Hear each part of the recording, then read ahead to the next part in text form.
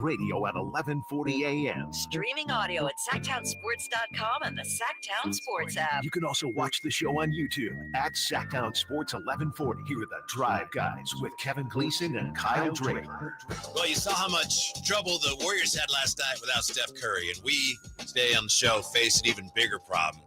LeBron James, self-proclaimed LeBron James at the station, maybe more like Anthony Davis street clothes, but he's out today. Jay out today. So what were we going to do? You know, it's like, well, just not have a show, go dark.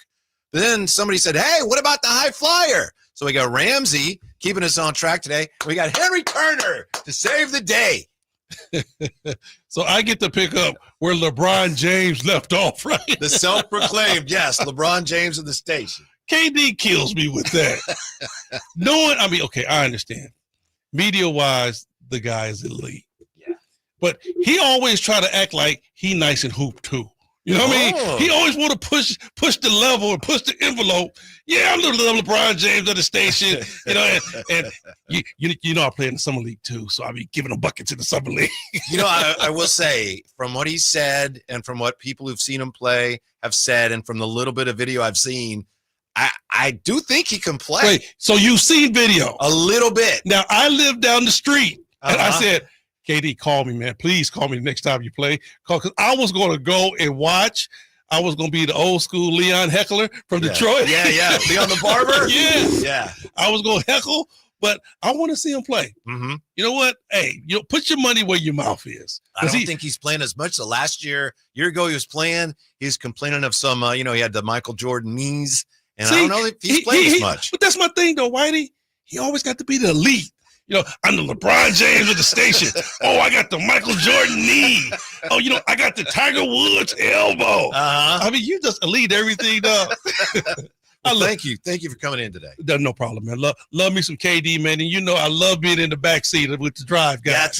That's right. Come on in the front seat. I'm like, you know what? Whoever voiced that, y'all opening, you got to put Henry Turner in the back seat. Okay. All right. We got to talk to him. You should come up and drive a little bit today.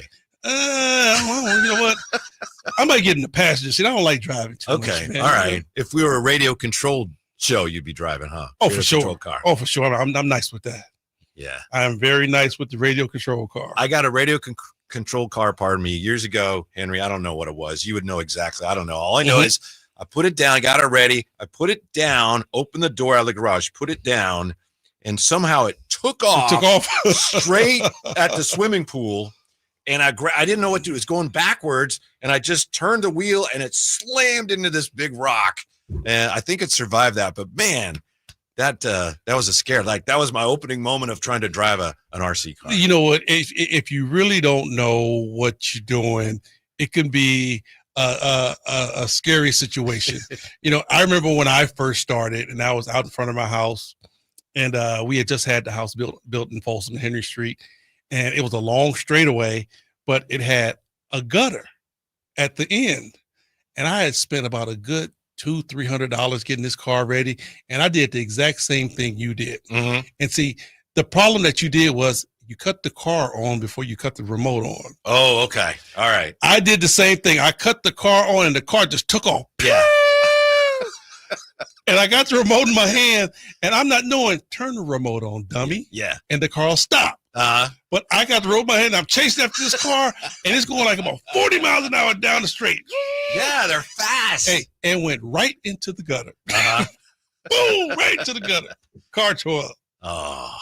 Were you able to put it back together? Ooh, it took a lot of money. Yeah.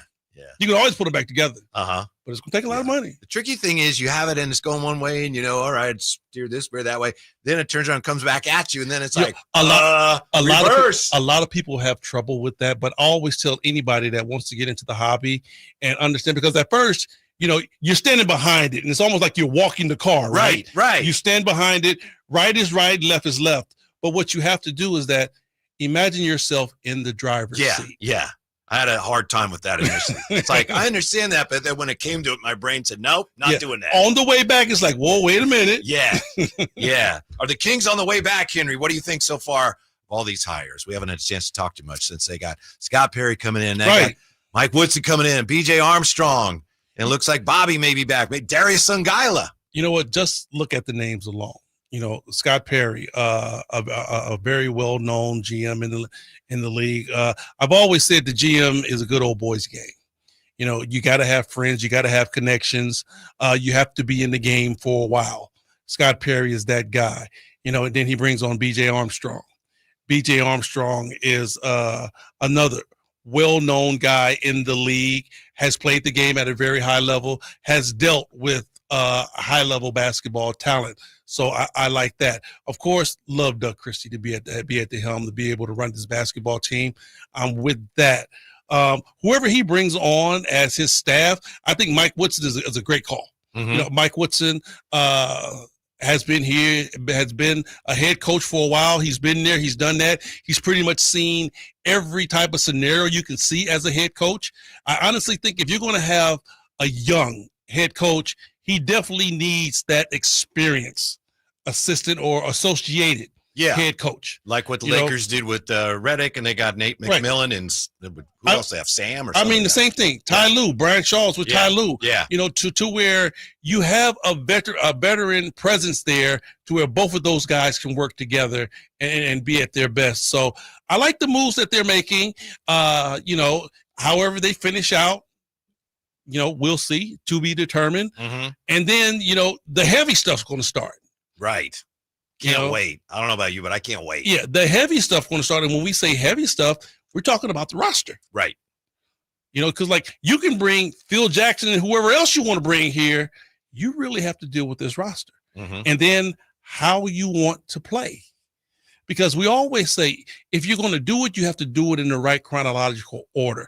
That means the GM has to be on with the coach. The coach has to tell the GM the type of players that he wants, the type of scheme that he wants, and it's up to the GM to go get the players that's going to be conducive into what the coach wants to do. All of those things have to be in order. Yeah, there's one thing about Mike Woodson that really surprises me. And I remember when he played, and I know he was here his first year, so I've always known of him, Indiana, rock solid.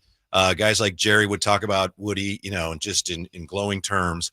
But we've been bringing a few people on this week. We had Ian Begley from New York. He covers the Knicks and the Nets. And he was like, he's great. Not just, usually it's like, oh, that guy's good. He's going to be really good. People are raving about him. Ian Begley said he held the vets accountable on that team and told them things that other coaches might not have said. So it's like, okay, that's impressive. Then we have Mike Bibby on yesterday. Mike Bibby said he was one of my favorite coaches. And then I saw who was talking about him on a podcast, Mello or somebody. People were saying, he used to tell people what was up with the Knicks. Woody is old school. Yeah. Woody is old school. Been knowing Mike Woodson for a long time.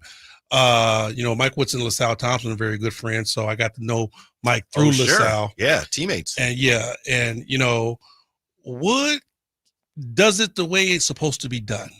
If you're going to hold number 12 accountable, you have to hold number 1 accountable for number 12 to get in line. So you have to be able to be stern with every last one of your players. I think Popovich showed us the way with that. Popovich would get in Tim Duncan's face the same way he would with that 5th or 6th player, 12th player down the line. But he could do it because he knew he had the backing of course, of the front office. Of course. Yeah. And, and I would hope that with this new regime and the new coaches that come in, they will have the leeway and have the backing, because how are you going to get players to get on board? Because some players are going to buck. It hasn't been an NBA team in NBA history to where all 12, 15 guys have said, right, okay, yeah, I'm down for this. Yeah. No, you're going to have some guys that's going to buck against the situation. Yeah. You're going to have some guys to where it's going to be a situation to where it's going to be like this, Whitey. Hey, defensively, we need more out of you, especially on this team. I think Jerry has told me that when you coach a team, there's always at least like 3 or 4 guys that hate you on any team. That's just the way it is. That's not going to like the style of play you play. That's not going to like the rotations. Everybody is not going to be happy. But I'll tell you what, your starting 5 have to be on the string. Mm-hmm. Your starting 5 have to be on the string, and every last one of those 5, and really the 3 that come off the bench, are going to have to buy in. Mm-hmm. Mm-hmm. Yep. Got the Highflyer with us today. We got Jerry Reynolds, by the way, is going to be joining us this afternoon about 5. Scott Howard Cooper about 3:30. Boy, that's kind of the Wayback Machine trip, huh? With Scott Howard Cooper. When we come back, more with the Highflyer. We'll talk about the Kings and accountability. And what about Keegan's future here? That more next with the Drive Guys, and return it today on Sacktown Sports. On the move? Got somewhere to be? Take Sacramento Kings basketball with you. The Sacktown Sports app will let you stay connected to your passion. Never miss a moment of Sacramento Kings basketball with the Sacktown Sports app. I'm Ken Korak with your Green and Gold Report, brought to you by Comcast Business, powering possibilities. Well, the A's call-up of last year's first-round pick and fourth selection overall in the draft, Nick Kurtz, is not surprising, but his rise through the A's minor league system is pretty astounding. Kurtz has played in only 32 minor league games, but the numbers are eye-popping. A .336 average, 11 home runs, and 37 RBIs. Comcast Business helps turn today's small businesses into engines of modern business. It's how restaurants become reliably up and running neighborhood favorites. It's how retailers become seamlessly restocking, cyber-securing must-visit shops. And it's how healthcare offices become data-managing caregivers that we all depend on. With reliable connectivity, enhanced cybersecurity, advanced fiber solutions, and Wi-Fi backup, Comcast Business is powering the engine of modern business. Now what you hear is not a drag, cause Mr. DJ Quick got a brand new bag. But first I got a bang bang, a boogie for the boogie to the rhythm of the ghetto. Live and local, 6 a.m. to 6 p.m. Monday through Friday. Sacktown Sports. Drive Guys, Highflyer today. We were just talking about Drapes basketball skills from the 530 here on the text line. Whitey, did you not see when someone leaked his men's league stats on the radio? I don't know that I did see that. Did they keep stats in the men's league? Yeah, apparently they did. Yeah. Really? Uh-huh. Yeah. Somebody throw out some stats so we'll know. Yeah, because Drapes is quick to go to the stats. Well, he only shooting 3 for 10. Let's see what Drapes was shooting, man. You think Drapes would be the type of guy that the day after a game, he'd be sitting where you are and he'd be on his laptop and he'd see that 3 assists. I had 5 assists last night at least, and call up the league. And for sure. I think that too. Yeah, for sure. I had 7 rebounds last night. What are you talking about? Are you crazy? I had 3 in the first half. Yeah.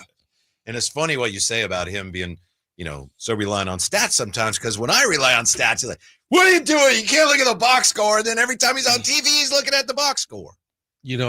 Hey, it's damned if you do, damned if you don't. That's right. That's right. So, but y'all don't get it wrong. We love us some Drapes. Yes, he'll be back on Monday. We love the dude. You know what? He's one of my best friends, man. I love giving it to Kyle, dude. He's my guy. Really? He's my guy. Wow. Do you think there's anybody in the world he's ever met who's not his guy? No. Okay. By the way, the A's tonight hosting the Yankees. We have a traffic update from the A's. Closure of eastbound 80. All traffic diverted to eastbound US 50. Wow. Fans attending weekend games should plan for potential delays. I know that's not really full of details, but that's what the A's want you to know, and that's what they've posted. That's going to be a cluster. It might be, huh? And you know what? I went down there last week, and it's crazy because they have the freeway so messed up to where it's very confusing. Yeah, I know what you mean, because on my way out to one of the games, I got off too early one time and had to loop around. No, so, yeah, I know what you mean. I was trying to get off on Harbor, but in order to get off on Harbor, you almost have to take the Jefferson exit to go straight to Harbor, because if you don't, you got to drive all the way down to Davis to Mace to get off and turn and come back around. Horrible. Been there, done that myself a couple weeks ago at night. So I know where we're all coming from. Yeah. Stay to the right if you want to go to Sutter Health Park. Yes. On westbound Business 80. Stay to the right. See, that's what I did, but I wasn't where I thought I was, and I ended up having to loop around. And anyway, good luck to everybody going to the game tonight. You'll get there eventually. That's right. They got the Yankees tonight, right? They do. Yes. Ooh-wee. Aaron Judge and the Torpedo Bats coming to town. It can't get any bigger, can it? For baseball I don't think fans? so. I mean, I'm not the biggest Yankee fan, but I recognize it's the Yankees. The Dodgers, maybe? It's very close, but if it depends. I think for people around our age, it's like, oh, the Yankees. Younger Right. people might say, no, man, it's the Dodgers. I mean, historically, I understand, the scenario of both, because when you always go East Coast, West Coast for some reason, and for a long time, I was a Colorado Rockies fan. Why? Just because of the logo and the colors. They were purple and black. I hope you're not. Oh, okay. All right. Yeah. I hope you're not anymore for your sake. No. Okay. No. I roll with baseball just for the logos alone, but yeah, it has always been New York, and it's always been the Dodgers. Mm-hmm. When you talk about, you want to see a World Series, what's going to be the best? It was always those two teams. Yeah, it's kind of similar to a few years ago. It was like, who's the greatest basketball franchise? I think for older people, it would have been Boston. Mm-hmm. For younger people, oh no, it's the Lakers. It's the Lakers, but it's one of those two. Yeah. And I would say this, because I honestly think we're starting to see, especially in this era, these couple of years, the changing of the guards. Sure.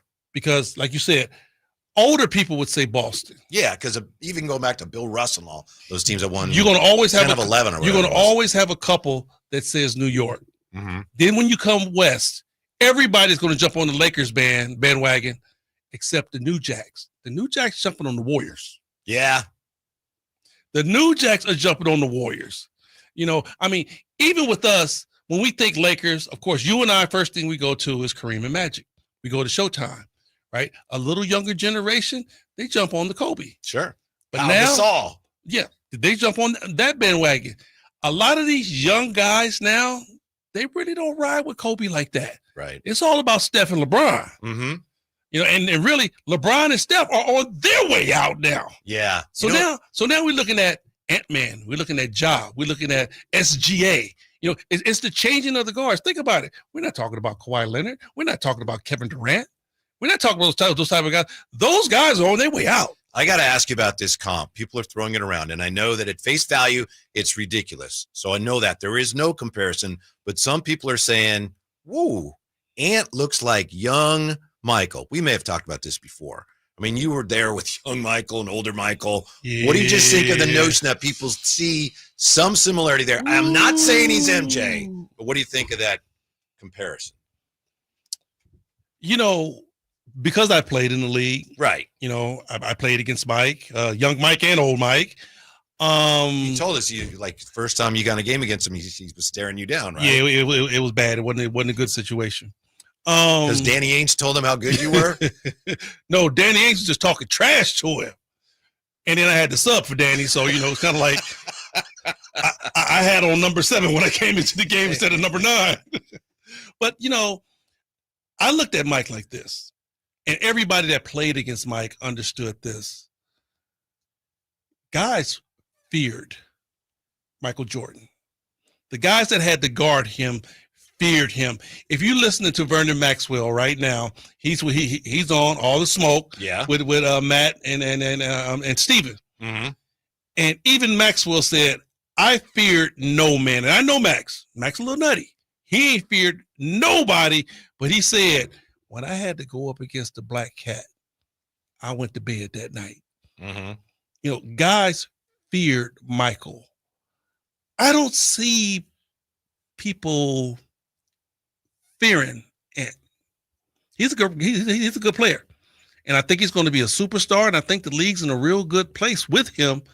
But I don't see guys that fear him. What did they fear, Henry? I don't doubt what you're saying. Was it just getting humiliated? Was it the way he would punish you, trash talk you, try to just humble you? What was about him that was so fearful? It was all the above. Uh-huh. It was all the above. Even the guys that were very, very good friends with Michael knew that when that whistle went off, there was no love there. Mm-hmm. Michael's coming at you with 150% snarl and going to try to kill you. This is one of his best friends. So if he didn't know who you were, he really didn't care. Yeah. And the guy had the ability to do it. It's a difference between somebody that's just barking and really can't back it up. When you got a guy that can just straight back it up offensively and defensively, Michael would talk trash to you on the defensive side and lock you up, and was able to do that. So, a lot of guys, when they had to go up against Michael, it was like, oh, I don't want to see this. Reggie Miller said the exact same thing. He was like, I had to try to find something. Because Mike was just that tenacious. And Whitey, and the only dude that came close to him is Kobe. Kobe was the exact same way. Mamba mentality. Yes. Michael invented it. He just didn't call it that. Michael invented it. Kobe just gave it a name. Yeah. That was it. Mm-hmm. Kobe would tell guys all the time, a bad shot by me is better than a wide open shot by you. Here's somebody on the text line from the 440, pardon me. Bad boys Detroit Pistons didn't fear Michael Jordan. No, they didn't. But they lost to him. Yeah. They lost him. They didn't fear him because, see, teams had to find something to try to stop Mike, so they thought that they could beat him up. If we beat Michael up, that's the only way, because you definitely wasn't going to out-finesse him. Mm-hmm. You're talking about the most finesseful player in the NBA. So the only thing that you looked at, okay, we got to beat him up. We got to beat him up. That didn't work. So it's like, damned if you do, damned if you don't. It's like, well, what are we going to do to beat this guy? The only thing that you could hope about Michael, and I'm pretty sure you've heard this, you're not going to stop him. The only thing you could do is hope to contain him. Mm-hmm. Mm-hmm. Hope he has an off night. Yeah. Mentioning Kobe, it's amazing to me how many guys, as we were talking about, younger fans and younger players and how they look at the greats of the past. There's so many guys now, and Tatum comes to mind, but there's a number of them that you can tell they grew up kind of learning to play from watching Kobe. Yeah. Idolize what Kobe did. Kuminga's another one. He has talked about that. Oh, it's a lot of them. Yeah. Book. Sure. Booker loves Kobe Bryant, and rightfully so, because we all grew up, and it goes downhill. The ones we're talking about that idolize Kobe, right? Kobe idolized Jordan. I'm pretty sure Jordan probably idolized Julius Erving or George Gervin, because those were the guys who, you really wanted to play like. Connie Hawkins. Connie Hawkins. When you look at how Michael Jordan would palm a basketball and the things that he did with the size of his hands, well, who was one of the first guys we seen do that at his finest? Julius Erving. Mm-hmm. Take off from the free throw line. That was a Julius Erving thing. That wasn't a Michael Jordan thing. So everybody has that guy that they look up to. Like right now, it's some 12-year-old guy looking saying, I want to be just like Steph Curry. Yeah. As I remember when I first started watching NBA basketball, Henry, and I know I'm going way back, but just watching and finding one guy that to me is just like, that's the guy. And then I didn't know what was going on, but thinking back later, what did I like about that guy? And I think it was just the way he ran everything. And he was so smooth and he controlled the game at both ends. Walt Frazier. Yeah. Clyde the Glide. Yeah. Very, very nice. When I go back to my first NBA days, I was always a Julius Erving fan because I was so infatuated by dunking. Yeah. I don't know what was in me. I'm a little boy. How old were you when you first dunked? Do you know? I was in the 8th grade. Oh, I thought it'd be early. That's good, but I thought it'd be even earlier than that. I was short. Oh, okay. I wasn't always tall. That's the thing. I was short, but I was always, infatuated about dunking a basketball. Yeah. 8th grade is pretty good. Yeah. So, of course, Julius Erving was my guy. I was like the Dr. J. He was the epitome. And right now, I love me some Julius Erving. I think he's the epitome of class. If you want to look up class in the dictionary, there's a picture of Julius Erving sitting right there. The dude was just cool, man. I mean, all the way through, the 70s with the bell-bottom, the bell-bottom pants and the shoes, the way he just carried himself, man, I love that.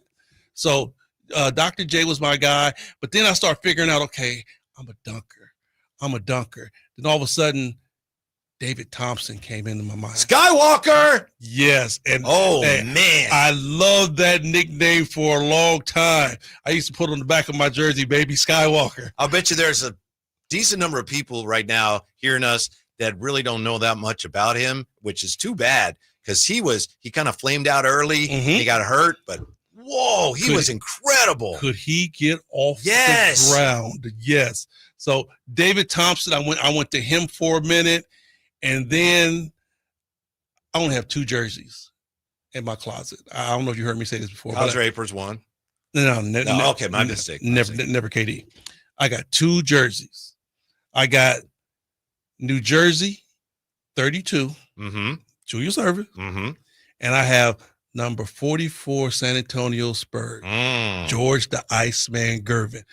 I saw George the Iceman Gervin come into the Oakland Coliseum, and he must have gave the Golden State Warriors about 50 and never sweated. And everything was smooth, Whitey.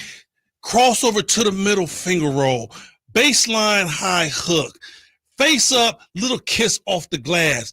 3-pointers wasn't in even back then. I don't even know if we had 3-point lines back then, but they wasn't taking them. Yeah. George Gervin gave them boys 50 plus and never broke a sweat. One of the highlights of my career, such as it is, Henry, it was on this station. Do you hear the story? Maybe you remember it. 1978, I think it was. Those 2 guys, Skywalker, David Thompson, George Gervin, battling for the scoring title. Yes. And during the day, I think David Thompson played first and scored 73. Right. That night, Gervin comes out and scores 60-something to win the title.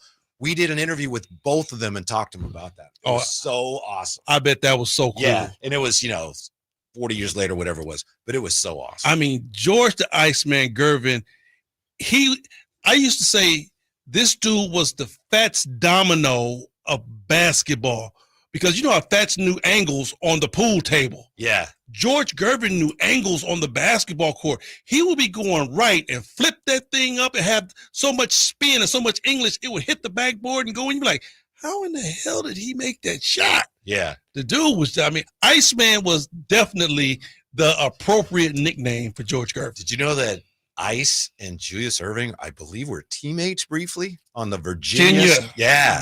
And they didn't keep them long because they couldn't afford anybody, but they were teammates.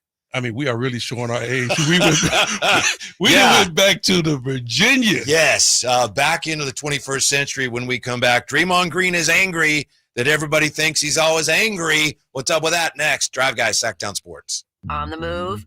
Got somewhere to be? Take Sacramento Kings basketball with you. The Sacktown Sports app will let you stay connected to your passion. Never miss a moment of Sacramento Kings basketball with the Sacktown Sports app.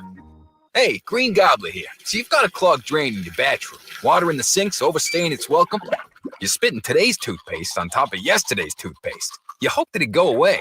Yeah, clogs don't just go away. I make them go away. I'm Green Gobbler, the only clog dissolver you need. I'm bleach-free, safe for your pipes, and I work. Guaranteed or your money back. Because I never met a clog that was going to unclog itself. Green Gobbler. Let the gobbler get it. You know what's better than a limited time deal? An unlimited time deal. That's why the Wendy's $5 Biggie Bag with a Junior Bacon Cheeseburger, 4-piece nugs, Junior Hot and Crispy Fries, and small soft drink is available all the time. Because the best time for fresh, never frozen beef and Applewood smoked bacon is all the time. Duh. I feel like I'm repeating myself a lot. For the best deal of all time, gotta be Wendy's. Unlimited time does not mean forever. U.S. price and participation may vary. Prices may be higher in Alaska, Hawaii, and California via third-party delivery. Fresh beef available in the contiguous U.S., Alaska, and Canada. The Hagen Oaks Cutting Edge Putter Fitting Studio offers you more technology, more choices, and more service. Hagen Oaks wants to be your go-to total golf game fitter. With $30,000 worth of state-of-the-art technology ready for your fitting, Hagen Oaks will help you make your best putting stroke while finding the best putter design, shape, hosel, length, and loft for your game. Schedule your fitting at the Hagen Oaks Player Performance Studio by calling 916-808-2531. That's 808-2531 for more. Sacramento's premier music festival, Country in the Park, is only a few weeks away with Bailey Zimmerman. Cole Wetzel. Plus Billy Currington, Nate Smith, Ernest, and more. Friday and Saturday, May 16th and 17th at Cal Expo. Don't miss pop-up stores, food trucks, line dancing, and more. Country in the Park, celebrating 25 years, May 16th and 17th at Cal Expo with Goldfield Trading Post, Java City, and Elemental Wine. Get tickets and more at CITPFest.com. Carmichael Dave here for my good friends at American Energy. As a native Sacramentan, I can tell you, not that you need to know, that it might be nice right now, but turn the corner and oh my God, it's so hot. Yeah, summer is coming. And my friends at American Energy want to make sure you are dialed with your AC unit. So how about this half off tune-up right now? It's a special going on, just $24.50 to get your air conditioner tuned up. A free diagnostic. And oh, by the way, if you need a new AC unit, up to $3,500 in rebates on qualifying system installations. That's right. They've been serving the greater Sacramento area since 1981. A+ with the Better Business Bureau. Give them a call, 916-520-9990. That's 916-520-9990. Here's the song. Call 916-520-9990 now. People are coming from all over to Sacramento Chrysler Dodge Jeep Ram, from Folsom, Elk Grove, Woodland, Roseville, because they've seen for themselves the huge selection and the best prices at SacSuperstore.com. Good luck finding a lower price anywhere else. And if you do, they'll match it. It's as simple as that. Sacramento Chrysler Dodge Jeep Ram, where a handshake still means something. Open until 10 o'clock and essentially located right across from Hagen Oaks Golf Course. And online at SacSuperstore.com. The guaranteed lowest price and the best selection of Dodge, Chrysler, Jeeps, and Rams. SacSuperstore.com. Sacramento, get ready. The Sacktown Sports Live events calendar is packed with epic shows you won't want to miss.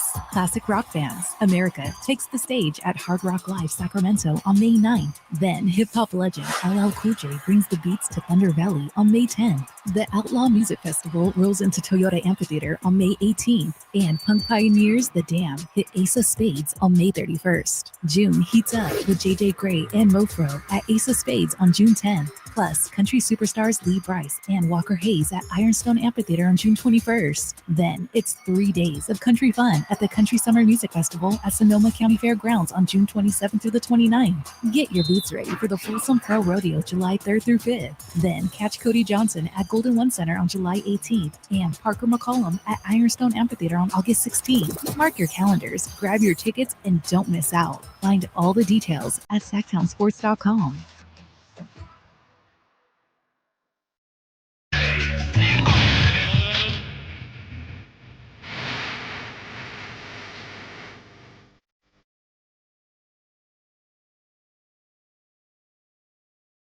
Only station in Sacramento giving you local sports coverage from 6 a.m. to 6 p.m. Monday through Friday. Sacktown Sports. Henry Turner in with us today. Although Henry's always kind of part of what we're doing.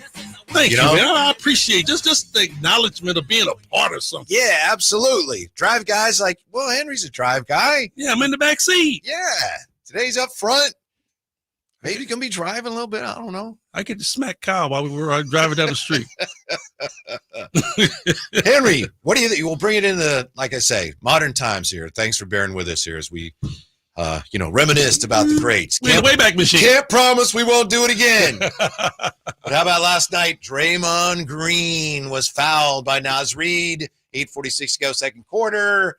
And then after being fouled, Draymond did what Draymond does. He flailed his left arm at Reed's head. Reed fell to the floor. Reed called for personal foul. Green assessed a dead ball technical foul. So he's now 2 technical fouls short of receiving an automatic 1-game suspension. After the game, Draymond said he thinks there's an agenda against him. Looked like the angry black man. He said, I'm not an angry black man. I'm a very successful, educated black man with a great family. I'm great at basketball, great at what I do. The agenda to try to keep making me look like an angry black man is crazy. I'm sick of it. It's ridiculous. End quote. What's going on, Henry? Okay. You know what, Whitey? Let's put this on the ground, bro. Uh-huh. We gonna let the air out of all 4 tires, and we gonna put this down on ground level. The reason Draymond Green gets away with this stuff, or, well, don't get away with it, I blame it on the players. I watched some of the antics that Draymond has pulled. We've certainly seen him here. And let me give you a couple. Okay, number one, when he choked Rudy Gobert, nobody moved. Nobody from Minnesota moved. That's a travesty to me. When he stomped on Sabonis, nobody on the Sacramento roster flinched. Nobody did nothing to him. You know, when just open hand slapped the big guy. What's his name? Oh, Nurkic. Right? Nurkic. Yeah. Just slapped him down like a 2-cent trick on the street. Nobody moved. In our day, the benches would have cleared. Oh, yeah. Oh, yeah. Because I've had teammates to tell me, and I was one of the guys on the bench, hey, if somebody has me in a chokehold and we on the floor and you don't come off the bench, it's going to be some smoke in the locker room. Guys don't do nothing to Draymond. They let him do it. They let him get away with it. But isn't that because of the Commissioner Stern, the way he cleaned all that up? If you come off the bench, you could be fine. You're going to be suspended. I've had players tell me, don't worry about it. I'll play the fine. Do not let anybody come up behind me and just straight WWE choke me out. And then I'm like this too. The players that he's doing it to. If I was Nurkic, me and Draymond would have touched everything in that arena. I don't care. You make just as much money as he do. A suspension, none of that is going to hurt. And think about it. He's always the guy you love to hate anyway. If somebody slap him and push him and shove him up under a basket, you probably won't even get a technical foul because they're going to look at him and say, that's good. Get a taste for your own medicine. But they let him get away with it. I believe Windhorst today on ESPN was saying that there are a lot of people around the league, like other coaches, executives, that are tired of how much the league lets Draymond get away with. I know that before Game 7 against Houston, he came out and said, I committed a flagrant in Game 6. I got to be careful. Yeah, I'm going to change me. Yeah, I talked to the team. Yeah, We're good. And he was good for a little bit. But last night, nah. Hey, a snake is going to be a snake. No. I'm not going to bite nobody. I'm going to play nice. Right. A snake is going to be a snake. And here's the deal. He's a snake. So are you going to be mad when he bites somebody? You should be. He's a snake. He already showed you who he is. Right. Do you blame, I do, to a degree, the Warriors, who have always been so, they're pro-social and they always say the right thing, which, appreciate that. But then with Draymond, it's like there's that double standard, And it's going to always be a double standard. Yeah. Because you know what? That snake. Yeah. That goes in the corner has 4 rings around his tail. And he brought him to your organization by being a snake. Do you remember Golden One a few years ago when Vince Carter, he didn't mean to, but he undercut Patrick McCaw? Yeah. And Kerr went ballistic, which you can understand, but it's Vince Carter. Don't think he meant to do that. And Vince Carter's one of the greatest guys that have walked on the floor. Yeah. But when Draymond Green does something, it's like, we got to talk to him. That's Draymond being Draymond. I mean, Draymond. So they're to blame too. Draymond straight stomped a dude. Yeah. I mean, straight stomped him. I saw that again today, and I'd forgotten how bad it looked. I was appalled. Yeah. I mean, honestly, if I'd have been sitting down there on the floor and Draymond walked through the tunnel, we would have talked about it. Bro, if I had any connection to Sabonis like that, I'm like, we are going to fight. I'm sorry. You know what? Don't want to promote violence, none of that, but bruh, we going to put them up. We going to chunk them. Yeah. Now, obviously, we can all agree there was a fan that violated the code of conduct and he was ejected for he's identified by surrounding patrons as making racially charged comments toward Green. So that's separate. That's obviously heinous. That should never happen. Thank goodness that person was ejected. At the same time, it's 2 different things, and it doesn't mean that, Draymond was justified in what he did. No, I'm talking about what Draymond does on the court to other players. Right. Now, if you want to talk about fans, what'd you think about the Tyrese Halliburton thing and him and his dad? That was just weird. I mean, you may know his dad. I know Drapes says he knows John, I think it is. I know John. I talk to John every time he comes here. I just thought it was a little strange. I will say this, and Tyrese alluded to it a little bit. The thing that Tyrese got fined for, the gesture, the whatever he did with his hands, Well, I watched Mike Bibby do that a couple of years before. Okay, Mike did the exact same thing. Mm-hmm. But when you're in the moment, you're a basketball player. That's fine for me. That is fine for me. Whatever Tyrese did, whatever Mike did, you jump on the scoreboard, you pump your fist. That's fine. But when your dad comes out the stands, right, probably shouldn't even be on the court to begin with, right? And you know what? It was a bunch of people on the court, so you really just can't say it's him. He's on the court. He's Tyrese's father. Okay, I understand that. But Tyrese has to get over to his dad. That ain't cool. Yeah. No matter how you feel about this guy, whatever goes on, that should never be done. Even if you just wanted to stand in front of him and hold your towel, you could do that. But to have dialogue and go back and forth and get up in that man's face, that's over the line. Mm-hmm. Mm-hmm. Because he's lucky. He's lucky that it's a guy like Giannis. Run up on Charles Oakley. What do you think is going to happen? Kenyon Martin, what do you think is going to happen? Xavier McDaniels, what do you think is going to happen? Anthony Mason, what do you think is going to happen? Nothing good's going to happen, Henry. Nothing good. Right. So, John, I love you, bro, but you're out of pocket on that one. And I think Tyrese feels the exact same way. Yeah. The Warriors' explanation for what Draymond is doing and how he can fix it when we come right back here to Drive Guys and Returner today, Sacktown Sports. The Sacktown Sports 1140 newsletter right to your email. Get your latest on the Sacramento Kings, Athletics, and Republic FC with the Sacktown Sports 1140 newsletter. Visit sacktownsports.com to join. Thanks for calling Discover. This is Nia. Hi, Nia. It's Jennifer. Did you know that Discover automatically doubles all the cash back you've earned at the end of your first year? Yeah, I work here. Okay. I was just double checking. Get it? Because Discover automatically doubles all the cash back you've earned at the end of your first year? Oh, you get me, Nia. You could say that I double get you. I guess we've taken it too far. You earn, we match. Discover Cashback Match. See terms at discover.com/creditcard. I'm Sia, and I support Humane World for Animals, formerly called the Humane Society of the United States. Together, we have created a new version of Peter Gabriel's beautiful song, Salisbury Hill, to celebrate Humane World for Animals and everything they do. Enjoy the song and join us in helping Humane World for Animals end animal cruelty.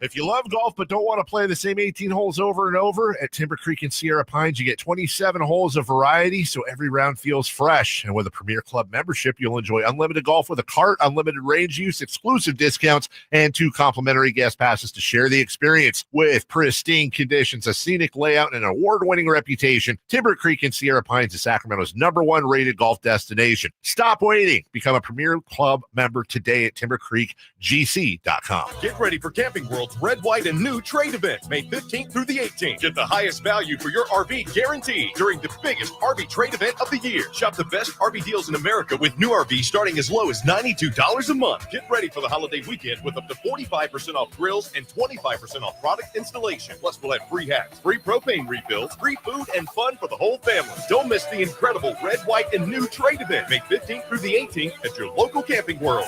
Full details and disclaimer. Progressive knows when you own a boat or RV, it's like you're automatically on vacation, even if you're actually a marriage counselor in the middle of couples therapy. But in your mind, you're camping in Acadia, puttering around Frenchman Bay. Your boat and RV are both protected. You're lobster drenched in butter and... Uh-oh, did your clients just notice you weren't listening? Quick, do the thing where you just repeat back exactly what they said, but as a question. They bought it. Now back to Maine, earning an automatic discount bundling your boat or RV with your home or auto.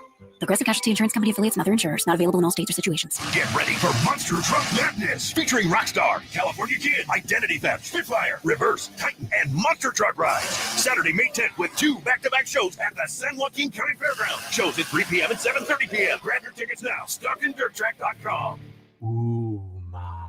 What was that? That is business phone bliss with the Ooma Cloud phone system. It handles all our voice, video, and messaging needs. You sound very... Calm, I am. Ooma has everything I need to run my business more efficiently, like virtual receptionist, call routing, and video conferencing. And it starts at just $19.95 per month per user, plus taxes and fees. Ooma. Nice. Find your business comm at ooma.com/radio. This message comes from Viking, committed to exploring the world in comfort. Journey through the heart of Europe on an elegant Viking longship with thoughtful service, destination-focused dining, and cultural enrichment on board and on shore. With small ships that bring travelers closer to the destination, there's more time to explore, and every Viking voyage is all-inclusive with no children and no casinos. Discover more at Viking.com.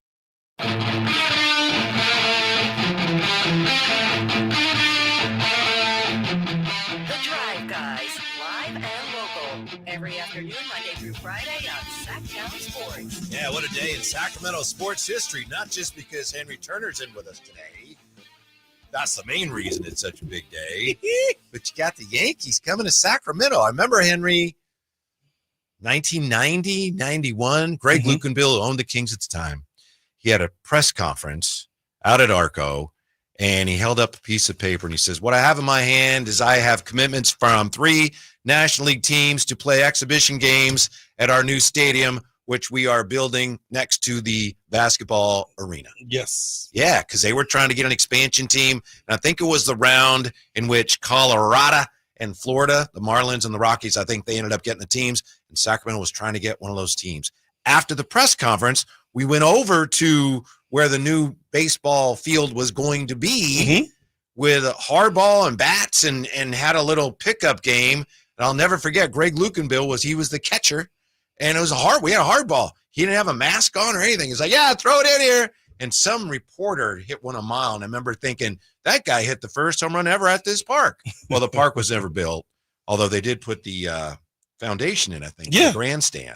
But, there were bold plans that didn't come to fruition, and yet here we are all these years later, and the Yankees are coming to town. It's amazing. It's cool to finally have baseball here in Sacramento, and I remember those days too when they were talking about building the stadium right next to Old Arco. But you know what? It still kind of feels weird when I drive down I-5 and I look over there and you don't see Arco anymore. It's like, whoa, that just shows you how much time has passed and the momentum. Because don't get me wrong, I love coming down J Street and seeing Golden One. I think it's one of the prettiest buildings around. But I came and walked in the door at Arco, and Arco was state of the art. Right. So for it not to be standing anymore, it's like, wow. Yeah. Damn, I'm getting old. All fans feel that way. You feel kind of like it's like the house you grew up in. It's like, it's not there anymore. But for you, obviously, I mean, you played there. Just think how guys feel when they drive by where, especially guys that played on the teams. That's where Candlestick Park used to be. Right. Oh my goodness. Yeah. I mean, because that's all you do. Yeah. And it was a staple. So you would even feel better if the structure was still there. Yes.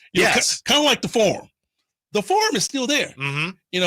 Magic and Michael Cooper, all those guys, when they drive by, be like, man, we had some times in that building right there. Yeah. It's still there. Yeah. So all those memories and ghosts, they're still swirling around in there. Right. But like Candlestick's like, whoosh, it's all gone. And Arco. Flat.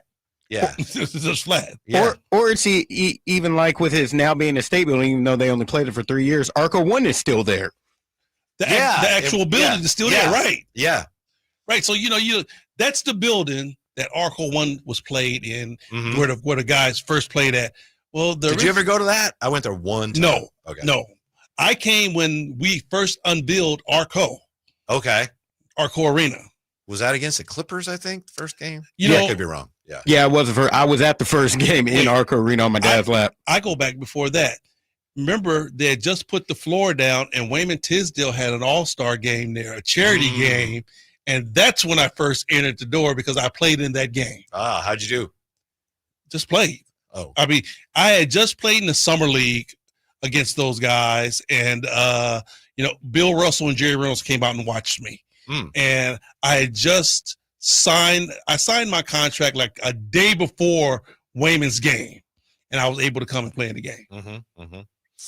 Yeah, I can't imagine what that's like for you. But anyway, it's amazing how far we've come. And, of course, Arco Arena, they used to have what they called the Clown Cave when the circus came in, and they played at the arena.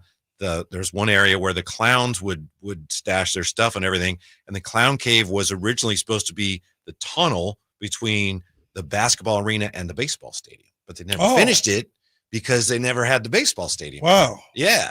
So it would have been a nice little. And you know, one crazy thing about Arco too is that my first year that I played, well, like I said, was '89, and I remember when you only had one tunnel, and both of the teams came out of the same tunnel. Uh-oh. Yeah, both of the teams came out of the same tunnel. So one game we played against Houston, and we had Greg Kite, big boy. If you remember Greg Kite was huge, played for Boston, big guy. And Larry Smith, Mr. Mean, they got into it. Got into it on the floor, elbows thrown, guys got together, got ejected, right? And I think this probably maybe was the last year that they had this, but both of those guys got ejected and they had to go down through the tunnel together. Not a good idea, Flyer. And if you ever went to Arco Arena, you know anything that happened in Arco had an echo to it. Yeah. Both of those guys went down through, and all of a sudden you just heard, blue, blue, blue, blue, blue, blue, blue, blue, blue, blue, blue. I remember Kenny Smith got the ball and he stopped, and the referees and everybody looked down through the tunnel. And it was like two Brahma bulls getting it on in that tunnel. So like I said, we talk about the Draymond Green stuff, definitely would have been some of that. You didn't run to Greg Kite's aid. With Larry Smith? I know. With Larry's, better get out the way. Yeah. Speaking of Draymond, here's what Steve Kerr said about Draymond and his foul. And this is a part of the problem, is the way the Warriors have handled this. Quote, it's part of Draymond. It's the same thing that makes him such a competitor and a winner. Puts him over the top sometimes. And we know that. And it's our job to try to help him stay poised, stay composed. But the competition is so meaningful to him that occasionally he goes over the line. End quote. That's shameful. It is, but it's truthful. It's one thing to say, but it's actually the behavior that they've tolerated it for this long. And I'm going to tell you why. Is the shame. And I'm going to tell you why. Once again, it's brought them 4 championships. All right. You might not like it, but you have to respect it. Mm-hmm. And I'm going to tell you the number one guy that could stop it, but he lets it go on. Number 30. No. No? No. No. He's bigger than number 30. Steve Kerr. Because if Steve Kerr wanted to stop all of that, he has the power to do it. Sit down. Sit down. If you're going to play that way, sit down. But he's been so successful at it. Right. And Steve Kerr understands Draymond. Hell, he played with Dennis Rodman, okay? You know he understands Draymond, all right? So at the end of the day, the dude has won 4 championships by being who he is. Are you going to try to change that?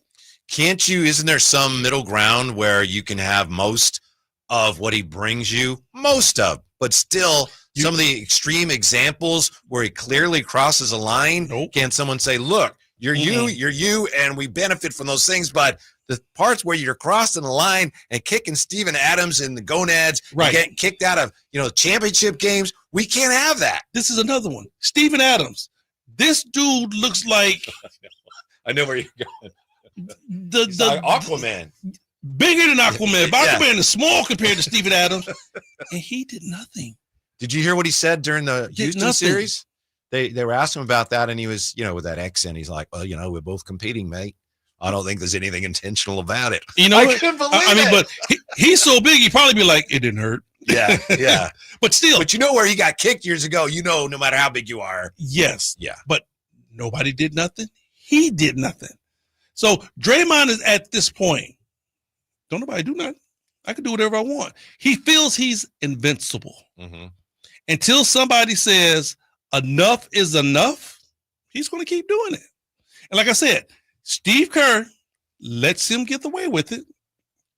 He's one of the only guys that could really stop Draymond from doing what he does, because you can't say, well, oh, Draymond, you can do this, but you can't do that.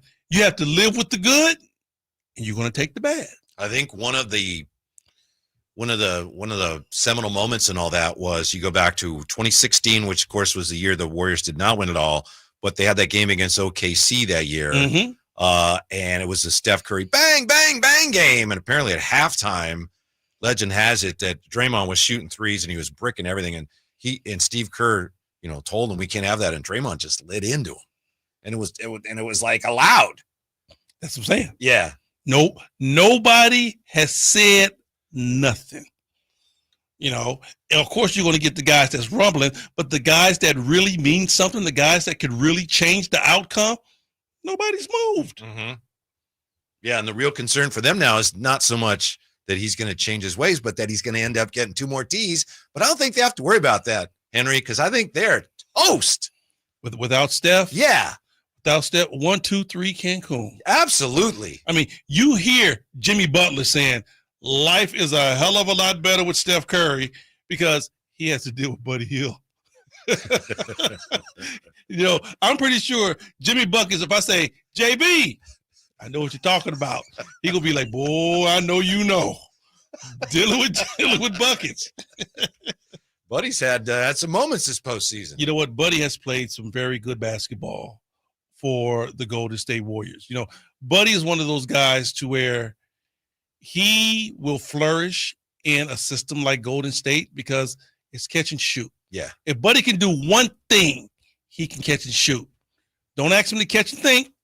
Don't ask him to catch and drive. But how is it they're actually praising his defense, Henry? He's playing better defense. I mean, he's not always making the right rotation, but at least he's in the right area. He's not always wearing the right shorts. But that's Buddy. That's what I'm saying. That's Buddy Hield. All right, we're going to look at some potential DeMar deals when we come back. It's The Drive, guys, with Henry Turner today on Sacktown Sports. You never know what you might hear when listening to a Sacramento Kings game. Out of Keegan, going for another triple. Man, is he feeling it. Can he do it? Yes, there's number 11, Keegan Murray. Keegan steps back. He just knocked down his 12th three-pointer, a Kings franchise record. He's got 45 points. Never miss a moment of Sacramento Kings basketball with Sacktown Sports and the Sacktown Sports app. At Fisher Investments, we may seem like other money managers, but we're different. Are you really that different than the rest of us? We are.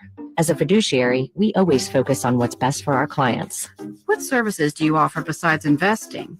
We have a team of specialists in financial planning, estate planning, and more. Your clients rely on you for all that? Yes, we ensure clients receive unparalleled service at every step of the relationship. Okay, but you still sell commission-based products, right? No, because we believe that's a conflict of interest. We prioritize service over sales goals. So then how do your fees work? We have a simple and transparent fee that's a percentage of our clients' portfolios. So we do better when our clients do better. Wow, we're more different than I thought. At Fisher Investments, we're clearly different. Learn more at fisherinvestments.com. Investing in securities involves the risk of loss. Come check out Capital Casino, Sacramento's #1 poker room with the most variety of table games in the region in a safe and friendly environment. Plenty of well-lit parking available, conveniently located in downtown Sacramento. And remember, Capital Casino has the best food, the best service, and the best action. 411 North 16th Street in downtown Sacramento. For more information, log on to capital-casino.com, and please gamble responsibly. 1-800-GAMBLER. When an overwhelmed injury victim calls Ashton or Price, we immediately remove their legal burden and introduce them to the very best medical care in the region. They focus on their health, and we handle all the rest.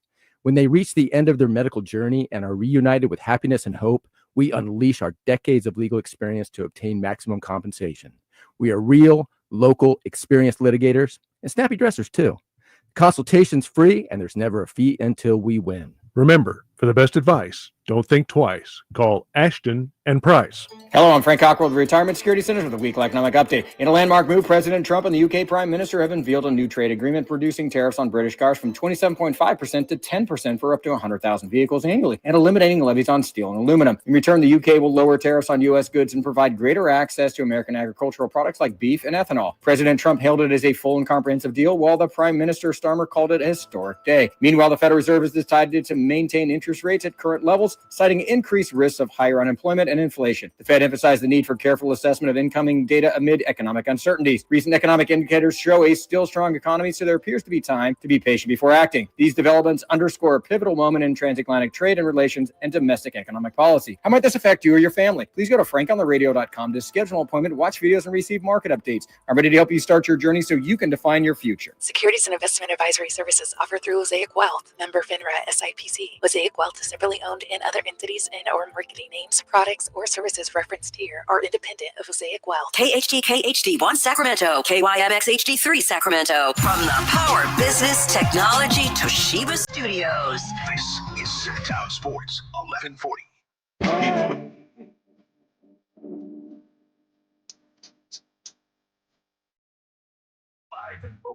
It's the Tribe Guys. Watch the show on youtube.com/Sacktown Sports 1140. Or listen on the Sacktown Sports app.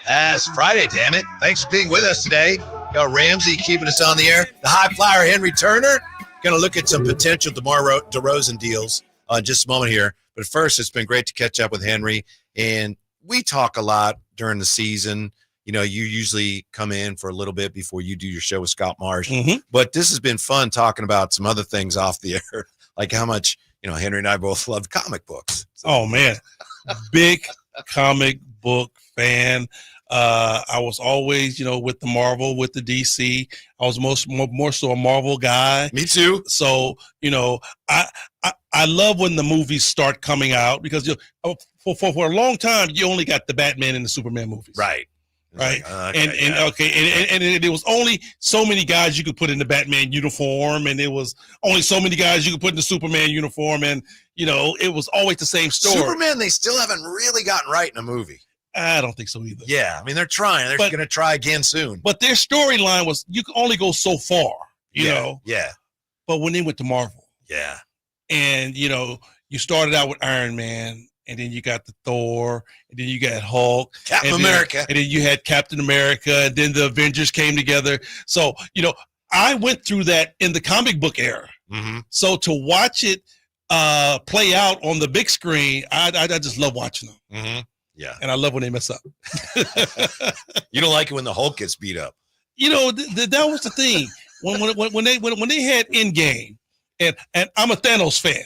I got Thanos You're on my phone. You're a Thanos fan. Yes, I love Thanos. Thanos is a savage, you know. Yeah. But they had him led beat the up. league in flagrants last year. Yes. You know? Yeah. They had him beat up on the Hulk, and the Hulk, you can't kill him. You can't kill the Hulk, and the madder he gets, the stronger he gets. So how are you going to beat up the Hulk? That was a bad take on their part. Well, Thor found that out in was it Ragnarok where he was fighting Hulk? Remember they were on that other planet in the arena. Mm-hmm. And he's like, I know him from work. Yeah. And Hulk just pummeled him. And then that was another one. Thor became a helpless romantic, and he got fat and he turned into an alcoholic. I'm like, come on, man, stop. You're killing me now. You're killing me. Thor is a god. Okay? Yeah, yes. He's a god. Mm-hmm, mm-hmm. But you're going to have him be a helpless romantic, and he's going to get 40 pounds overweight and just sit in the corner and drink beer. Yeah. But he pulled out of it. He snapped out of it. Yeah, he snapped out. Yeah. And the funny thing about it is that he snapped out of it in what? About 10 seconds? Yes. When they said they needed him? Yeah. Turned around and turned back around, and he was the regular Thor. Ready to go. Got his hammer. Yeah. Captain America also lifted the hammer. How about that? Yes, yeah. Captain America did. And it was Vision lifted the hammer also. Did he? Yes. Oh, I don't even remember that. Yes. If you watch one of the end games, he picked the hammer up and handed it to Thor, and Thor was looking like, how did you do that? Yes. Okay. I'll have to look for that. Oh, we got some potential DeMar DeRozan deals here. This is from our friend, Matt George. Matt George. Matty G. Yeah. Of course, News 10, Locked On Kings Pod. And he posted this today, and I was texting him, and he's on his way to San Francisco right now, so he wasn't able to pop on with us. I think he would have. But so it's either just for fun. This is just Matt George throwing these out here. So you want to hear some of these? Let us know what you think. All right. Let us know if you think whether it could yes, it could actually happen. Or would you like it to happen? Yeah, and how much the Kings might benefit from it. Or is it a bad deal? Let's DeMar deal or no DeMar deal we're playing here. Oh, that's cute. Number 1, he has DeMar to Orlando. Kings get Kentavious Caldwell-Pope and Corey Joseph. What do you think? Kojo been here already. But that does give you a backup point guard. I'm just trying to look at the pros here for 1 second. Sure. Before I start shooting it down. And he's just spitballing. Yeah, we're just all having fun here.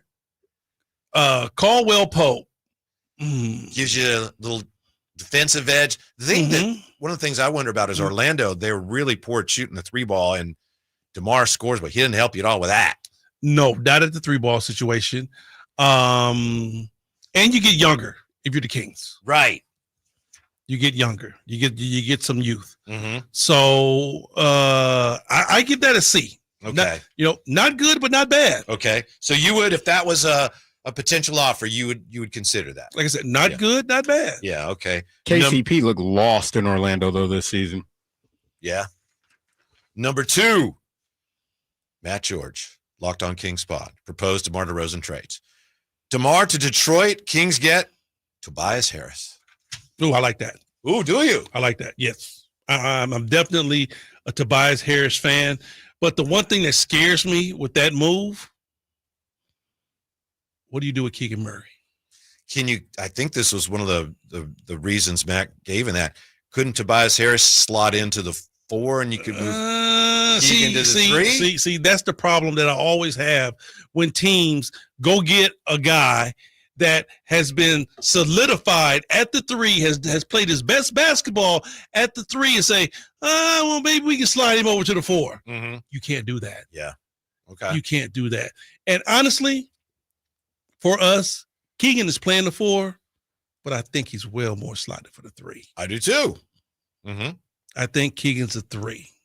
So that's why I say would love to have Tobias Harris, love his game, all of that, but what are we going to do with Keegan Murray? Okay, so you see some front court redundancy that would be created there. It can, believe me, definitely can be played that way because they got Keegan playing the 4.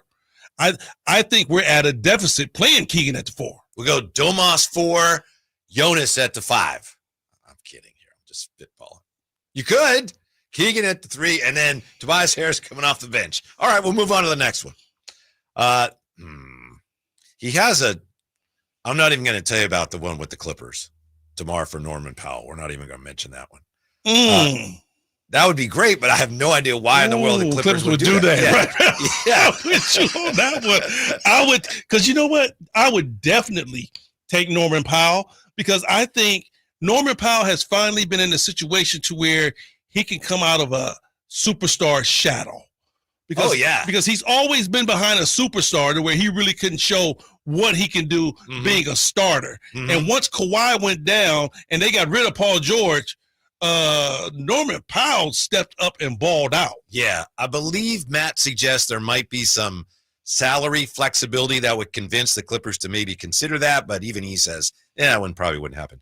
How about DeMar to the Lakers? Send him back home. Kings get Dorian Finney-Smith, Gabe Vincent.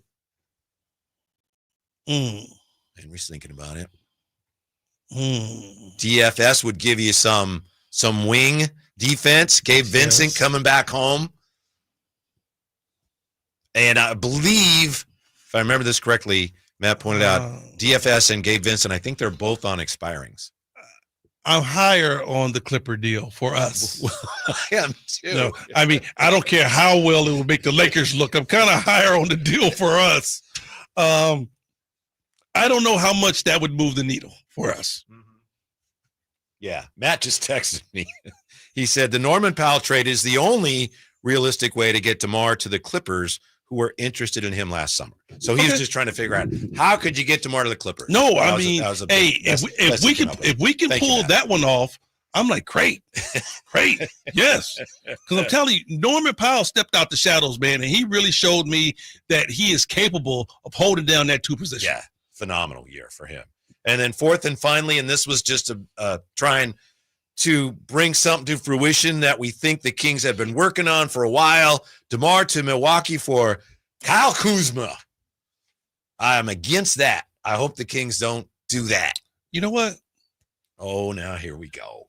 Here we go on Kyle Kuzma. No, it's kind of the same situation when you look at the Tobias Harris. Kyle Kuzma's the 3 for me. So we would have to look at our basketball team and say, okay, are you fine with starting Sabonis at the 5? You fine with that? Or would you rather start him at the 4? If I start him at the 4, then I've got another thing I got to figure out, and I don't. Because I'm saying, I think he's got to play 5. I think that's his best position for the Kings. Right now, Whitey, you have to look at our ball club and say, all right, where can we put our players for them to make the best possible position for them to succeed? All right. Zach is at the 2. I'm fine with that because that's his position. Malik, you got at the 1. Malik played decent. Can you get a better point guard? I'm pretty sure somebody out there can play point guard better than Malik. But for him to say plug Malik in, that's fine. Now, when I look at Keegan Murray's a 3 for me. Mm-hmm. I agree with you. I'm with you. He's at 3 for me. All right. Now, you look at Sabonis. He can play 5, but I honestly think that with what we have right now, I'll start Sabonis at the 4, and I'm sorry, I'm putting Chunas at the 5. Okay. Because I mentioned that a minute ago. Yeah, because I think that gives us more flexibility as far as defending the paint, rebounding the basketball, and if you use Valanciunas right, he could be an asset on the offensive side. All right. DeMar deal or no DeMar deal continues when we come right back with a Highflyer on Sacktown Sports. Hey, Green Gobbler here. So you've got a clogged drain in your bathroom. Water in the sink's overstaying its welcome. You're spitting today's toothpaste on top of yesterday's toothpaste. You hope that it go away. Yeah, clogs don't just go away. I make them go away. I'm Green Gobbler, the only clog dissolver you need. I'm bleach-free, safe for your pipes, and I work. Guaranteed or your money back. Because I never met a clog that was going to unclog itself. Green Gobbler. Let the gobbler get it. Ready to order? Yes. We're earning unlimited 3% cash back on dining and entertainment with the Capital One Saver Card. So let's just get one of everything. Everything? Fire everything. The Capital One Saver Card is at table 27, and they're earning unlimited 3% cash back. Yes, Chef! This is so nice. Had a feeling you'd want 3% cash back on dessert. Ooh, tiramisu. Earn unlimited 3% cash back on dining and entertainment with the Capital One Saver Card. Capital One, what's in your wallet? Terms apply. See CapitalOne.com for details. I wanna win, girl. So let me know what's on your mind. I'm curious. The only station in Sacramento giving you local sports coverage from 6 a.m. to 6 p.m. Monday through Friday. Sacktown Sports. It's Friday, so we got the Highflyer in today, and we're just having some fun.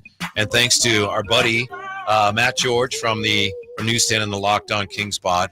He posted something today on his podcast, just throwing out some DeMar DeRozan potential trades. So we've just been looking at those, playing DeMar deal or no DeMar deal. DeMar to Orlando for Kentavious Caldwell-Pope, Corey Joseph.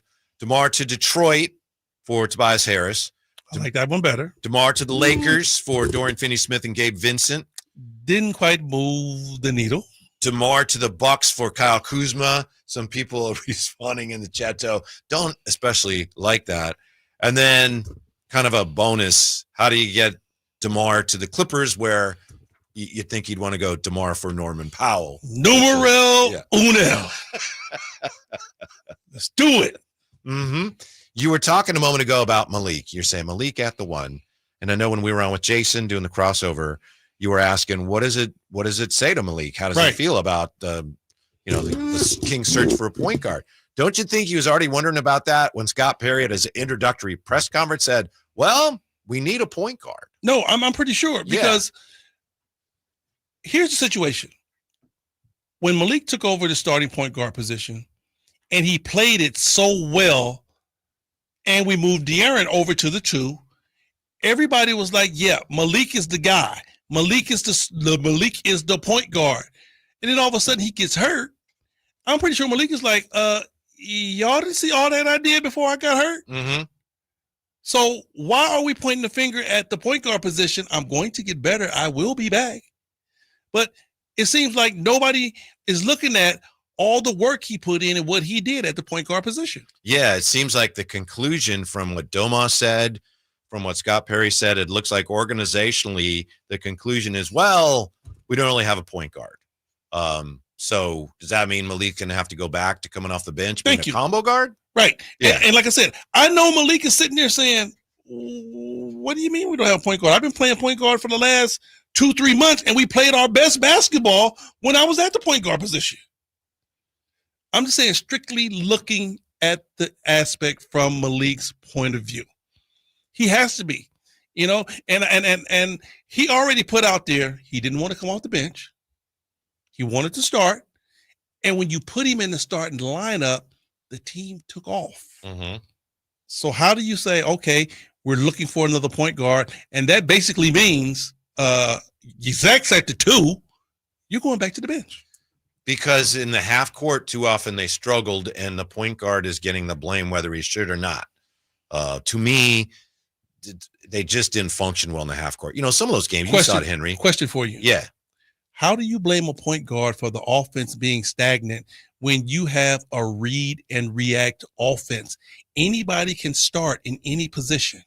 Yeah. Well, remember, I didn't say that he should be blamed. I said he is being blamed. No. I'm saying, I'm saying, how can you blame a guy for not initiating the offense when your center grabs a rebound, brings the ball up, and he initiates the offense? Yeah. To me, I think the biggest problem in the half court was, A, there was a sense of disorganization, but then B, it would end up with DeMar saying, well, give it to me and I'll do something, which he could, but it just seemed like the offense didn't function well when that started. How many times did we see the Kings that have a lead and then down the stretch, they can't get stops. And so then you're taking the ball out of the other team's basket or your own basket, and then you're walking into the half court and you can't get into any sort of offensive rhythm, and then you can't get stops, and everything snowballs. I think that happened a lot to him last year. It did, but why does that fall directly on to the point guard? We look at how the offense started. Like I said, it would be 7 out of 10 times when Sabonis would get a rebound and he would initiate the offense. He would push the ball up court, stop at the top of the key, and then find somebody to give the ball to. You and I, we argued about this all the time.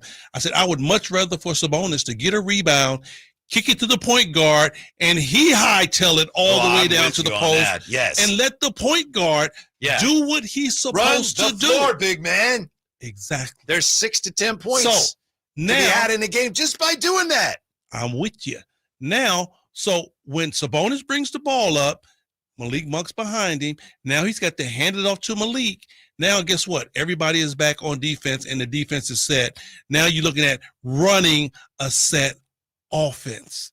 They never did even had a chance to even look at a secondary transition offense because your big man has the ball. Early offense you're talking about? Yeah. Your big man has the ball. You have nothing on the outs. You have nothing on the inside. Mm-hmm. So you wonder why teams kept pushing the Kings out further, pushing them out further, because your center is bringing the basketball up floor, running the offense. Henry, you touched on something that I noticed even when Mike was still coaching here, which is so often in the half court, the Kings would pass the ball backwards. The offense it'd be like a football team that's losing yardage in the half court. Yes. You know what I mean? Pass the ball backwards instead of engaging and going towards the basket.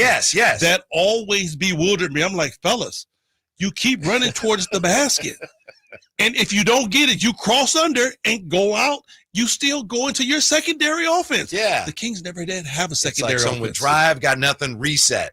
Drive, got nothing, reset. Further back than you reset the last time. And teams will push them out further and further and further. And next thing you know, you get the jump shot. You're like, that's a horrible shot.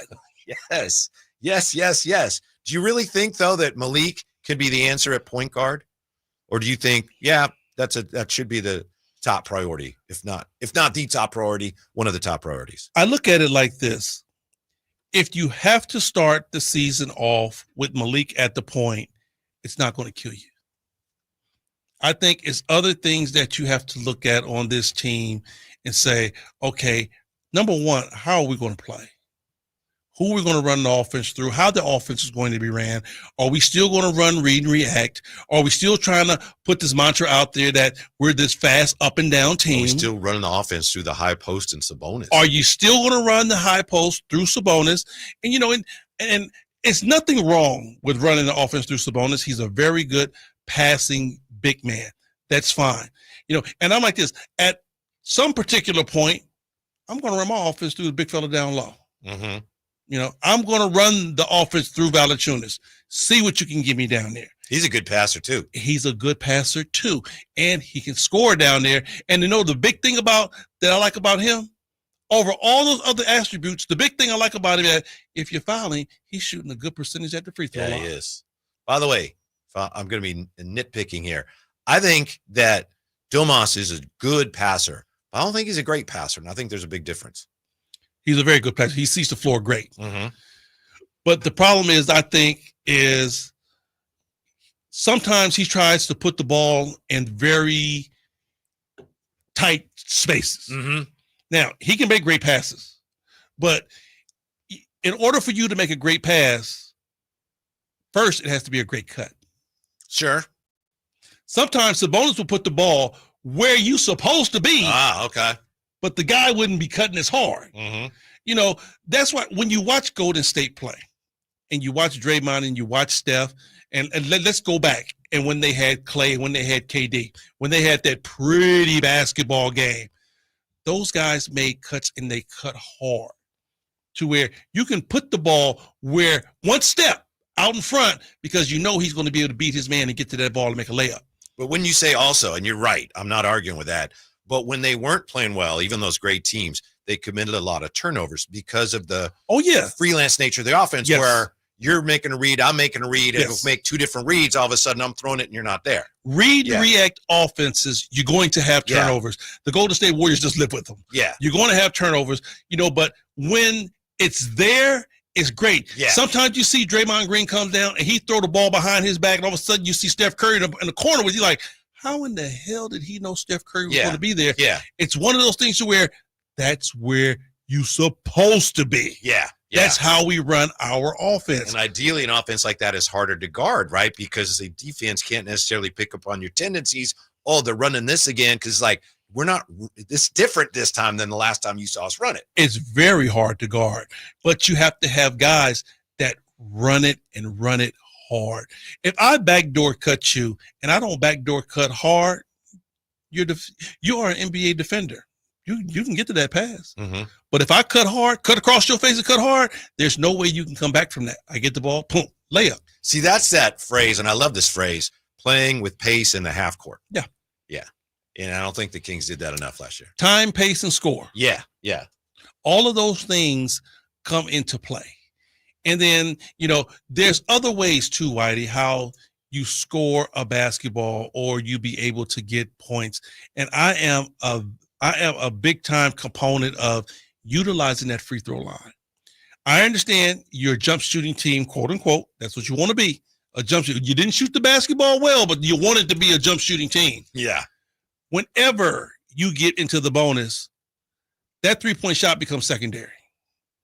Everything better be put that ball on the ground and drive to the basket. Now, you can drive and kick. Which is one thing DeRozan does very well. I'm fine with that. Yeah. You can drive and kick, but just don't come down catching and shooting from that three. We in the bonus.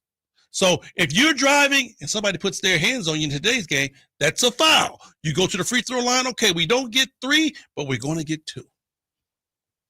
That would be my mindset, you know, but we never really utilized that free throw line. We did it better when DeRozan came. Yes. But where does he get his free throw line attempts at? Driving and in the mid-range game. That's the way you got to get it. You're not going to hardly get fouled on 3-point shots to utilize the free throw line games. The other thing that I think he did really well, and you can check the numbers, because I think that he in some ways is a roadblock to what you're trying to do, and I think you should move him if you can. But one thing I know he did do really well, he didn't turn the ball over much, DeMar. No, he really took care of the ball. He was very efficient in how he scored the basketball. You know, when you have a guy like a DeMar DeRozan, you really have to put shooters around him because you know he's doing all of his dirt right in those very 4 spots. I think he averaged more than 4 assists a game, if I'm not mistaken. I call him a 4-corner scorer. Free throw line extended, baseline. Mm-hmm. And he scores in those 4 spots, and he's only going to take 2 to 3 dribbles maximum. Should they keep him? Now, let's say that, you know, obviously if he says, this didn't work, I want to go somewhere, you want to accommodate him. But if he's like, if you keep DeMar, once again, if you keep DeMar, you really have to put some knockdown shooters around him because he's going to do all the dirty work in that mid-range game. All right. Now you're going to have guys that's going to knock shots down from the 4 and the 5. Mm-hmm. Because if you have a 4 and a 5 that can't knock shots down or be a legitimate threat, well, it's going to be 2 or 3 guys down there for DeMar to shoot over. Yeah. And, you know, and we talked about it. When you put DeMar down there with the 2, you put him down there with the 3, he's going to be able to play bully ball and do what he does best, turn around and shoot over and be able to score. But when you put DeMar at the 4, he wasn't shooting over the top of Aaron Gordon. No. He wasn't shooting over the top of Pascal Siakam. See, that's what I'm saying. I mean, you really have to put players in the proper position to succeed. You know what they do well, but put them in the proper position. Mm-hmm. More hoops talk when we come back. Former Sacramento Bee writer, and he's written for SI, and he's written for, I think, the LA Times. Scott Howard Cooper is going to join us next on Sacktown Sports. I'm Ken Korak with your Green and Gold Report, brought to you by Comcast Business, powering possibilities. Well, the A's call-up of last year's first-round pick and 4th selection overall in the draft, Nick Kurtz, is not surprising, but his rise through the A's minor league system is pretty astounding. Kurtz has played in only 32 minor league games, but the numbers are eye-popping. A .336 average, 11 home runs, and 37 RBIs. Comcast Business helps turn today's small businesses into engines of modern business. It's how restaurants become reliably up and running neighborhood favorites. It's how retailers become seamlessly restocking, cyber-securing must-visit shops. And it's how healthcare offices become data-managing caregivers that we all depend on. With reliable connectivity, enhanced cybersecurity, advanced fiber solutions, and Wi-Fi backup, Comcast Business is powering the engine of modern business. Hagen Oaks wants to be your go-to total golf game fitter. Try the TrackMan experience, the very best technology to fit your metalwoods and irons. The new cutting-edge putter fitting studio with its $30,000 worth of technology is ready for your fitting. Hagen Oaks will help you find the best putter for your game. Hagen Oaks offers more technology, more choices, and more service. Schedule your fitting at the Hagen Oaks Player Performance Studio by calling 916-808-2531, 808-2531 for more. Whitey here for Napoleon Grills, reminding you that when buying a new grill, every detail matters. While supplies last, you'll receive a $149 gift with purchase on every new Napoleon Prestige stainless steel grill. The kit even includes a pizza lover starter kit and much more. And now up to $79 off Napoleon Rogue models. Napoleon grills are built different, built better, built to last, with a lifetime warranty and premium steel that boasts amazing quality. Visit Green Acres Nursery today for your best selection of Napoleon grills and accessories. The Hagen Oaks Cutting Edge Putter Fitting Studio offers you more technology, more choices, and more service. Hagen Oaks wants to be your go-to total golf game fitter. With $30,000 worth of state-of-the-art technology ready for your fitting, Hagen Oaks will help you make your best putting stroke while finding the best putter design, shape, hosel, length, and loft for your game. Schedule your fitting at the Hagen Oaks Player Performance Studio by calling 916-808-2531. That's 808-2531 for more. Sacramento's premier music festival, Country in the Park, is only a few weeks away with Bailey Zimmerman. Baby, go and leave me all the way. Cole Wetzel. Plus Billy Currington, Nate Smith, Ernest, and more. Friday and Saturday, May 16th and 17th at Cal Expo. Don't miss pop-up stores, food trucks, line dancing, and more. Country in the Park, celebrating 25 years, May 16th and 17th at Cal Expo with Goldfield Trading Post, Java City, and Elemental Wine. Get tickets and more at CITPFest.com. This is the story of the one. As a safety manager at a manufacturing plant, he does everything he can to keep his coworkers safe. From finding ways to reduce risks to keeping safety supplies in stock. And for that, he relies on Grainger. Grainger offers a broad range of quality products and next-day delivery, so he can always play it safe. Call 1-800-GRAINGER, click Grainger.com, or just stop by. Grainger, for the ones who get it done. Carmichael Dave here for my good friends at American Energy. As a native Sacramentan, I can tell you, not that you need to know, that it might be nice right now, but turn the corner and oh my God, it's so hot. Yeah, you know, summer is coming. And my friends at American Energy want to make sure you are dialed with your AC unit. So how about this half off tune-up right now? It's a special going on, just $24.50 to get your air conditioner tuned up. A free diagnostic. And oh, by the way, if you need a new AC unit, up to $3,500 in rebates on qualifying system installations. That's right. They've been serving the greater Sacramento area since 1981. A+ with the Better Business Bureau. Give them a call, 916-520-9990. That's 916-520-9990. Here's the song. Call 916-520-9990 now.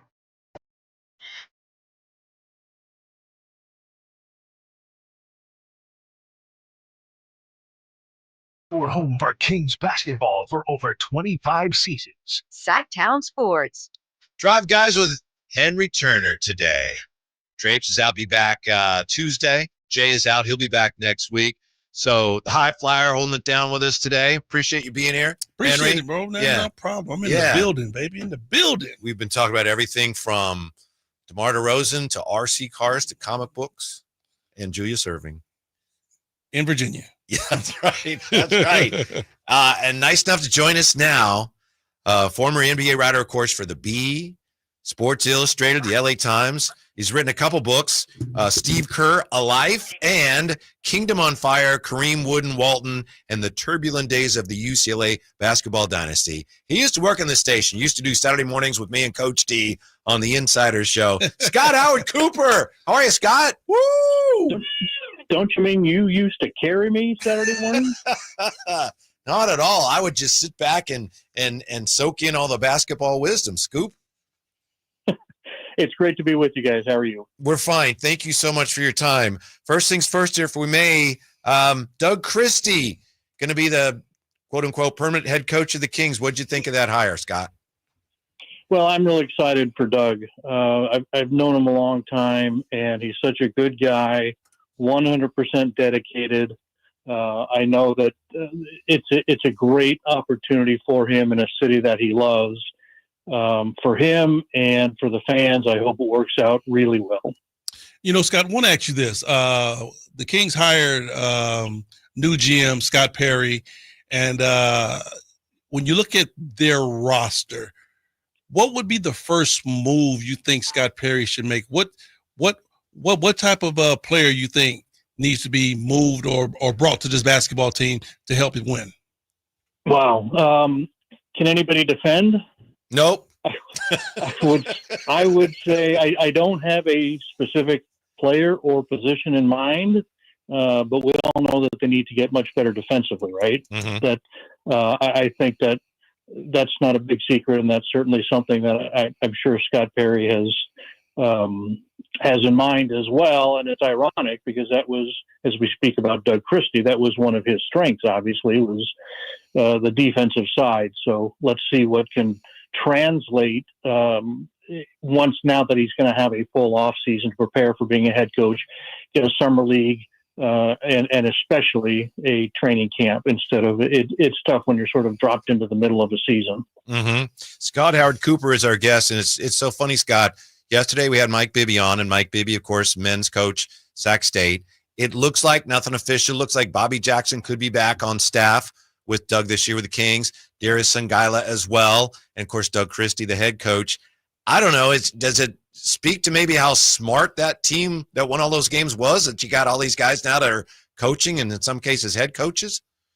That's a great point. You know, I hadn't even thought of that.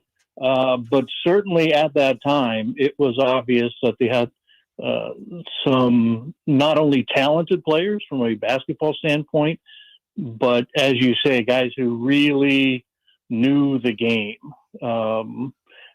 certainly an emotional group, and that sometimes that really usually worked in their favor because those were the Kings teams that played with such energy and that great style of play of going fast. But it worked against them at other times because you have to be able to stand up in certain situations and not let the emotions get the best of you. Or is it the sentiment of the Sacramento Kings still trying to bring back that 2002, mojo? feeling or the mojo of all of these guys were together, so all of these guys are going to help bring the glory days back to Sacramento. Yeah, it was great chemistry on that team, wasn't it?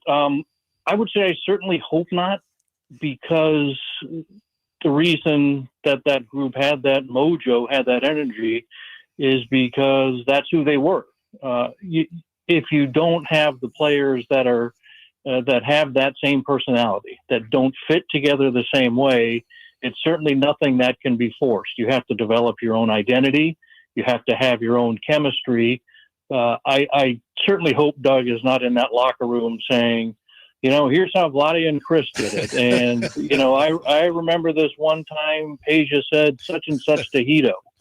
I think that's where you're going to get into trouble. And I think Doug realizes that. I hope he's not in there making a lot of references to the early 2000s, to those teams, because it was completely different. Rick Adelman is a much different person on the sidelines than Doug Christie. You got to be yourself. And that's true for a head coach. That's true for the players as well. Yeah, now, of course, we got Coach Adelman's son coaching the Nuggets. How time flies. Scott Howard Cooper with us. Scoop, I know that you literally wrote the book, or at least a book, on Steve Kerr, A Life. What kind of job has he done this year, and how in the world? Is there any way they find their way through this series with Steph Curry hobbled? Yeah, another good job by Steve Kerr. He's one of those guys I think doesn't get enough credit. People see a team like that, and obviously not just this year, but Steve's head coaching career in general, and they figure, well, geez, anybody could go out there and win with this group. Just roll the ball out, and you can pick anybody off the street, and they're going to win 55 games. But I think Steve deserves a lot more credit. I think that's the case this year as well. And if they pull this off, obviously it depends how long Steph is going to be out. We'll need to wait and see. But is he going to miss a couple games, and is there going to be any series left at that point, or is he really out for the rest of the series? Are we looking at? They said they'll be evaluated in about a week. Does that hold, or do we get more into? Well, it looks like more 2 weeks, and at that point there's no season left. So we need to wait and see. But I would say it's going to be awfully tough. If they do win this series, it's going to be one of the most impressive victories of the entire Steve Kerr era, because you're without the superstar, the guy who is your best player and also sets the tone emotionally for you. Now, Scott, I was guilty of saying this early on, and I want to see what you think about this. We talked about the antics of Draymond Green, of everything that he does out there on the floor, the demonstrative fouls and the extra fouls after fouls are called. I said it was one guy and one guy only that can stop that from Draymond, and I said it was Steve Kerr. I agree with you, but it's not going to happen. I think that Steve realizes that as well, that a lot of people have talked to Draymond, coaches, front office people, teammates, and look, Draymond is going to be Draymond, and his emotions are what has helped make him into a top player of his era, and it's also what's hurt him and hurt the Warriors. You get suspended in the NBA Finals as he did. There's no question that's a setback, but at the same time, you have to be able to say that's the same thing that's helped us win championships. Steve has talked to him, and Steve's been frustrated by it. And I think everyone has just come to the conclusion that this is who he is. It's obviously been long enough. It's not like you can wake up and suddenly expect him to be different. This is just who he is. Mm-hmm. Scott, I believe the last time I saw you, I think it was before a Warrior game, and we were in the media room. Yeah, and you came up and you said, hey, you might not want to be around me because I'm working on this book, but it's an unauthorized biography. And you were trying to warn me because I guess Steve wasn't that happy that you were writing this book. If I may ask, and I hope I'm not stepping on any toes here, how well received? Ultimately, how what was the reaction, at least from the Warriors, to your book, Steve Kerr Alive? I don't know because they won't share one. I know that they circled the wagons. When we say unauthorized, I think it gives a bad sense. I wasn't crawling through his trash cans or anything like that. It's just, he actually had conversations with me, but just in group settings. He wouldn't have any he wouldn't give any one-on-one time. And he made it clear, it's not me. He just he did not want a book done on him. Mm-hmm. And once he said that, the Warriors went into panic mode and sort of thought that they had to support Steve. He's making them money. I'm not. Guess who they're going to side with? Sure. But it was a very positive book. It really was much ado about nothing. I understand Steve's point. He learned from Greg Popovich that you have to be always conscious that of how the players are reacting to your actions. And Steve's concerned, and again, he talked to me about this, and he said, it's not about you at all. I just don't want this done because once the players see you making it about yourself, there's a chance you're going to lose the locker room. Now, I would say two things. One, at that point, they had already won multiple championships. If he was going to lose the locker room, he would have lost it long ago without my impact. He was concerned about the impact on championships and future Warrior success. But his other NBA coaching mentor, Phil Jackson, did several books during seasons as he was coaching the Bulls. So it's just all preference. And again, Steve made it very clear that it wasn't about me. He and I had a good relationship for decades, going back a long time. He was saying no to anybody. The Warriors never acknowledged that the project existed. I'm sure that one or two people read it out of concern that what was being said bad about them. And one of those things, they probably had to go buy the book and put it in a brown paper bag to walk out of the store to make sure nobody saw them reading this horrible material. But anybody who reads it, and thankfully there were a lot of independent people. We got some terrific reviews and people saying that it was a very favorable look at Steve Kerr. And I think there was a little bit of the same thing going on. I had the UCLA book, Kingdom on Fire, that you mentioned. Yeah. That is just now out in paperback, and good timing because we just passed the 50th anniversary of John Wooden's final game and final championship. Was a little bit of the same thing. I don't think there was the great concern. It's not like I was a book coming out in 2024 in hardback and 2025 in paperback was going to impact John Wooden's coaching career. But there certainly was that legacy that a lot of people are concerned about. And boy, don't you dare say a bad word about Coach and all this other stuff. And that also got very good reviews because it was considered even-handed. And that was nice to hear. Yeah, we may be headed to the bookstore this weekend. And if so, I'm definitely looking for Kingdom on Fire, Kareem Wooden-Walton, and the Turbulent Days of the UCLA Basketball Dynasty in paperback. And next time, Scott, we got to ask you more about Bill Walton and how good he might have been if he hadn't gotten hurt. Unfortunately, we're out of time and you have better things to do. Thanks, Scott. It's always great seeing you, catching up with you, and we appreciate your time very much today. It's my pleasure. Thank you. All right. Scott Howard Cooper joining us. Scoop. Yeah. It was funny. Yeah. Last time I saw him, we were at a Warrior game, and I was like, hey, Scott, how you doing? He goes, hey, you might not want to be around. Wow. Yeah. Kind of like the mob was after you. Everything was fine. Come on, it's Scott Howard Cooper. He's a good guy. When we come back, Kings Talk resumes. There's the Kings puzzle. Is it really just about adding a point guard? See what the Highflyer thinks about that. He's got some interesting thoughts on this whole thing, and we'll share those with you next on Sacktown Sports. Power Business Technology is proud to be a 100% independent, locally owned and managed Toshiba copier dealer. Local ownership cuts out the red tape, allowing ourselves to never be too busy to personally answer the call when our clients need us. Recognized for excellence in service execution, training, and customer service, we're proud to be named a Toshiba ProMasters Elite Dealer since 2021. Contact us today for all your business printing needs at 844-POWER-BZ. That's 844-769-3729, or visit us at powercopiers.com. Get ready for an adrenaline-pumping, action-packed day at Monster Truck Madness. Witness the insane power of Rockstar, California Kid, Identity Theft, Spitfire, Reverse, Titan, and more. Plus, right along with a massive monster truck. It's all happening Saturday, May 10th at the San Joaquin County Fairgrounds with 2 back-to-back shows at 3 p.m. and 7:30 p.m. Don't miss the wildest event of the year. Tickets are selling fast, so head to StocktonDirtTrack.com for tickets and more info. It's Monster Truck Madness. Non-stop, high-octane thrills that you can't miss. Thunder, feel the thunder. It's the energy all around you. Lightning and the thunder. The thrill of the moments to come.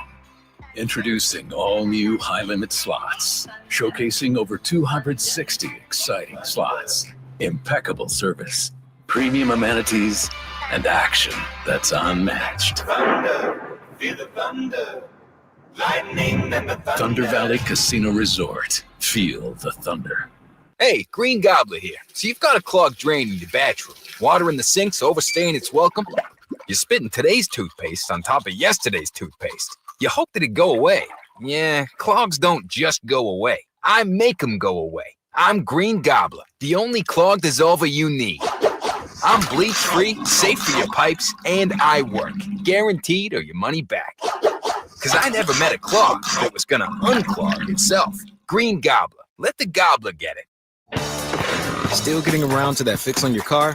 You got this. On eBay, you'll find millions of parts, guaranteed to fit. Doesn't matter if it's a major engine repair or your first time swapping your windshield wipers. eBay has that part you need, ready to click perfectly into place. For changes big and small. Loud or quiet. Find all the parts you need at prices you'll love. Guaranteed to fit every time. But you already know that. eBay. Things, people, love. Eligible items only. Exclusions apply. Sacramento's premier music festival, Country in the Park, is only a few weeks away with Bailey Zimmerman. Cole Wetzel. Plus Billy Currington, Nate Smith, Ernest, and more. Friday and Saturday, May 16th and 17th at Cal Expo. Don't miss pop-up stores, food trucks, line dancing, and more. Country in the Park, celebrating 25 years, May 16th and 17th at Cal Expo with Goldfield Trading Post, Java City, and Elemental Wine. Get tickets and more at CITPFest.com.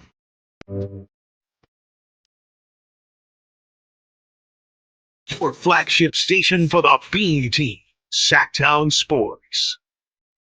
Oh, yeah. Chicago, 25 or 64. Every time I hear this song, Henry, I remember I was in my mom's room. She'd always have the TV on, and this music video came on something. I don't know what it was on. And they have a line in here, sitting cross-leg on the floor. Sitting cross-leg on the floor.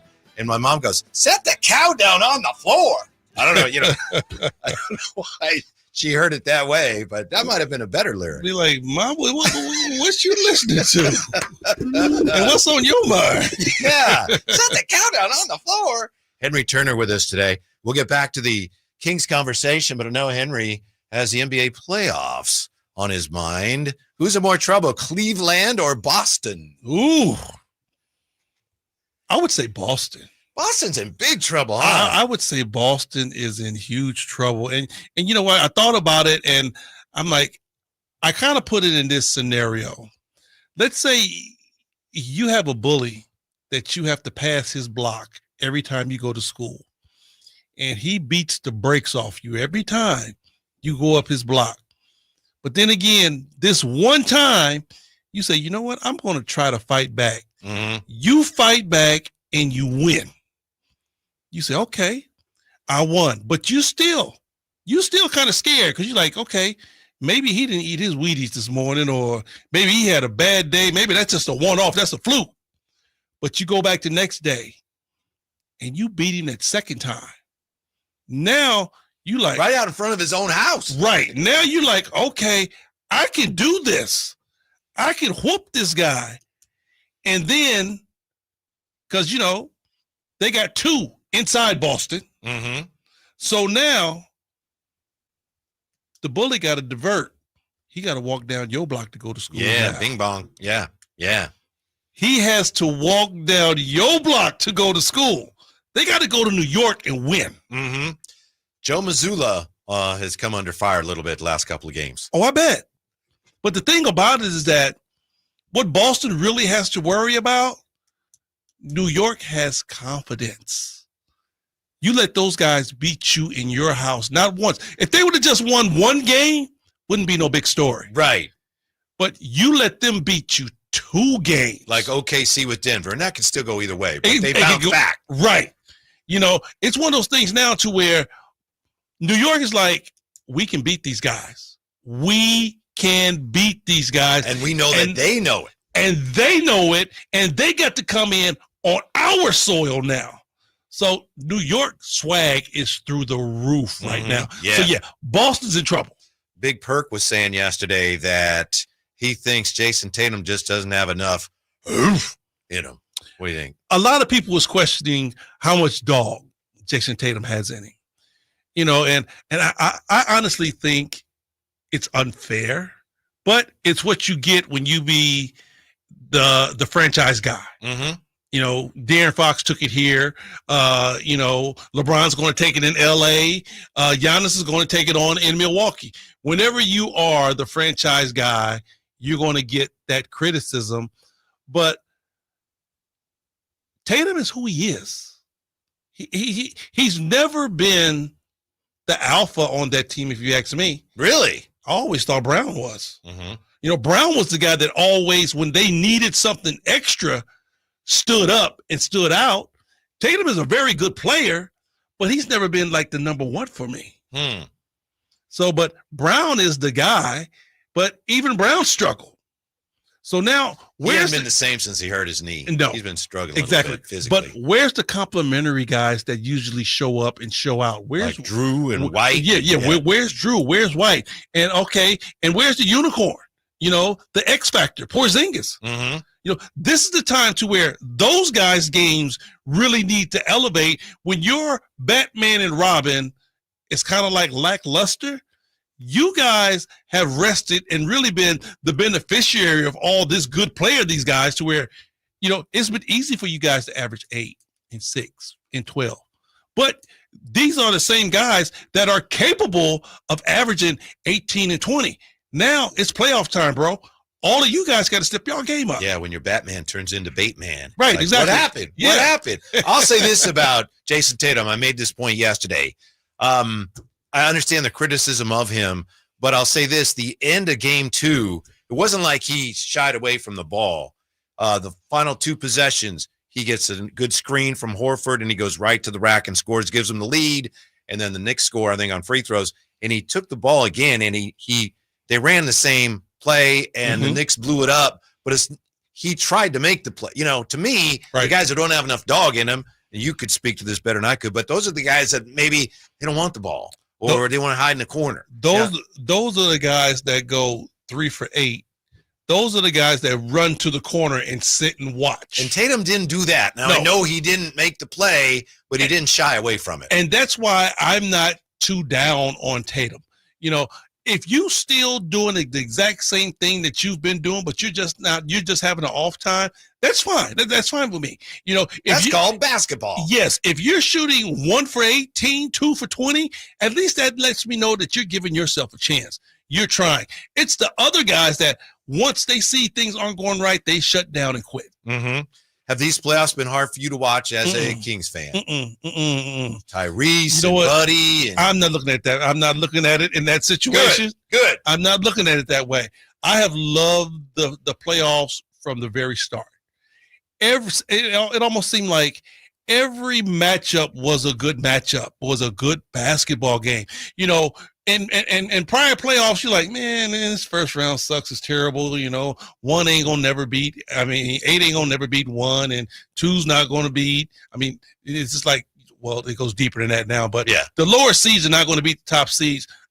We got 2 Game 7s in the first round. 2 Game 7s in the first round. So it's definitely has been very, very, interesting. And the intriguing. endings, Henry, have been almost unbelievable. Yeah, it's been great basketball. And the one thing that I like over everything that we done talked about is that most of the games are in the 80s and the 90s. They letting these guys play. It's bringing back old school basketball. You talk about how are you going to stop these guys from flopping? They're not calling that no more. They're letting guys get touched up. I love it. Is it even basketball when guys go to the basket, get hit in the side of the head? Let's see. If it went in, it's no foul. It didn't go in. All right, 2 shots. But you know what kills me, though? That's not basketball, is it? Hey, here's what kills me. We have all these people, oh, my God, they call all these ticky-tack fouls. You can't touch anybody in the NBA no more. They're calling all the fouls. People cry about that. Now, all of a sudden, the referees are letting guys play. Guys are getting touched up. Oh, my God, it's not football. Oh, my God, they're beating each other to death out there. It's like, come on, bro. Which one do you want? Which one do you want? You can't have it both ways. Okay, sure. But, I think it's gotten a little too physical. No, it's funny because no. I had it in my notes. It's like, I'm sure you would disagree. But I'll go back to whichever game it was, the Timberwolves and the Lakers, where you had LeBron's coming down court and 2 hands to the chest. Boom! Like a corner would do to a receiver coming off the line of scrimmage. That's not basketball. And I'm not a LeBron fan, but that's not basketball, is it? How about when somebody touches LeBron's hairline and he falls out like he's just been shot with a AK-47? You like that better? No, I don't. I don't care for that. That's what. But I'm telling you, I'm telling you this, and I truly believe this. We talk about how good the playoffs has been. And I'm telling you, it's because they're letting guys play more physical basketball.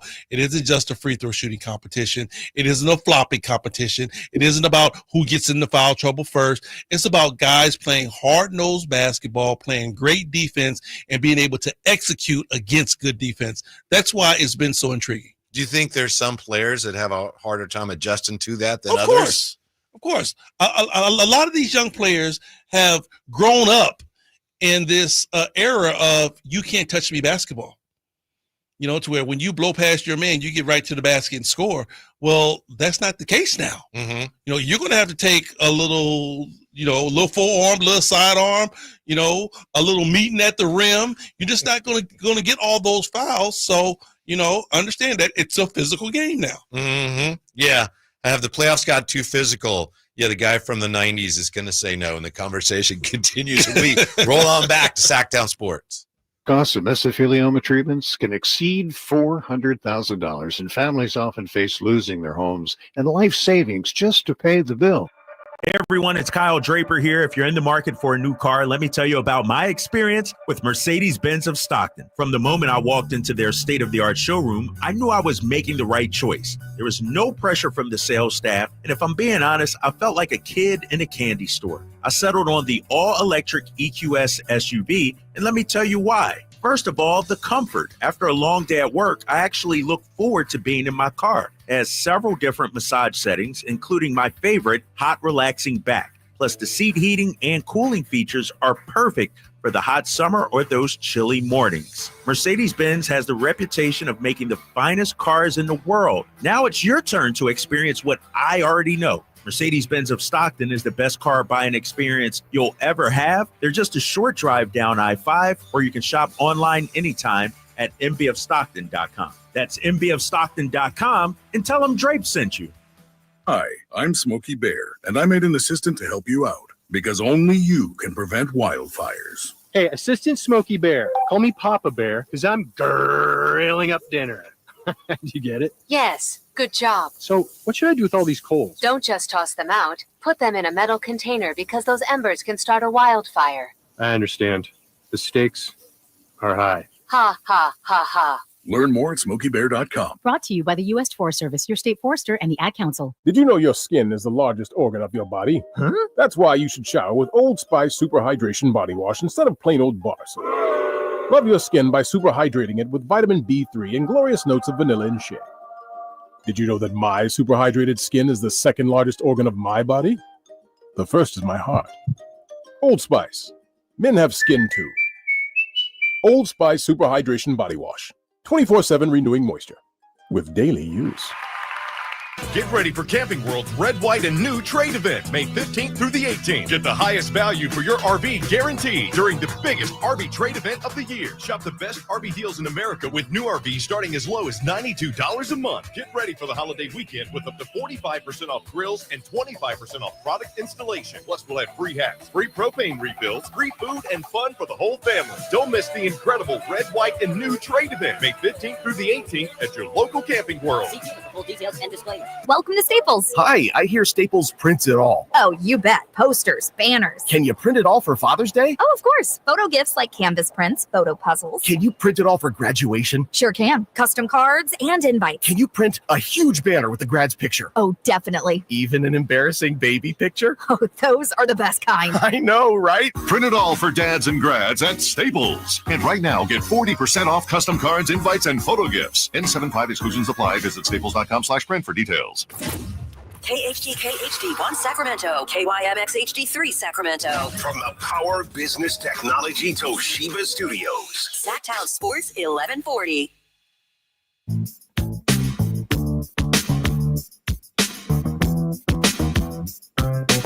Live and local, it's the Drive Guys. Watch the show on youtube.com/Sacktown Sports 1140. Or listen on the Sacktown Sports app. Welcome in. We're talking Kings, NBA playoffs, and just having some Friday fun with the Highflyer. Henry Turner. Also, thanks to Ramsey keeping us on the air today. Hope you're having a wonderful Friday. Jerry Reynolds is going to join us at 5 o'clock. Henry, speaking of games and how physical they are, I will say this. It appears, not to get too caught up in the ratings, because really, who cares? But ratings are up for the NBA, and I think some people think it's because the games are more physical and people enjoy watching that more. Well, it's just not a flop show. I really think that the NBA fan is really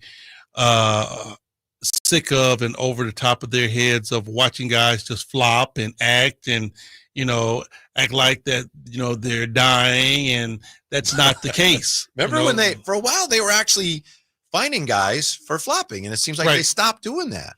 Well, they stopped finding them, but it didn't stop the guys from flopping. Mm-hmm. I'm telling you, I've always said the number one thing to stop all the flopping is stop calling it. Mm-hmm. And players will stop. That's one of the easiest things to make players concede to. If you don't call the flopping calls, guys are not going to be on the ground falling out while the other guys down making layup. Mm-hmm. That's going to alleviate all of that. So, watching today's playoffs and how the referees are really officiating these playoffs, games aren't in the 140s and 150s. The games are down in the 90s and the 100s, and that's good, clean, hard-nosed basketball. Kyle Draper, who you're in for today, and thanks again for doing that. Mm-hmm. He's not a big Joker fan because he says the Joker flops too much. I love the Joker, but he does play like a soccer player sometimes, doesn't he? Which European player though? Think about it. Which European player probably came over here and never flopped? I might can give you two if I think right off the top of my head. I would say Arvydas Sabonis never was a big flopper. He did more of the woodland than flopping. Well, Sharunas Marciulionis. And that's exactly what I was going to. I was going to Rooney. Yeah. Rooney pretty much laid guys out. He didn't flop. But if you want to go to the rest of the European guys that came over here that had that, that soccer mentality, oh, I've been hurt, I'm dying. Whee, foul. Okay, I'm ready. LeBron does take it too far sometimes, too. LB takes it way too far. And it's one thing to flop, but it's another to lay on the floor with your hand over your head, and your hand over your eyes. And just lay there. The one thing that I really look at LB and I'm like, come on, bro, get up. LeBron James is like a statue. Yeah. Since he's really gotten into his body and really started taking care of his body, have you stood up next to this guy? I have not. I always measure myself up against, today's player. And I was standing next to LeBron and I looked at him and I'm saying to myself, this dude is built. Oh my God, he's chiseled. And he always has been, right? I mean, more so now? More so the last 2 to 3 years. He's really, been in tune to having his body right. Yeah. I'm like, this dude can get hit by a Mack truck and it would bounce off of him. So all this flopping he's doing is like, come on, LB. You can move Mount Rushmore. What are you doing? Get up. So flopping definitely shouldn't be number one on his book. All right. How do you think the Nuggets may fare? Do they have a shot against OKC? OKC is good. OKC is very good. And OKC took a slap in the mouth by Denver. They kind of slapped themselves in the mouth a little bit too. They did. And I will say this.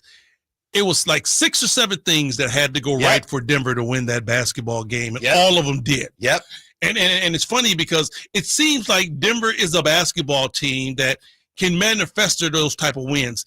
Even when we played Denver, it was like we had Denver hook, line, and sinker. And it was like 4 scenarios that had to go down for Denver to beat the Kings, and they did. They all went down in that order. I think Denver made almost every shot they took, and they had every turnover. Then DeMar had to lay up and fumble the ball. Yeah. Exactly. All those things went right for Denver, and the exact same thing happened against OKC. But the one thing that OKC did is that they came back and let Denver know, wait a minute, that was a fluke. Wait, we just didn't eat our Wheaties. It's not like Boston. Yeah. They're like, no, we're for real, and we're better than you, and we're going to show you how much we're better than you. We're going to come out and smack you by 40. Yeah. And then I think to a degree, Minnesota did the same thing last night. Yeah. Although it was much easier without number 30. Minnesota has an X factor. Okay. Golden State is not Golden State without 30. I'm sorry. Right. I agree. Chicago wasn't Chicago without 23. LA ain't LA without Magic Johnson 32. It's just some guys, when you take them out of that rotation, the team is just not the same. Yeah. And some guys started playing so badly. Like Moses Moody, I like Moses Moody, but last night, oh my goodness, it's hard to watch him. Because everything changes without Superman. Yes. Yeah. Yes. I call it the Cedric Sabalas syndrome. Really? When Cedric was playing with the Phoenix Suns, when he had Dan Marley, he had KJ, he had Charles Barkley, it's very easy for you to stand in the corner and get offensive rebounds to score 20 because everybody is looking at those guys. Cedric Sabalas had a hell of a year that year. He averaged 20 with those guys. And then when the Lakers saw that, it was like, we're going to trade for Cedric Sabalas. Boy, we didn't see Ced do nothing for the Lakers because it's not the same type of game. Speaking of the physicality, you may not remember. I'm just curious. Do you remember the hardest foul you ever received? Maybe you don't. It's like you get fouled. No, I've had some pretty hard fouls back in the day. The hardest foul you ever received, or maybe the hardest you ever fouled somebody? Well, I was a butcher. That was my thing. I was the guy, but see, I knew where my value lied. Even when when Jerry Reynolds was the coach, Jerry would put me in the game, and that was my assignment. The guy that I'm guarding, I got to make it tough. And I got 5-6 fouls to make it tough on you. And if I got to use all of them, so what? That's what I'm going to do. That was my deal. So at the end of the game, you're going to be tired because I done laid some wood. They called 5 fouls, but I might have fouled you 15 times. So I never had no problem with that. And I was the exact same guy when I played when St. Jean coached, and I would always come in for Mitch. I was Mitch's backup. And it was funny because Mitch would come out the game and say, get him, HT. Because he knew when he came back in, the dude that was giving him problems was going to be tired. You played against the bad boys, right? Yeah. What was that like? Because according to legend, they decided we're going to foul so much they can't call them all. You had a hard time. And I played 1, 2, and 3, depending upon who we played, because when we played the Lakers, I was always guarding Magic at that particular point because we had Spud. Spud wasn't gonna guard Magic. Yeah. So, I played the 1, 2, and 3, and I would say Having to guard Isaiah Thomas coming off of screens with the bad boys was rough. Having to guard Reggie Miller coming off screens with the Davis brothers was rough. Okay. Having to guard Larry Bird coming off of those screens with those big boys was rough. I mean, back in them days, the big guys loved it. You know, having to come off a screen where you're looking at Charles Oakley, you're looking at Patrick Ewing, and then Anthony Mason on the other side. So it was some fouls being dished out. You were going to get touched up for sure. You didn't have your teammates calling out screen? Oh, they call out screen. Left, they want every to. left, look out. But see, that was back in the day when the big man could take one step and screen. Oh, okay. See, the rules have changed as the game has evolved. Back then, a big guy could set a screen, but he was allowed to take one step left or right. So you're coming off a screen, you're trying to tuck and go under. He was able to give you that one step out, that elbow, and man, they were going to catch you for sure. Boom. Don't laugh, man. It wasn't funny. I know. It's not funny. Hey, believe me, when I was in the locker room, icing my ribs and everything, I wasn't laughing. I know we've had this conversation before, but what you just described, shooters like Reggie Miller and Larry Bird coming off multiple screens, I'm still surprised we didn't see more of that at times from Sacramento with Zach LaVine last year. Tell me this. Is Zach LaVine a come-off-the-screen type guy? Because, you know, I look at, you know, we talked about Buddy Hield. Buddy Hield is a come-off-the-screen or a catch-and-shoot type guy. So you would run plays like that for Buddy, right? Elevator screen. Okay, yes. DeMar DeRozan isn't a come-off-the-screen and catch type guy. He's a give me the ball. Back you down. Back you down. Zach LaVine, to me, is more of a have the ball in his hands, make a move, step back type guy. He's not a come off catch and shoot dude. He's all and even if you do run plays for him like that, he's always going to be a guy that catches the ball and puts the ball on the ground first. We very rarely see him come off, catch a screen, face up, and let it go. So if he puts it on the floor, he negates whatever advantage the screen provided. Exactly. Exactly. So it's different type of plays that you would have to run for him because he isn't one of those guys that's going to come off and let it go like that. Yeah. And that's not a criticism. That's just it's just the way he plays. Yeah. You know, Klay Thompson does the same thing. You know, you very rarely see Klay come down, dribble, crossover, and shoot. When he comes down, he comes off the screen, plants, shoots, or he catches and shoot. He had the 60 against the Pacers once on 11 dribbles. Klay. 11 dribbles. So, yeah, you're absolutely right. Waste no time. Catch, shoot. I'm not dribbling. Yeah. Back to the Kings and the point guard question when we come back with the High Flyer on Sacktown Sports. Sacramento, get ready.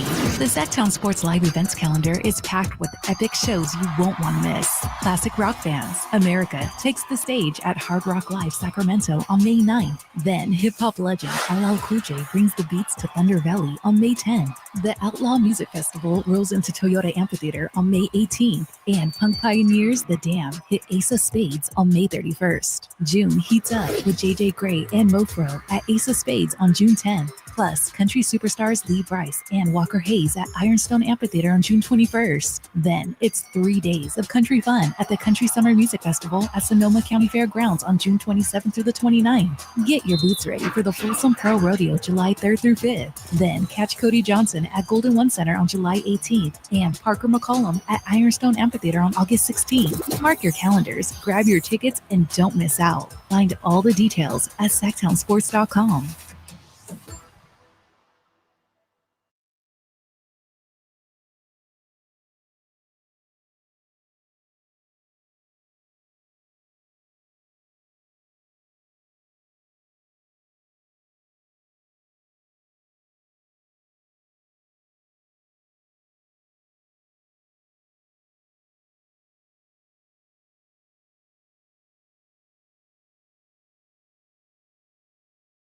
And we were talking about the Kings and this and that. He came up with something that I didn't really think was or should be on anybody's radar. He said, look, maybe they're going to run it back. I know Ramsey came in a little bit ago and we were having this conversation. See, to me, it's like, I don't think that's a good idea. But is it possible that you didn't have enough time to see if it all worked and you need to bring your core back in its entirety. Maybe you plug in a better point guard, and boom, you're going to have that team that you hoped you'd have last year. Should that be anywhere near the Kings' radar?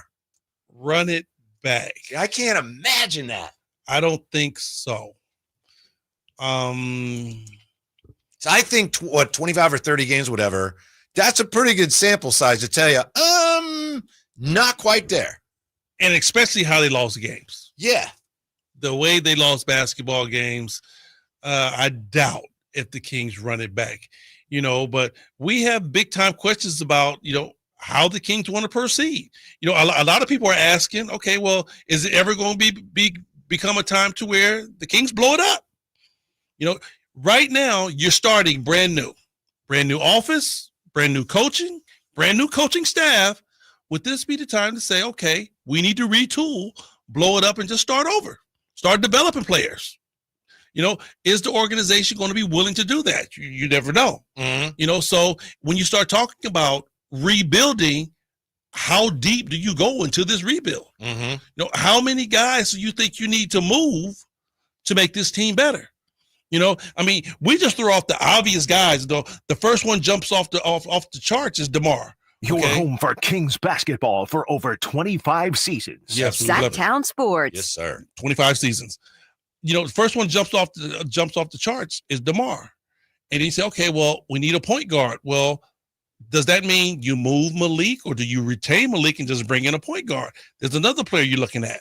And then we still say, okay, well, defense is our number one thing. Well, when you start looking at the defensive players on our team, we're looking at the point guard, the rookie point guard in Carter. We're looking at Keon. We're looking at Keegan. Now, maybe Laravia. And we don't even count Laravia because we definitely don't think he's coming back. So now you start talking about, okay, well, we need defense. Well, we're not talking about 4 of you starting 5. Right. So how many of those guys you're going to move? Mm-hmm. So, it's one of those situations to where they're going to really have to get together and say, all right, what direction we want to move in. Are we still going to try to push this and still try to push and make something happen?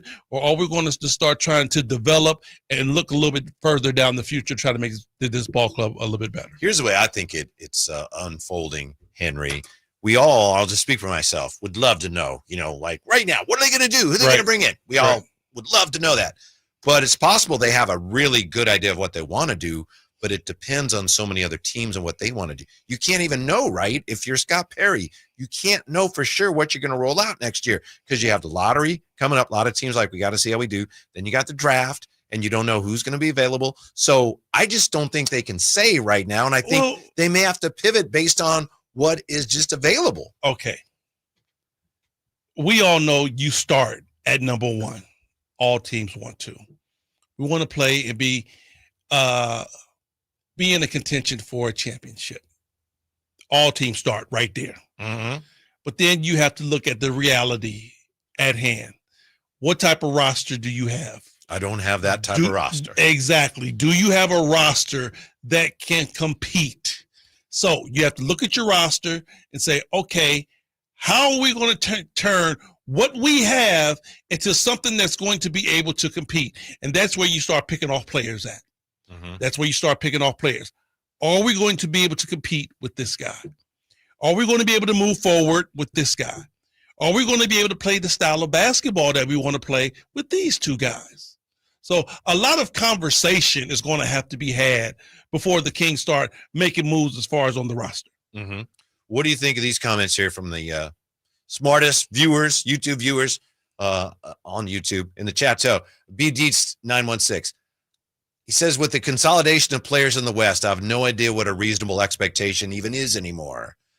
Gavin, LMFT, says, Malik is a turnover machine. He's a 6 man to me. Spencer Lampkins, I like Malik being that spark plug with the second unit. And how often did he close games he didn't start? Amadrock, are the other guards not able to play point like Markelle Fultz? What do you think any of that as we're trying to figure out where they are with point guard?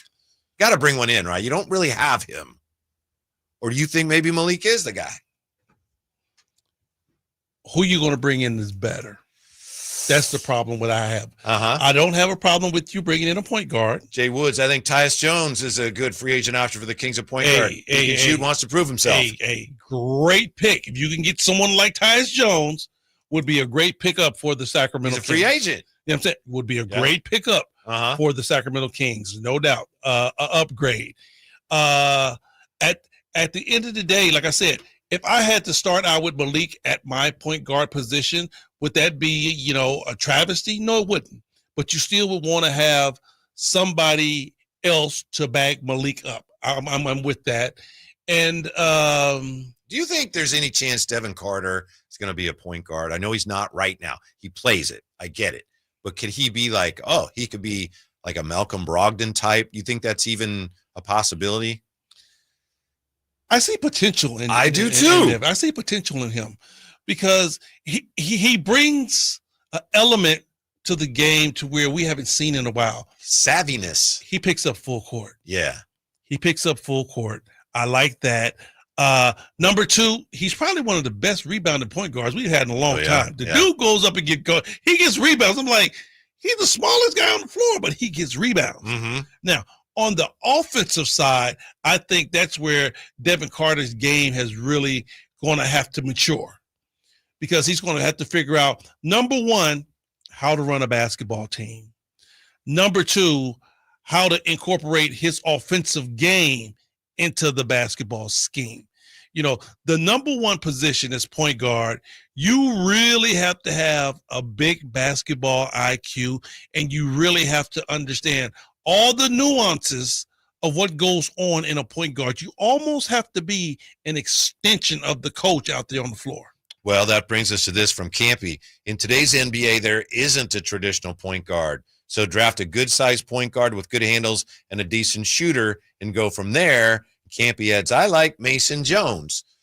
The point guard position has changed. We just had this discussion with Chris Mullen on the show. Point guard position has probably changed, evolved, however you want to put it, more than any other position since when you were playing, Henry. So, you don't have the pure point guards, right? But you still need somebody who can do the things that pure point guards used to do, in my opinion. Somebody has to organize you in the half court. Okay. I would say, yes, the point guard position has changed, but I will say this. Look at the good basketball teams. All right. Cleveland, they got a traditional point guard. Yeah. Boston, they got a traditional point guard. Golden State, Steph has changed the game. Mm-hmm. All right. Minnesota, traditional point guard. Mike Conley is a tradition, as traditional as you can find. Yeah, he is. He's almost like a dinosaur out there. Right. Yeah. So, Shea is not the point for OKC, though. OKC It used to be Giddy, but then Shea kind of had the ball more. Yeah, but Shea is not a typical point guard, so you can definitely throw him out of that. Throw OKC out of that category, but to win a championship, even when you looked at when LeBron was down in Miami, Dwayne Wade was a prototypical point guard. When he had Kyrie Irving in Cleveland, Kyrie Irving is nothing but a point guard. So, I would say your point guard definitely has to have that sentiment of point guard mentality. Do you think De'Aaron had that? He did a little bit on. He was, if I'm not mistaken, they moved him to point guard at Kentucky because they felt he would have more of an NBA future there. So he's always kind of been deep down a shooting guard. And I don't see how he's always been a shooting guard. When De'Aaron Fox first got to Sacramento, he couldn't shoot the basketball. He worked to get the shot to drop, but he never was a knockdown shooter. Yeah. He wasn't a Steve Kerr type. Right. Steve Kerr, you know exactly what he was. When you look at guys like Hornacek, you know exactly what he is. He's a shooting guard. Yeah. Right. So I do think traditional point guards are needed. Even when you look at Tyrese Halliburton, would you call him a traditional point guard? He's got a lot of that in him. He's that plus, but yes, he's that. Because He's a guy that makes everybody else around him better. Yeah. I call that the Chris Paul factor. Mm. Whenever you're a guy, now whether how tall you are or the size of you makes no difference. But when you make guys around you better, that's traditional point guard. You know, when you think about Rajon Rondo, traditional point guard, Chris Paul, traditional point guard, because they make guys, Magic Johnson, 6'9", but a traditional point guard, and the sentiment of he makes guys around him Traditional better. point guard in a different package. Right, but different package. Yeah. But they make guys around them better. They run overall basketball. How about Chris Paul then? You could probably get him. Oh, I would love to have Chris Paul here. Would you really? Would love to have Chris Paul here. What about Trae Young? What would you call him a traditional point guard? Yeah. You know, he's the traditional point guard, but he's a scoring point guard. I mean, we've seen that before, but in today's NBA, or just say NBA period, a lot of teams don't want to see their point guard score like that. I mean, think about it. That's where I think it's changed, because now point guards typically are scoring. But Chris Paul scored. Okay, Magic scored. Gary Payton, Jason Kidd scored.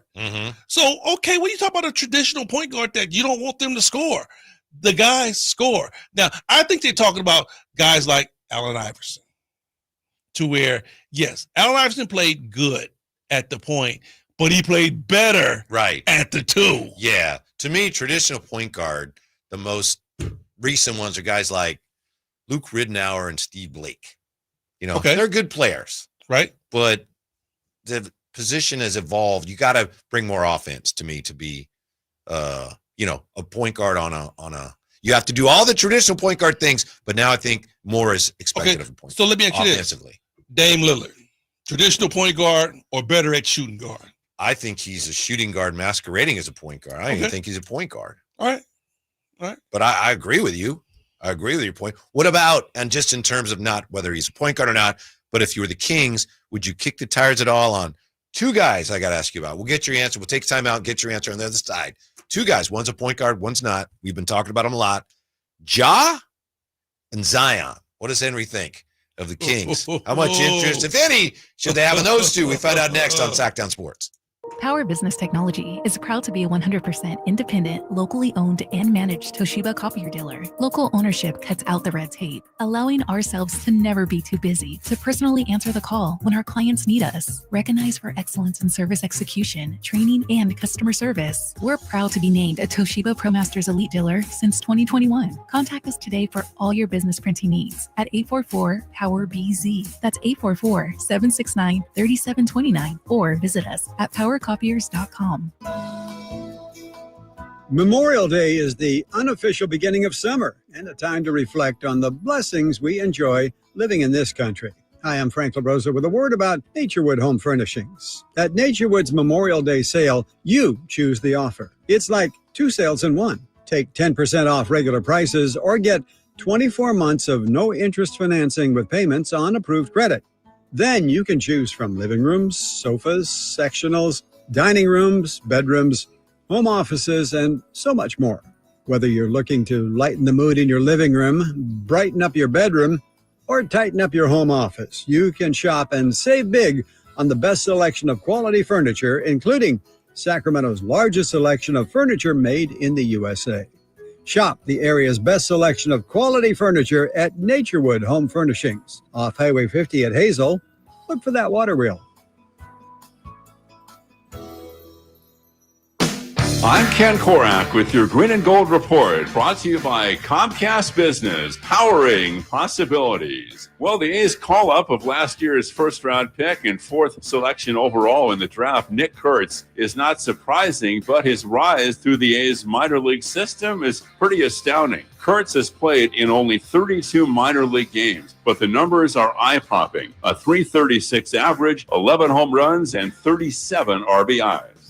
Comcast Business helps turn today's small businesses into engines of modern business. It's how restaurants become reliably up and running neighborhood favorites. It's how retailers become seamlessly restocking, cyber-securing must-visit shops. And it's how healthcare offices become data-managing caregivers that we all depend on. With reliable connectivity, enhanced cybersecurity, advanced fiber solutions, and Wi-Fi backup, Comcast Business is powering the engine of modern business.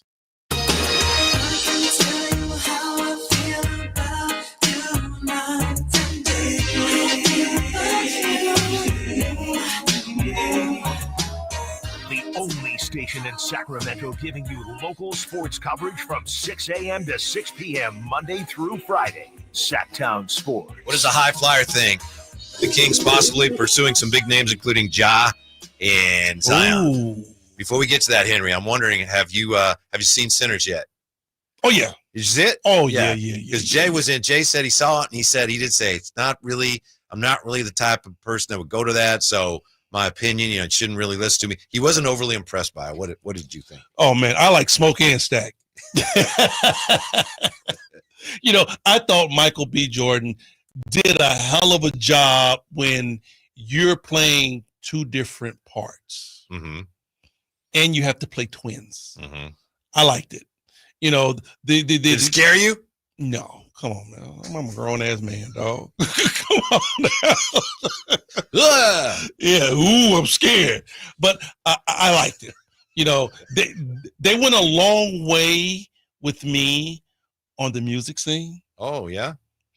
I haven't seen it, but I know. Oh, okay. Yeah. I'm not going to kill it too much. Yeah. But they went a long way on the music scene as far as trying to make everything relevant of how old school music all the way up until today's genre has a certain type of sentiment to it.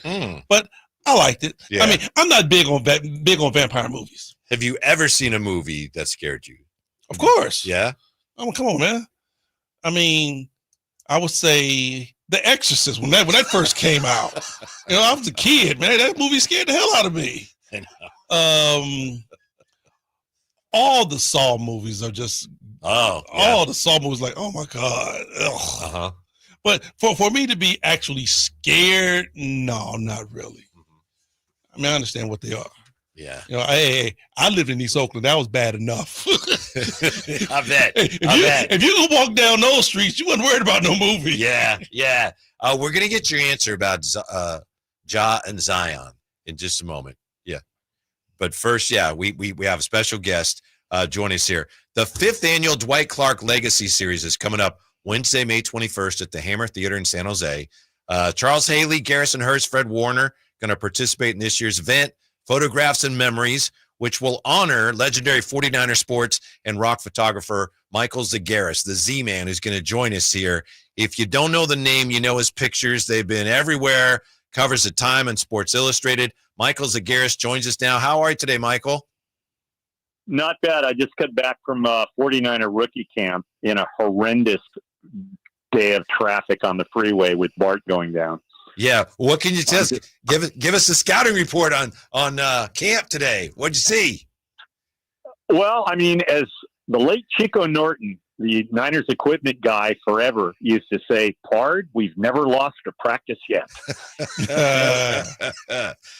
Michael, this is going to be a tremendous event. Of course, the Dwight Clark Legacy Series honoring the Golden Heart Fund, or I should say benefiting the Golden Heart Fund. How did you feel when you found out the 49ers wanted to honor you in this way? Well, I said, hey, have you guys run out of people to honor?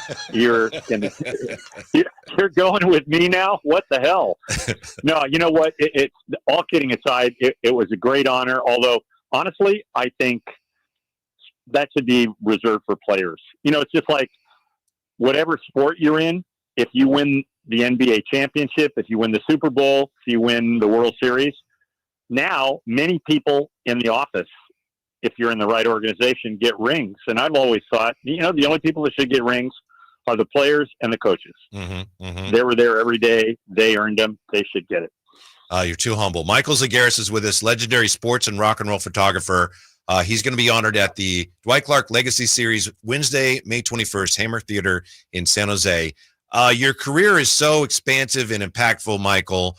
And we really can't do it justice in the few moments we have with you today. But I want to ask you, is it true that you focused on a full-fledged career in photography on the advice of Eric Clapton? Wow. Yeah. I mean, at that point in my life, I was trying to figure out what it was I was actually going to do. And I'd been working on a book for about a year and a half on how the English bands were coming over here using our blues roots, which many people had never heard, and using their own style, changing our culture and in turn being changed by it. And after, a year and a half, I was just about done. I'd interviewed Eric toward the end of the Cream thing, just about the time they were breaking up. He came back to town. He was at the Sausalito Inn. He was kind of a side man for Delaney and Bonnie at the time. So I showed up just, unannounced. Eric loved to stay there because they had no telephones in the rooms, no TV. So he could be like a hermit. So I knocked on the door. He opens the door and goes, "Hey, man, what's up?" And I said, "Hey, I'm just in the neighborhood. I've got the transcripts of our interview. I wanted you to go over it. And I pulled a chunk of hash out of my pocket, and I've got this. We could smoke and talk." So that was kind of the entree. And, at a certain point, we were down on our knees, like rubbing our hands over the quilt on the bed going, "Oh, look at the patterns. Yeah. The geometry. This is incredible." So he started looking at the transcript. I had brought proof sheets with me to have something to do while he did that. And halfway through, he goes, "Hey, what you got there, man?" And I said, "Proof sheets." He says, "Can I have a look?" So I handed him a proof sheet and a loop, which he didn't know how to use. So he held the proof sheet up, the loop about 5 feet over it, and his eye about 5 feet over the loop. He goes, "It's quite good." I said, "Eric, if you actually put the loop on the proof sheet and your eye on the loop, you can see." So he starts looking, and he goes, "Christ, these are great." He says, "Can we use these?" And I said, "For what?" He says, "Albums, songbooks." He says, "Look, man, we'll pay you." And I went, "That's it." I said, "Yeah, sure, cool." Never looked back. I filed it under check swing home run. Yeah. Michael Zagaris is with us, a Z-Man. He's going to be honored, as I said, at the Dwight Clark Legacy Series, Wednesday, May 21st at the Hammer Theater.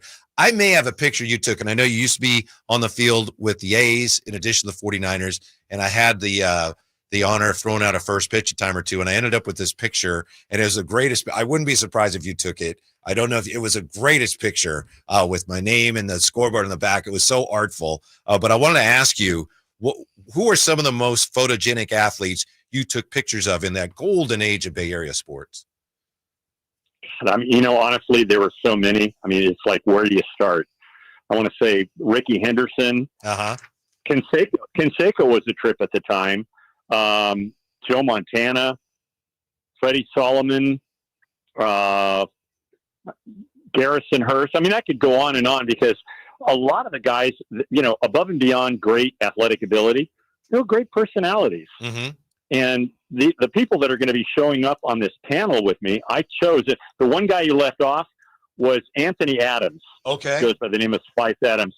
And Anthony, he was a good player, not a great player, but he was the funniest guy in the world. He and Mike Adams used to do their own little radio skits in the back of the bus. And so when we, anytime we were going to the airport or when we'd have Saturday walkthrough days, I'd always get on the bus. They went on, sat in the back with them. They were hilarious. And they'd go on and on. Garrison Hurst. I mean, all the guys, Charles Haley, everybody there, when you're sitting with them, it's like sitting at lunchtime in high school with all your buddies, and you're capping on everybody in school and each other. And that's how these guys, and that's the hard, that's why you don't want to leave this. You miss the locker room, the camaraderie. Where else can people act like this and keep their job? Yeah. And by the way, proceeds from the event I mentioned, San Jose, May 21st, benefit the Golden Heart Fund that supports former 49er players facing challenges in life after football. For tickets, by the way, DwightClarkAward.com. That's DwightClarkAward.com. Michael, you were an outstanding athlete yourself. You earned a football scholarship at George Washington University. How much did that help you capture the right images at the right moments as a sports photographer? I think a lot because I never went to school for photography. Not that unless you're going to go into advertising that you really need to. But to me, you know what I missed when I quit playing? I missed the clubhouse. I missed the camaraderie. And when Bill Walsh got the job, I went to him, I think it was week 3, and I said, Coach, you know, I think you're going to do something really special here. And what I'd like to do, I would like to cover it not as a sports photographer, but as a photojournalist. And to do that, I'm going to have to be able to have, total access. I want to be able to go everywhere. I want to have my own locker. I want to be in the locker room pregame, halftime, postgame, on the bench, shoot everything. And I knew Bill was a man of letters. I knew he was into history. And I was really fortunate that he was the coach when I made that pitch. I mean, can you imagine me going to Vince Lombardi or Bill Belichick or Bill Parcells? They'd be like, get the hell out of here. Yeah. Just about everybody. Go ahead, Michael. Sorry. Go ahead. Well, and what I wanted to do, I wanted to document it. And so anybody that looks at the pictures, not so much the action, but everything else, you felt like you were playing. And I wanted to portray it through a football player or a baseball player's point of view. Contemplative, all of that. And that's pretty much how I've always approached it.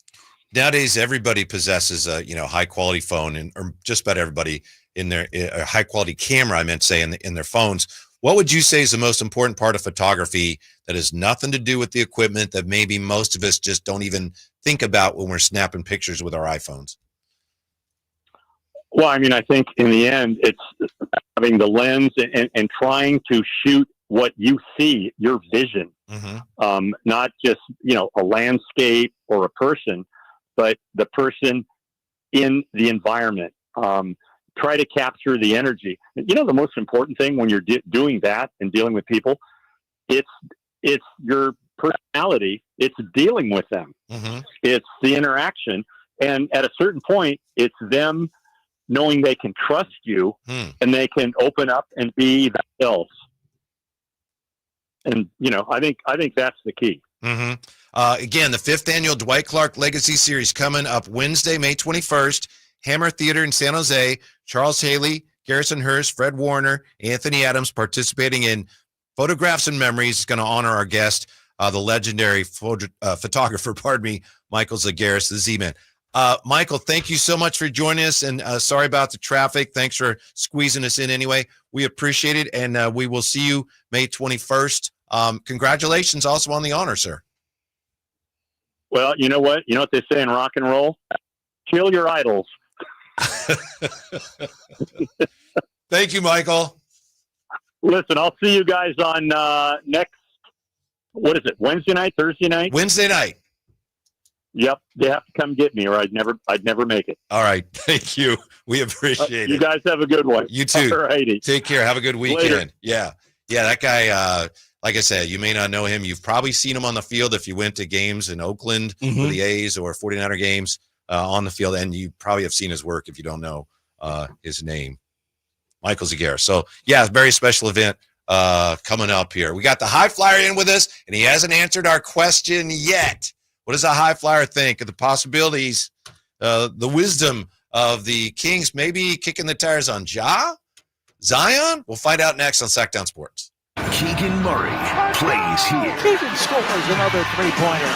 Keegan Murray knocking it down for 23 points. Match De'Aaron Fox for game scoring honors. Sacktown Sports is your proud home of the Sacramento Kings. Sacramento weather is brought to you by Fidium Fiber. I'm Dirk Verdorn in the KCRA3 Weather Center. Tonight, expect mostly clear skies. It's going to be a mild evening with temperatures eventually dropping off into the upper 50s to lower 60s by Saturday morning. And then another warm day with plenty of sun and temperatures in the mid to low 90s. Get the latest forecast on the KCRA3 News and the KCRA3 app. It's about time they fix that pothole. Invented better windshield wipers. Made an internet that just works. Fidium Fiber Internet, starting at only $30 a month.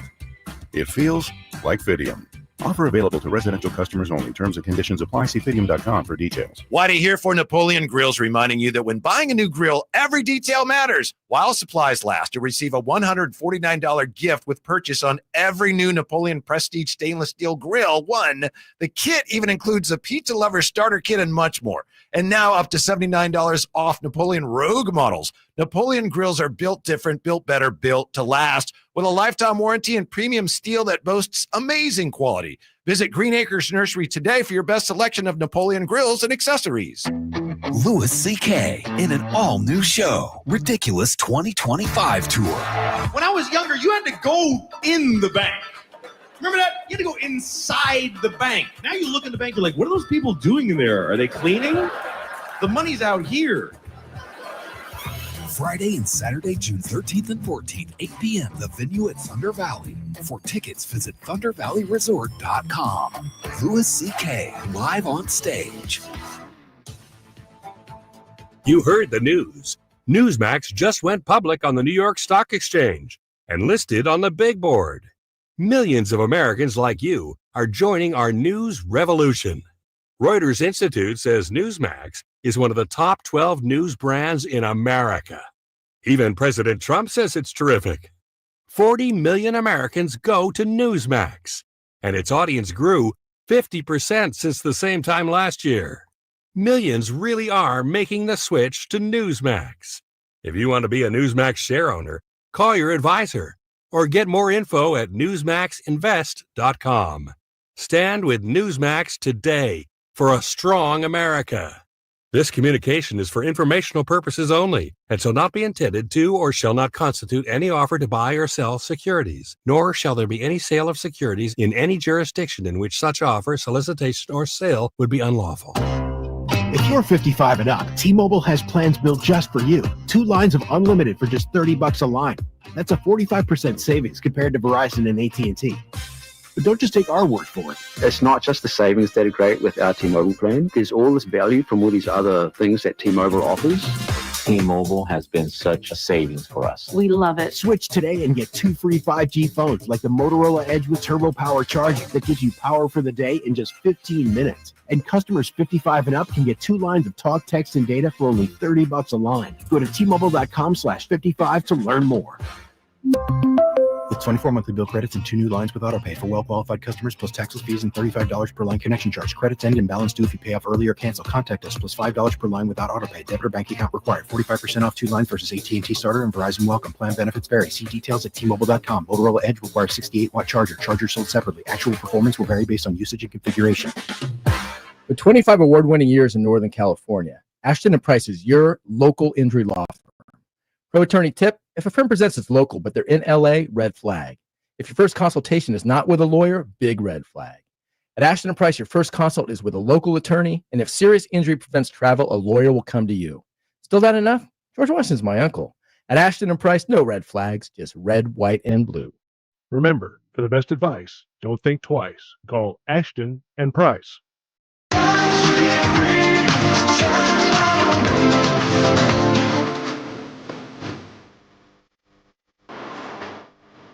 Drive Guys, live and local, every afternoon, Monday through Friday on Sacktown Sports. Friday with Drive Guys, Highflyer. You got any weekend plans that you can share with us? I know it's a personal question. Maybe it's like, no, I don't want to tell you what I'm doing, but you got anything going on that you would be willing to share? I mean, it's Mother's Day weekend, right? So, you know, it's all about the mothers for me. Going to hang out with my mom for a little while and nice. Get with my daughter, got my granddaughter, and you know, just do family things, bro. That's it. Right. That's it. I mean, nothing real special. But that is special, obviously. You know, I mean, probably gonna take a trip down to Napa for a little while and do a little dinner. Mm-hmm. That's about it. I mean, nothing extravagant, bro. If I may ask, did your mom, was she into sports? Did she help you? My mom was a big sports mom. No, my mom wasn't a big sports mom. Uh-huh. It was just me outside shooting jump shots by myself.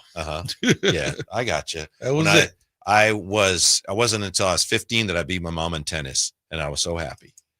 She was good. Yeah. And I only beat her because she's a little older than, and I was inadvertently hitting drop shots, you know, and she couldn't get to the net. It's like, yeah, no, she was good. I would probably give my mom the business from the beginning. Yeah. I wouldn't even let her win in a game of horse. Yeah. I tried to beat my mom, but it took me a long time. Some interesting thoughts here on the text line about the Kings. Here's what we have. What do you think of these ideas, Henry? Trade DeMar for Cole Anthony, one of their big, solid, hard-nosed defensive-minded point guard who can shoot the three. He's small. His name came up yesterday. Yeah. Cole Anthony's a little on the small side. True. He can shoot. DeMar for Cole Anthony. Maybe. Like I said, it doesn't, push the needle for me. I knew yesterday Drapes was pretty high on Cole Anthony. I feel like he's a nice player that would be nice to have on your team. If that's the best I could get for tomorrow, I'd probably do that. But I don't feel like, if I have Cole Anthony, my point guard problems are over. That's what I'm saying. For me, I hate to discard Malik. I really do. I really hate saying that, or really acting like this guy don't even exist anymore. Mm-hmm. So who's going to start, Malik or Cole Anthony?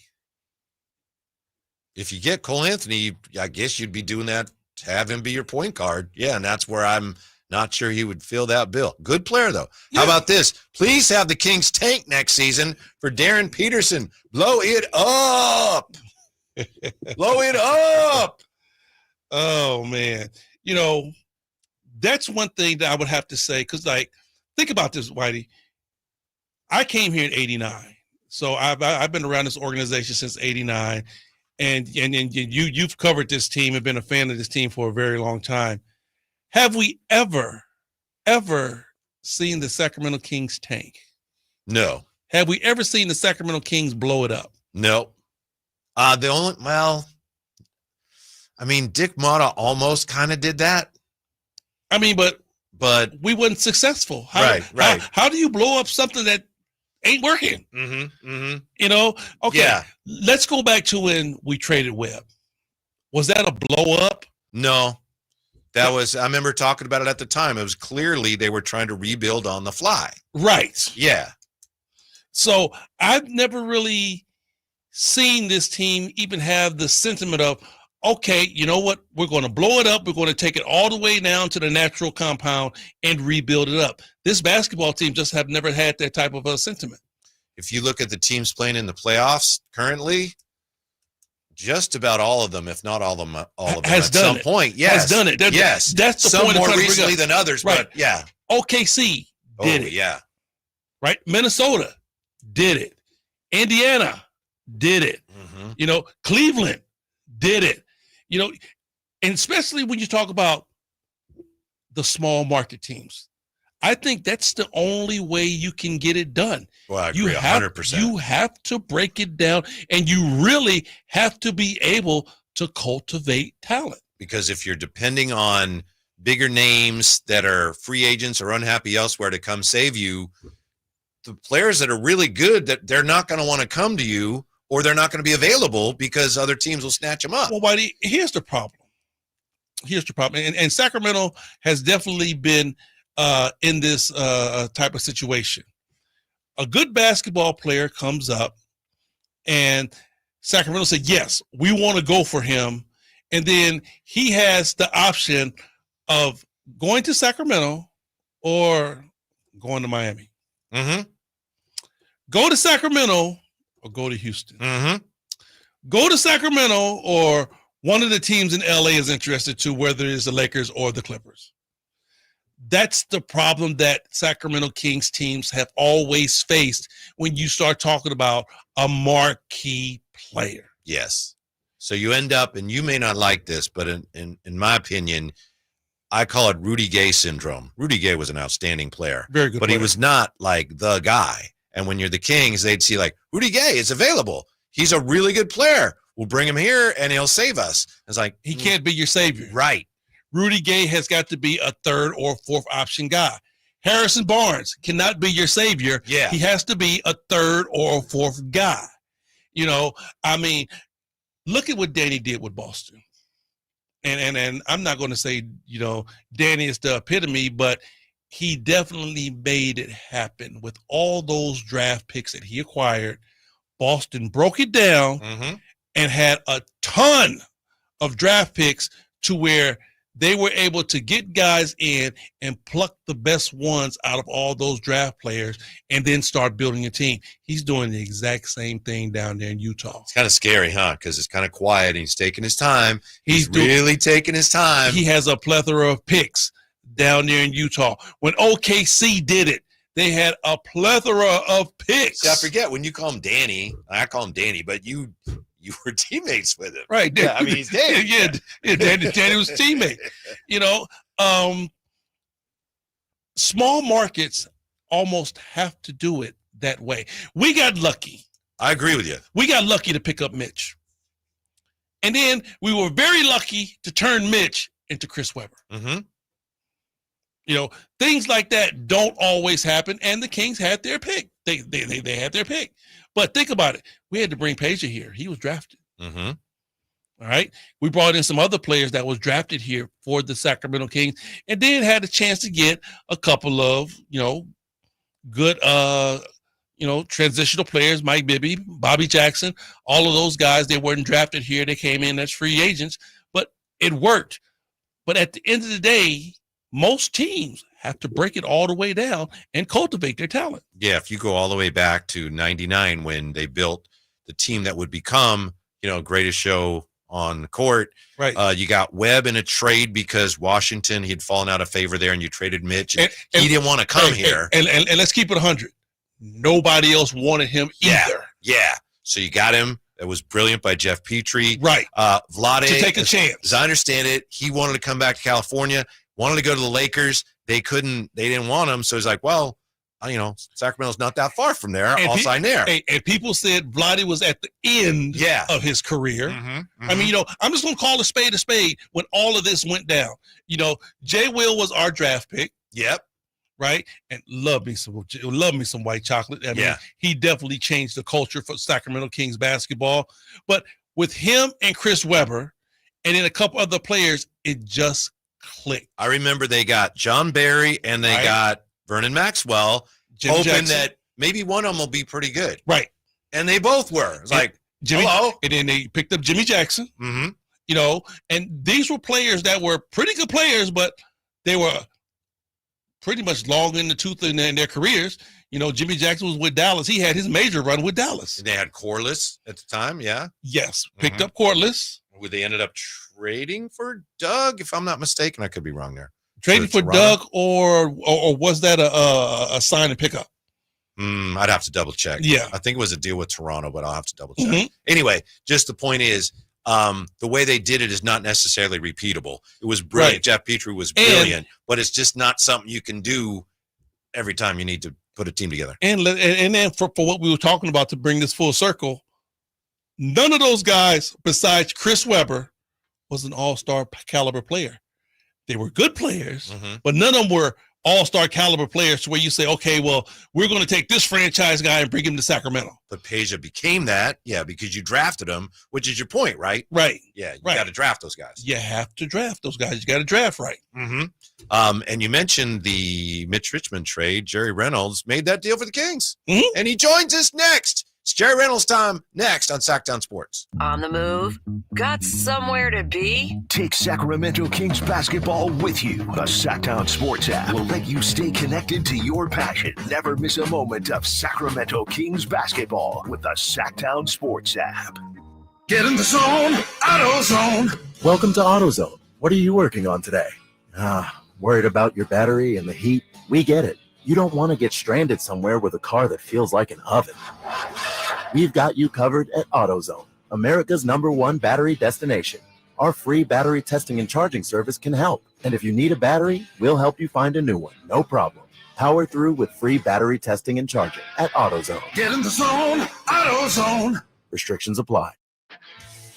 This is the story of the one. As a lineman, he does whatever it takes to keep the power on in his community. And he wants a partner like Grainger who does the same. Grainger offers the professional-grade products he needs, from voltage detectors to harnesses to hard hats, plus fast, dependable delivery, so he can rise to every challenge. Call 1-800-GRAINGER, click Grainger.com, or just stop by. Seems like a long time ago now that it's getting so hot outside, but when our old heater collapsed, with a heavy sigh this winter. We needed a new one in the worst way. Problem is, as you may know, if you've ever looked into, new HVAC system there, so many companies, how to choose. Somebody recommended we check out Lee's Air Plumbing and Heating at leesair.com. That was a good call. Lee's Air Plumbing and Heating. They were ready to come out the day we called because they understood, wow, you must be cold. Let us help you. So it comes down to this. Why choose Lee's? They offer a 100% satisfaction guarantee. They get 4.8 stars on Google. They've won awards for their service, and they've spent more than 40 years serving the Valley's HVAC, heating, and plumbing needs. And you can trust Lee's with installation and repair of your AC, furnace, water heater, plus residential and commercial plumbing repair, commercial HVAC services too. You can find out more at leesair.com. Check out their mission statement. It's all about serving customers and community. Check on their $99 HVAC tune-up service. Lee's Air Plumbing and Heating is the way to go. They took care of me when our heater collapsed over the winter, and they will take care of you. Lee's Air Plumbing and Heating, license number 635355.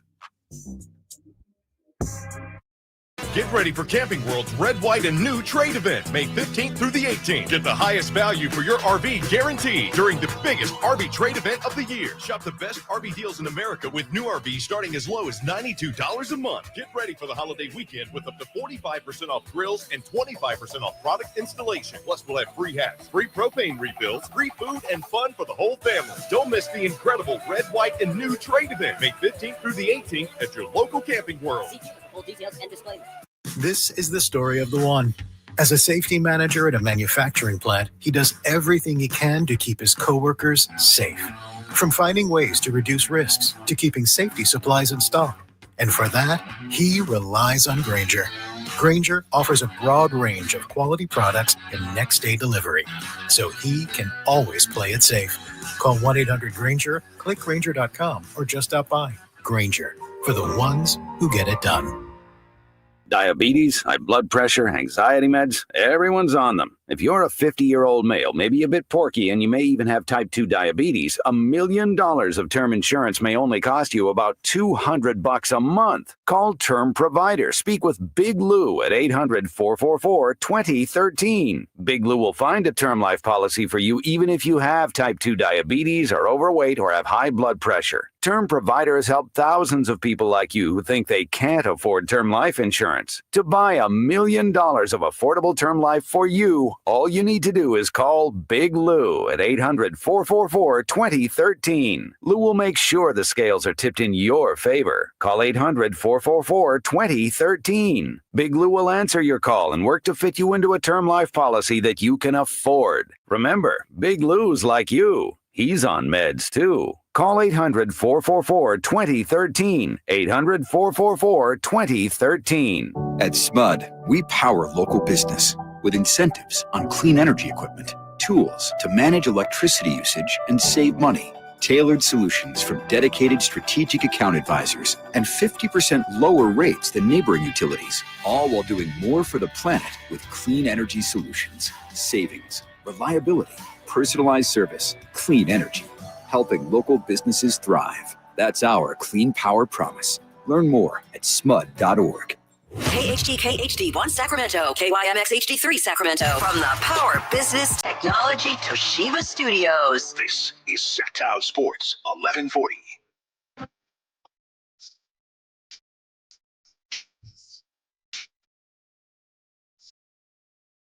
Your home for Kings basketball for over 25 seasons. Sacktown Sports.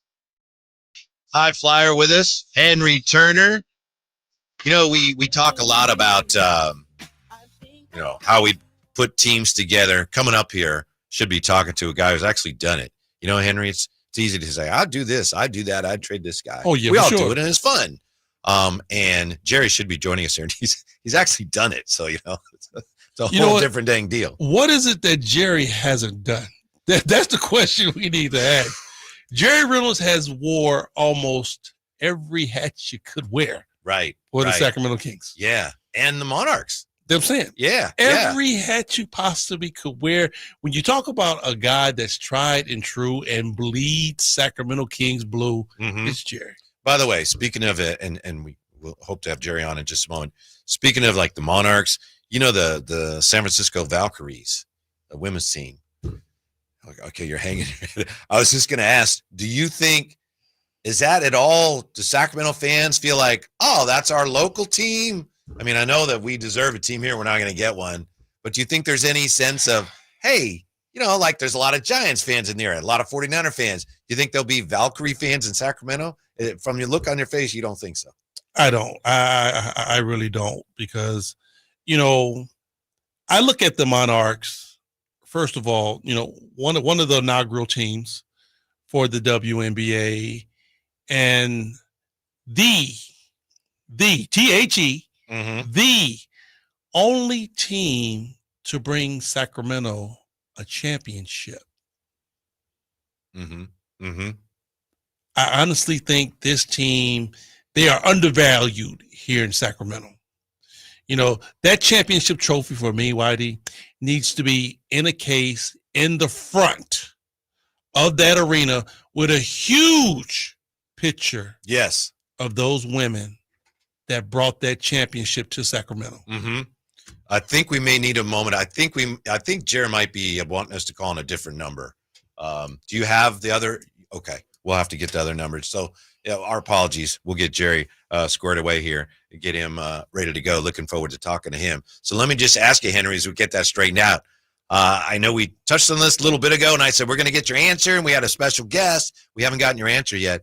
Where is Henry Turner on whether the Kings should be even kicking the tires on Ja or Zion? Woo! Both of those guys. You are talking about two franchise-changing players. When you talk about what they can do out there on the basketball floor, Ja Morant's a freak, bro. I mean, he is absolutely a freak. When he has everything technically going, a point guard. Technically a point guard, but pretty much unstoppable in today's NBA for what he does. So, but you have to deal with the total player. And Ja has a lot of baggage off the basketball floor. If we were just talking about Ja Morant, the basketball player, I'm like, oh, yeah, I'm all down for it. Right. But you got to talk about everything that comes along with him. It's kind of like the Draymond Green factor, without the championships. You have to bring on a lot with Ja Morant without the basketball. Now, when you talk about Zion Williamson, another guy. Zion's a freak of nature. At the 4, we've seen him tons and tons of times, and every time this dude has went up against the Sacramento Kings, he has killed us big time. He's another guy that I feel is, pretty much unstoppable at that 4 position.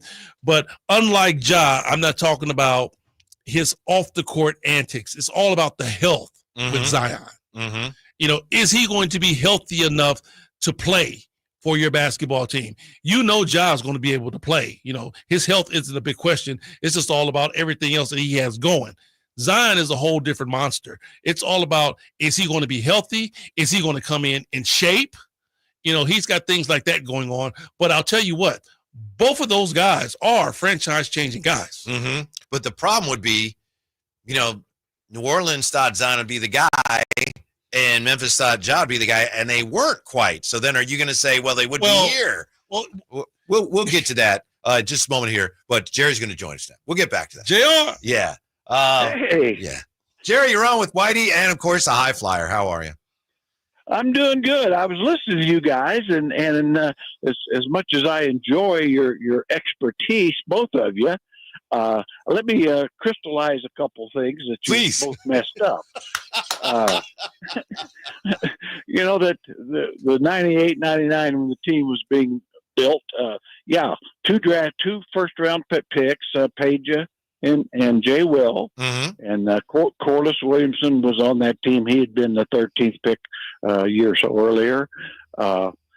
Olivia St. John, which became Tariq Abdul-Wahid. He'd been a draft pick, a later pick.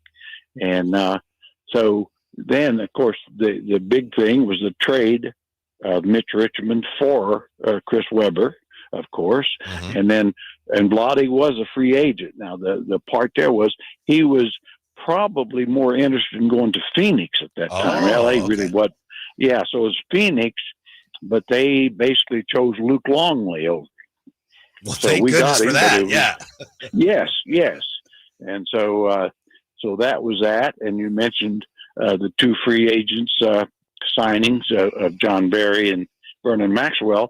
There was also a free agent pickup at the end of the year, Scott Pollard, which was very important. That was a big pickup. Mm-hmm.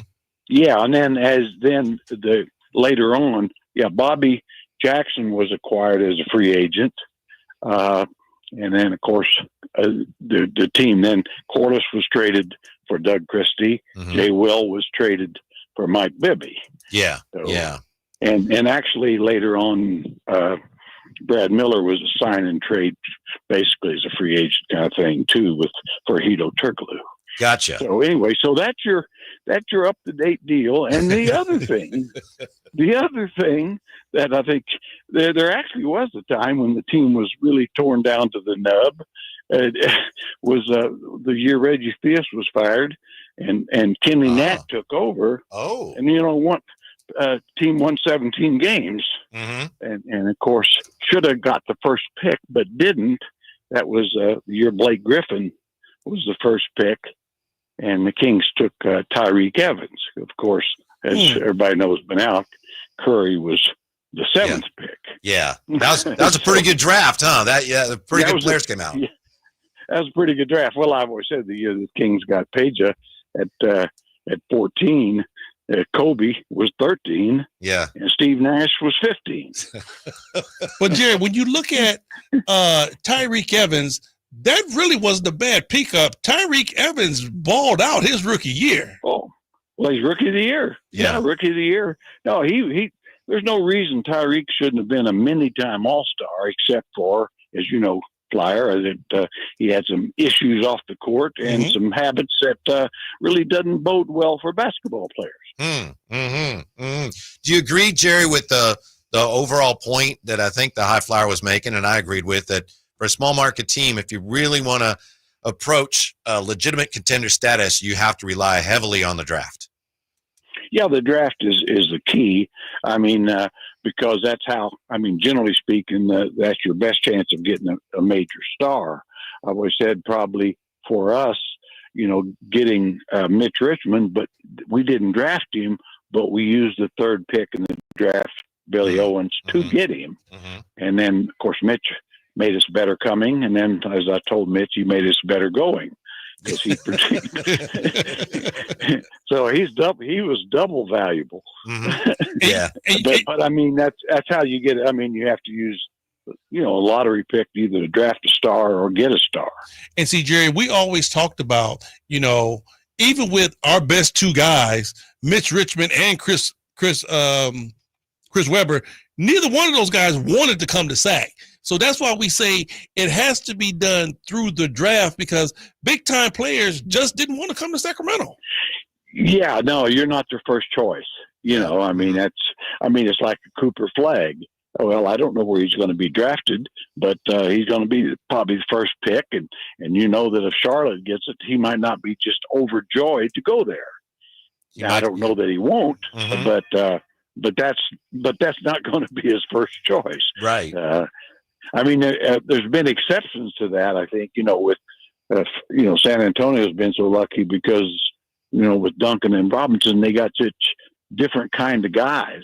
Yeah. That they were fine with the small market. It almost fit them better. But that's doesn't happen often. Yeah. Yeah. Coach, as long as you're taking us back down memory lane, which we appreciate, clearing up a few things.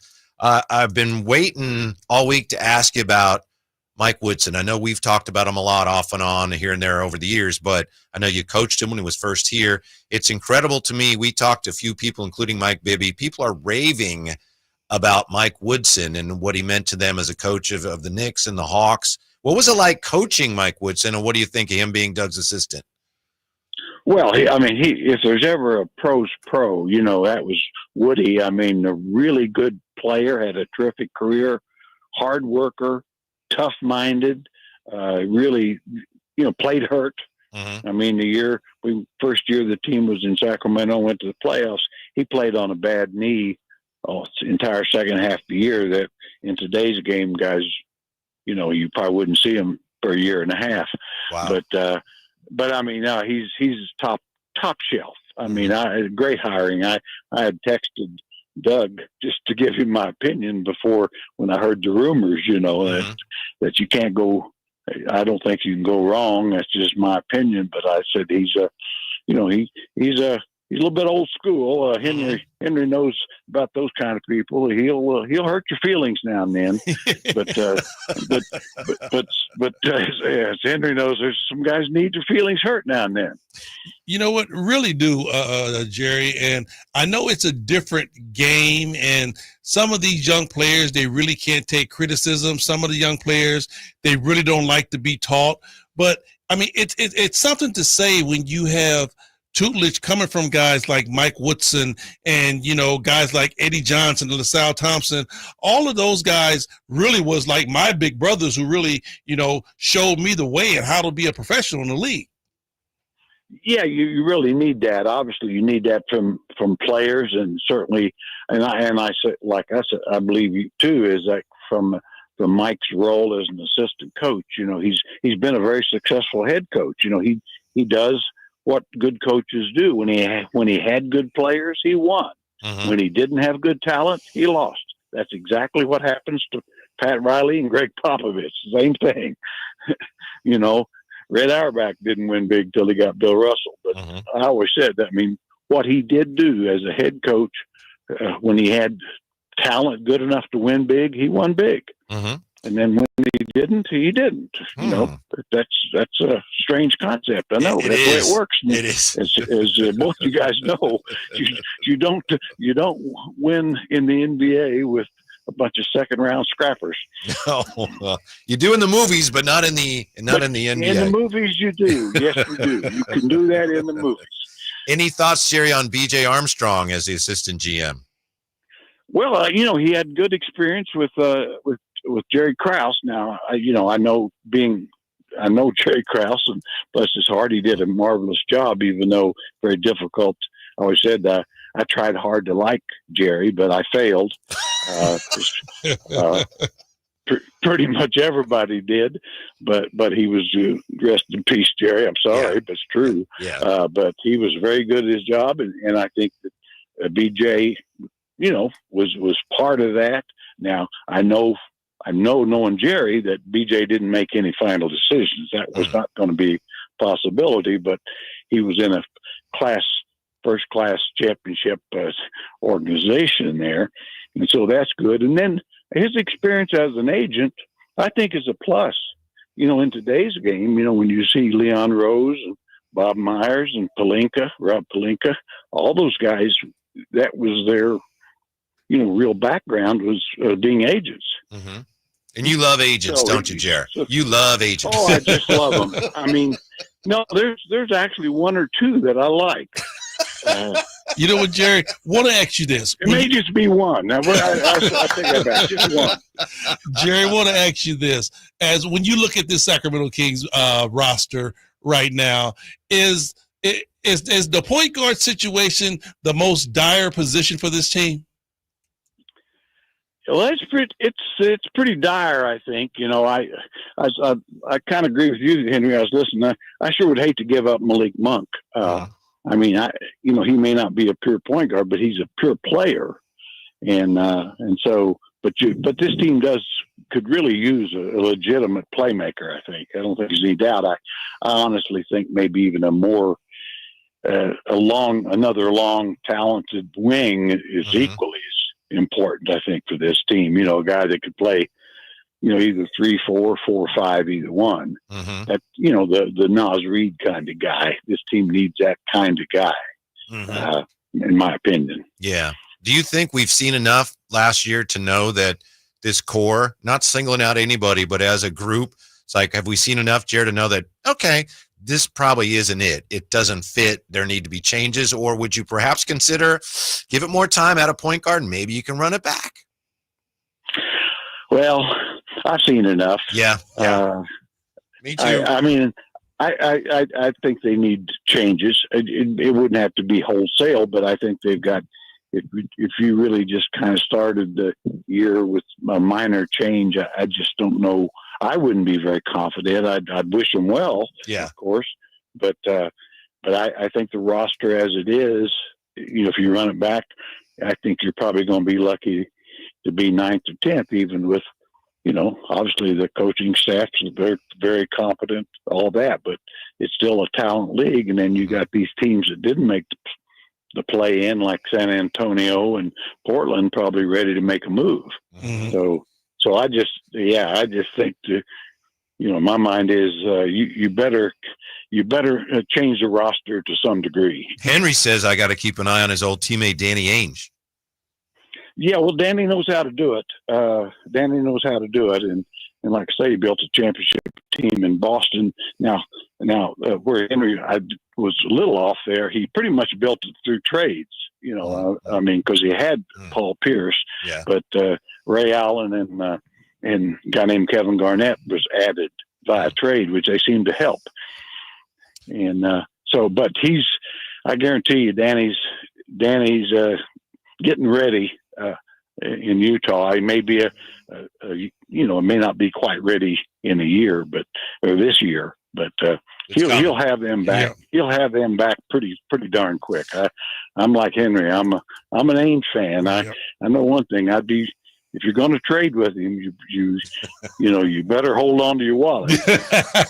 Jerry, I want to ask you this. We talked about the WNBA for a quick second, understanding that San Francisco has a team, and Whitey was asking me how I thought about that. It always puts a bad taste in my mouth because I really felt like the Monarchs really is very undervalued here in Sacramento. When you talk about a team that was the only team that brought us a championship, I think those girls' trophy need to be in the front of that arena with a big, huge banner of those guys, of those women pitchers. Well, I totally agree. I mean, of course, I was a general manager, and I really, really enjoyed my time with them, and had a couple of Hall of Fame players from that team, Yolanda Griffith in the Basketball Hall of Fame. I think Tisha Pinachero will be going, and so besides Olympians like Ruthie Bolton and all, and of course, so yeah, I agree with you. I mean, they drew well. People forget that. It was just one of those things where actually I know for a fact, because I was running the thing, that it lost money, but it was losing less money than any other team in the league. But the problem was the Maloofs couldn't afford to lose any money. And at that time, they were kind of bleeding money, and that's that was part of the old where they were shopping the team here, there, and everywhere, which just a sad take. But anyway, that was a little background on that. Like I say, the team wasn't profitable, but it's also true it was closer to being profitable than any other WNBA team at that time. Jerry, I know we're bouncing around here, but you watch a lot of basketball, and I'm just wondering, with these playoffs, have you ever seen anything like what's going on here? Last couple of games has been normalized, but home court advantage just does not mean what it used to mean. Do you have any idea why that is? I've always thought, even before this year, we're starting to see a little change. To me, it has to do with, the teams are familiar with the other team's arenas time you get to the playoffs. And then you've basically got the best officials that the league has, and that's, that may not be earth shattering, but they're relatively speaking. Yeah. Relatively speaking. But and they know they're being scrutinized, and so that takes away some of the the home court advantage where the fans can't quite intimidate officials because they know they're being scrutinized on every play.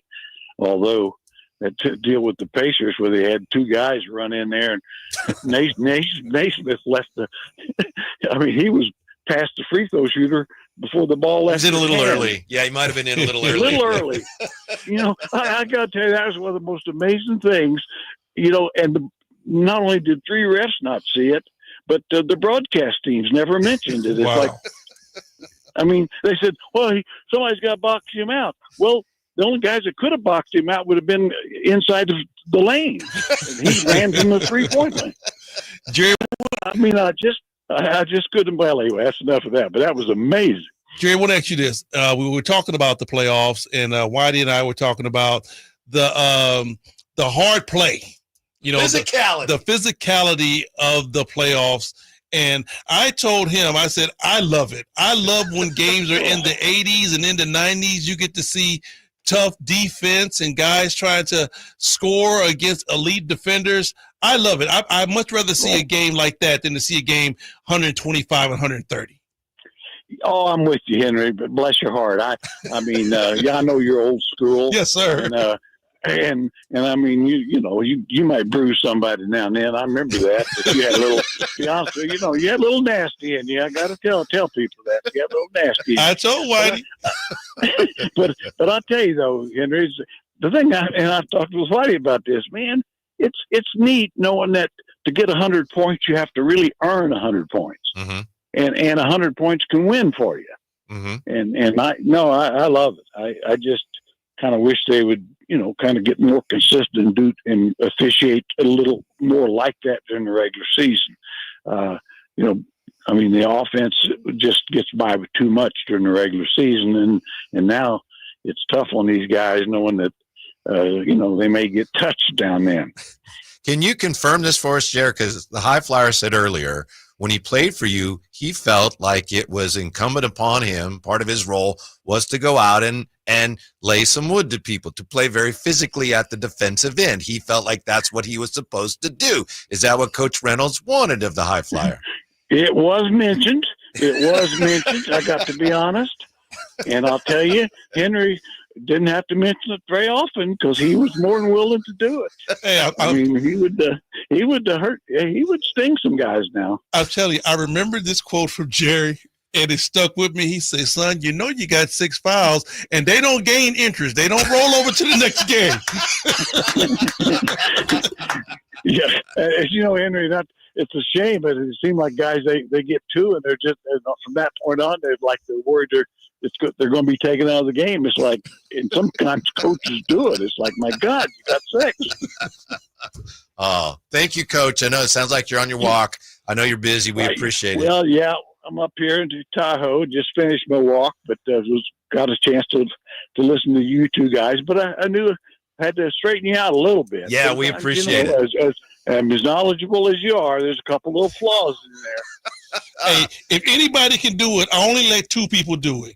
Jerry Reynolds and the G-Man. Okay, yes, absolutely. Okay. Yeah. All right. See you guys. See you, Jerry. Thank you. The one and only Jerry Reynolds. So it's confirmed. Yeah, thanks, Jerry. It is confirmed. Your job was to go in and, what do you say, sting some people? Yeah, lay a little wood, man. I mean, because I wasn't a starter, all right? And, and I could score the basketball, but at that particular point, it wasn't one of those things to where I needed to score. It was like, you are a very good defensive player. And I'm telling you, Jerry told me that. Those was his words verbatim. I don't know if I've heard that one before. He said, you have 6 fouls, son. He said, you could use all 6 of them because they don't overlap into the next game. We got 3 big NBA playoff questions. Can the Highflyer answer them? Can you? We find out next on Sacktown Sports. Carmichael Dave here for my good friends at American Energy. As a native Sacramentan, I can tell you, not that you need to know, that it might be nice right now, but turn the corner and oh my God, it's so hot. Yeah, summer is coming. And my friends at American Energy want to make sure you are dialed with your AC unit. So how about this? Half off tune-up right now. It's a special going on, just $24.50 to get your air conditioner tuned up. A free diagnostic. And oh, by the way, if you need a new AC unit, up to $3,500 in rebates on qualifying system installations. That's right. They've been serving the greater Sacramento area since 1981. A+ with the Better Business Bureau. Give them a call, 916-520-9990. That's 916-520-9990. Here's the song. Call 916-520-9990 now. Whitey here for Napoleon Grills, reminding you that when buying a new grill, every detail matters. While supplies last, you'll receive a $149 gift with purchase on every new Napoleon Prestige stainless steel grill.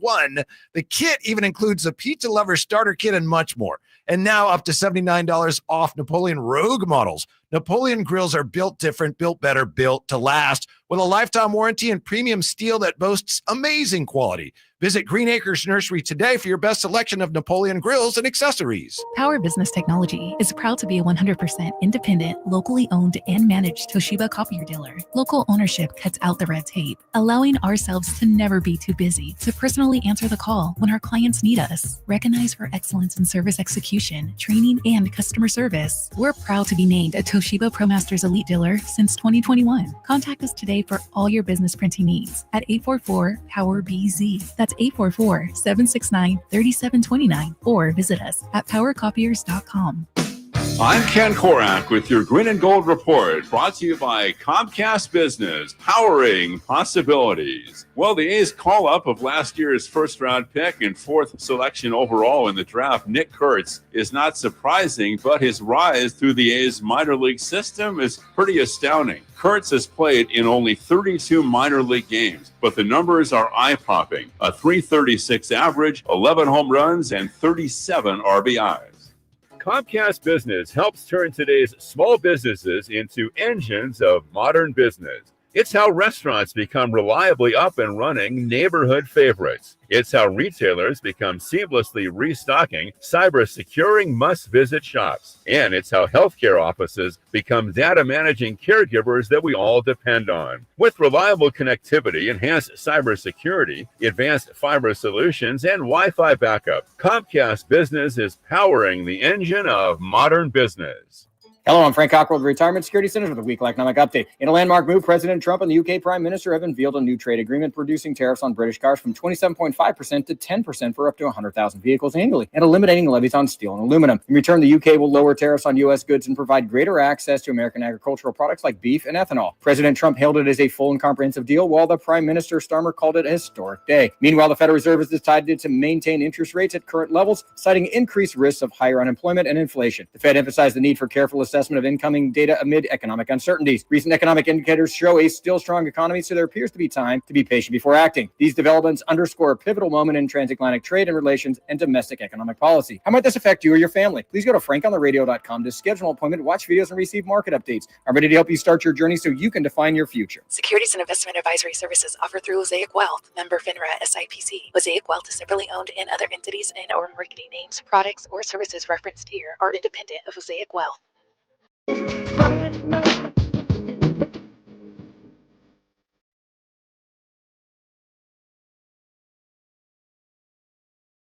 Live and local, it's the Drive Guys. Watch the show on youtube.com/Sacktown Sports 1140. Or listen on the Sacktown Sports app. Hanging with the Highflyer on a Friday. Bring back like memories. Yeah. Hanging with the Highflyer. Hanging with the Highflyer. That meant to start me a podcast off of that right You there. should. I can't believe you don't have one already. Hanging with the Highflyer. All the people you could have on there. We're just talking, after we talked to Jerry, we're talking about all the old Kings teams with the Highflyer, and he said, "Oh, Rodney McRae was my best friend," and talking about all the Harold Presley, of course, and Rob was my vet. Rob was my vet. Yeah, love Rodney McRae. Harold, HP was a character, man.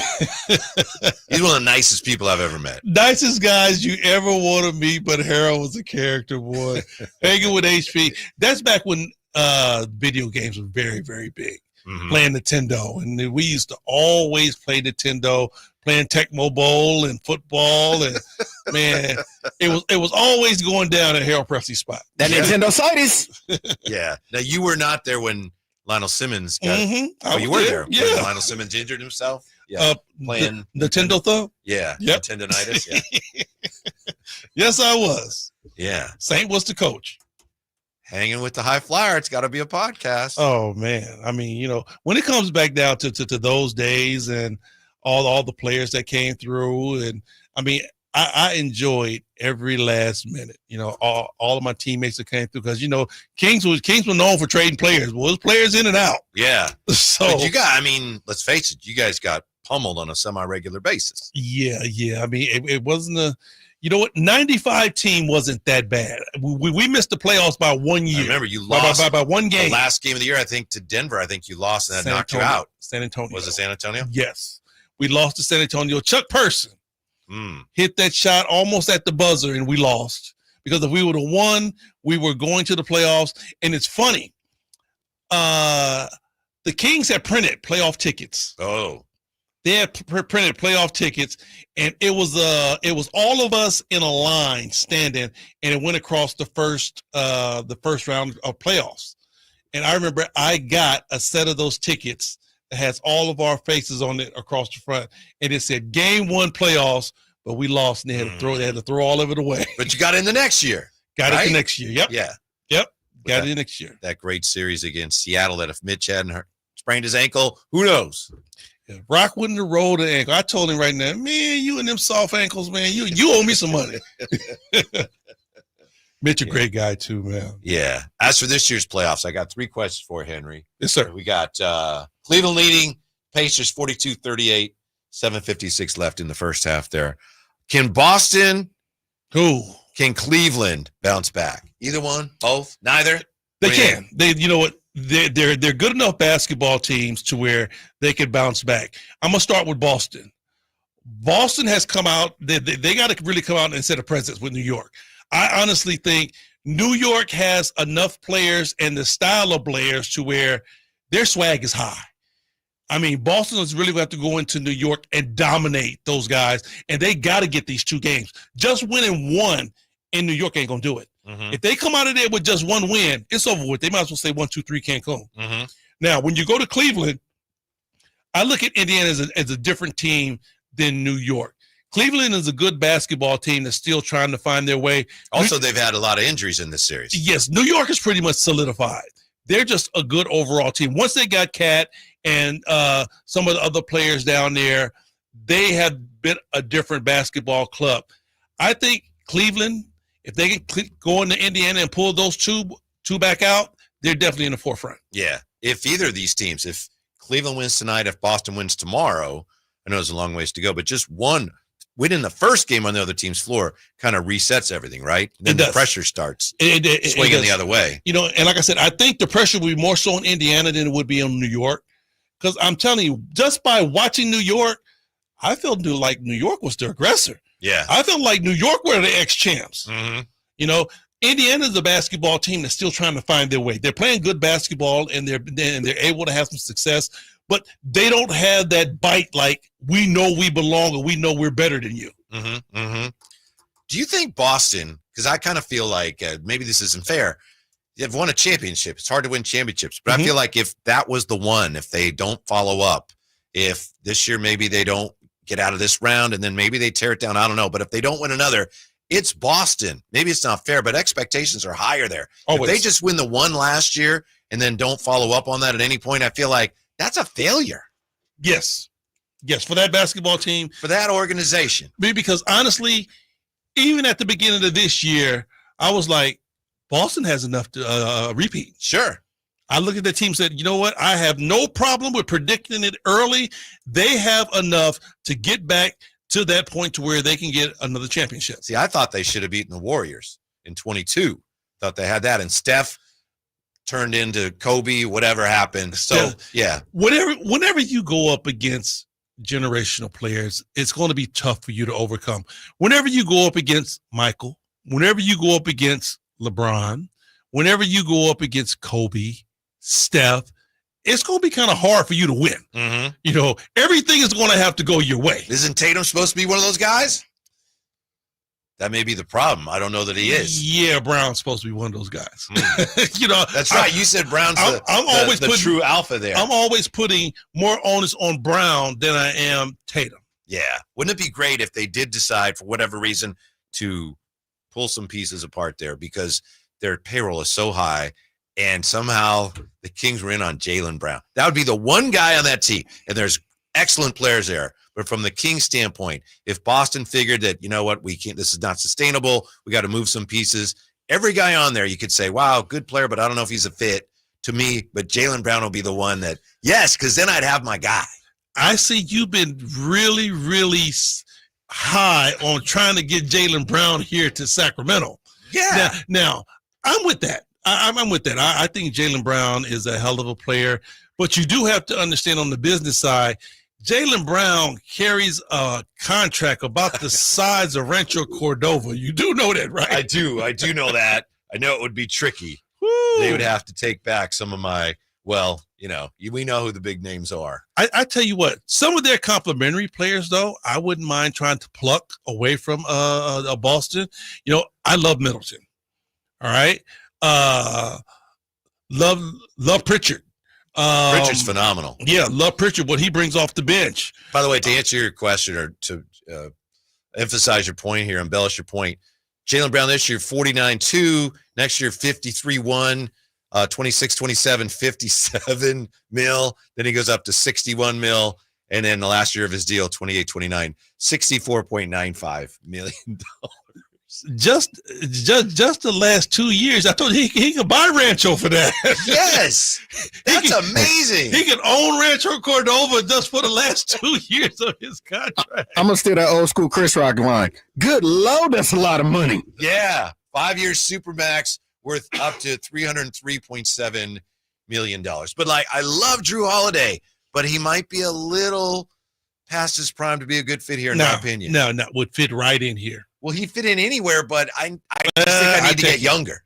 They do, but I'll take him. Mm-hmm. I love him. I would definitely take him.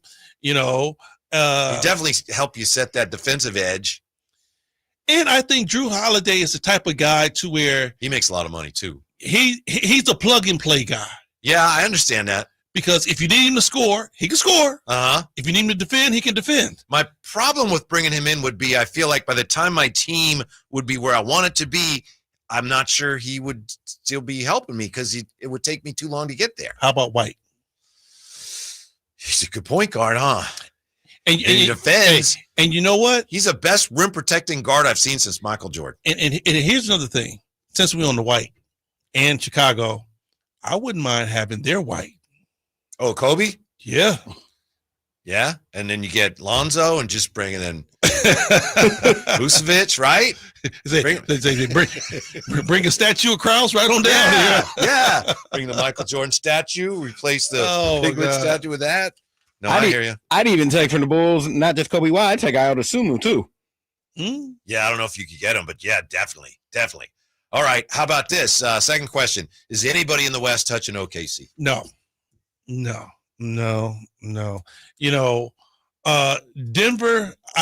I love the Denver Nuggets team. And I like what Jokic does.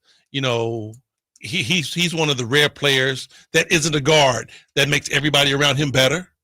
But still, what OKC did to Denver really showed me their dominance because Denver comes in basically as the veteran team.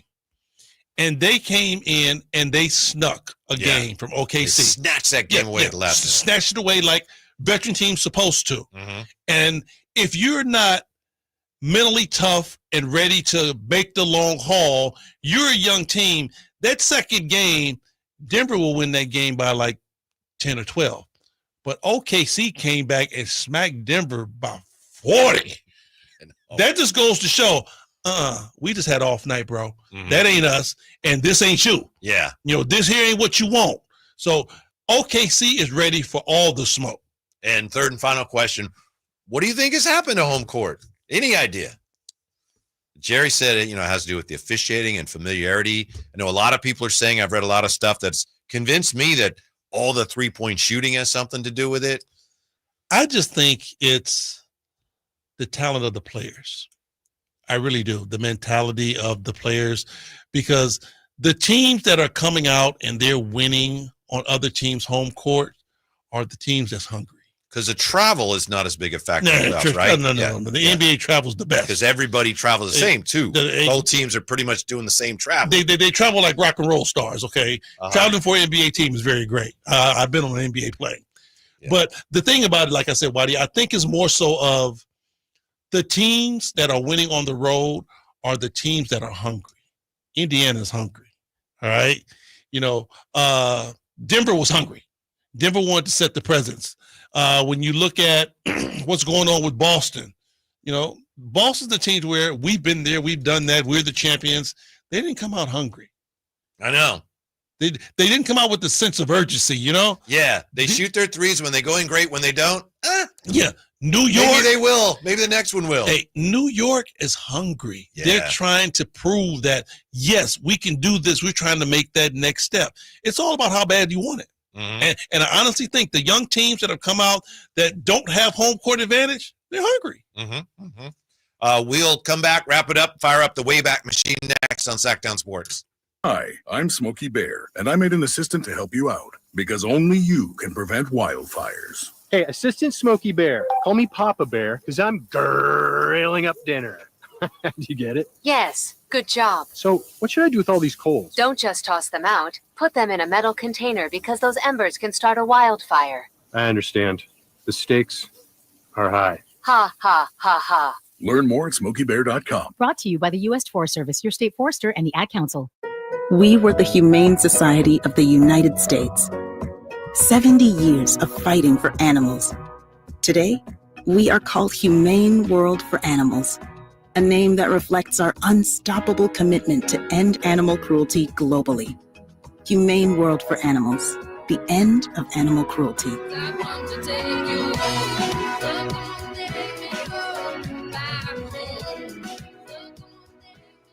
Get ready for Camping World's Red, White, and New Trade Event, May 15th through the 18th. Get the highest value for your RV guaranteed during the biggest RV trade event of the year. Shop the best RV deals in America with new RVs starting as low as $92 a month. Get ready for the holiday weekend with up to 45% off grills and 25% off product installation. Plus, we'll have free hats, free propane refills, free food, and fun for the whole family. Don't miss the incredible Red, White, and New Trade Event, May 15th through the 18th at your local Camping World. See for full details and disclaimer. Gain a global perspective and specialized skills that many of today's top employers are seeking with an MBA from University of Maryland Global Campus. Study online and complete your degree in just 16 months for about $21K. Choose from MBA specializations in global business, marketing, HR, finance, and more. Classes start May 14th. Apply now and save with no application fee. Learn more at umgc.edu. Certified to operate in Virginia by Chef. Ralph Barbosa. I just don't like going to church, man. I don't like the people there. Like, if those are the people that are going to be hanging out in heaven, I just go to hell. Renee Vaca. I'm Mexican, though, man. Stereotypical Mexican. When Donald Trump called us drug dealers, though, all right, he got his ass. The Butterfly Effect Tour, Friday, May 23rd. The venue at Thunder Valley. For tickets, visit ThunderValleyResort.com. Don't miss Ralph Barbosa and Renee Vaca.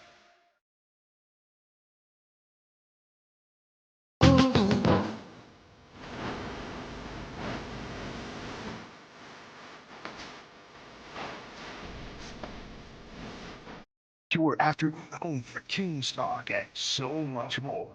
The Drive Guys on Sacktown Sports. I want to take a moment here. We still got some pizza left in the box, obviously, but thank you for being with us.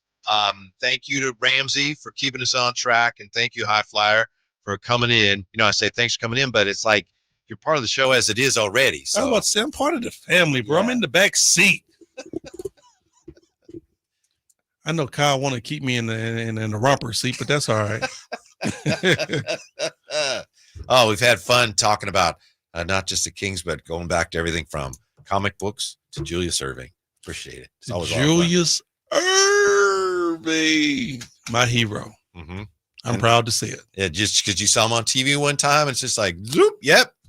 Man, I mean, that's all I wanted to be. I mean, if I go back, I remember when I was very young, of course, you know, I was a speed racer fan, so every young kid wanted to be, you know, a race car driver. Uh-huh.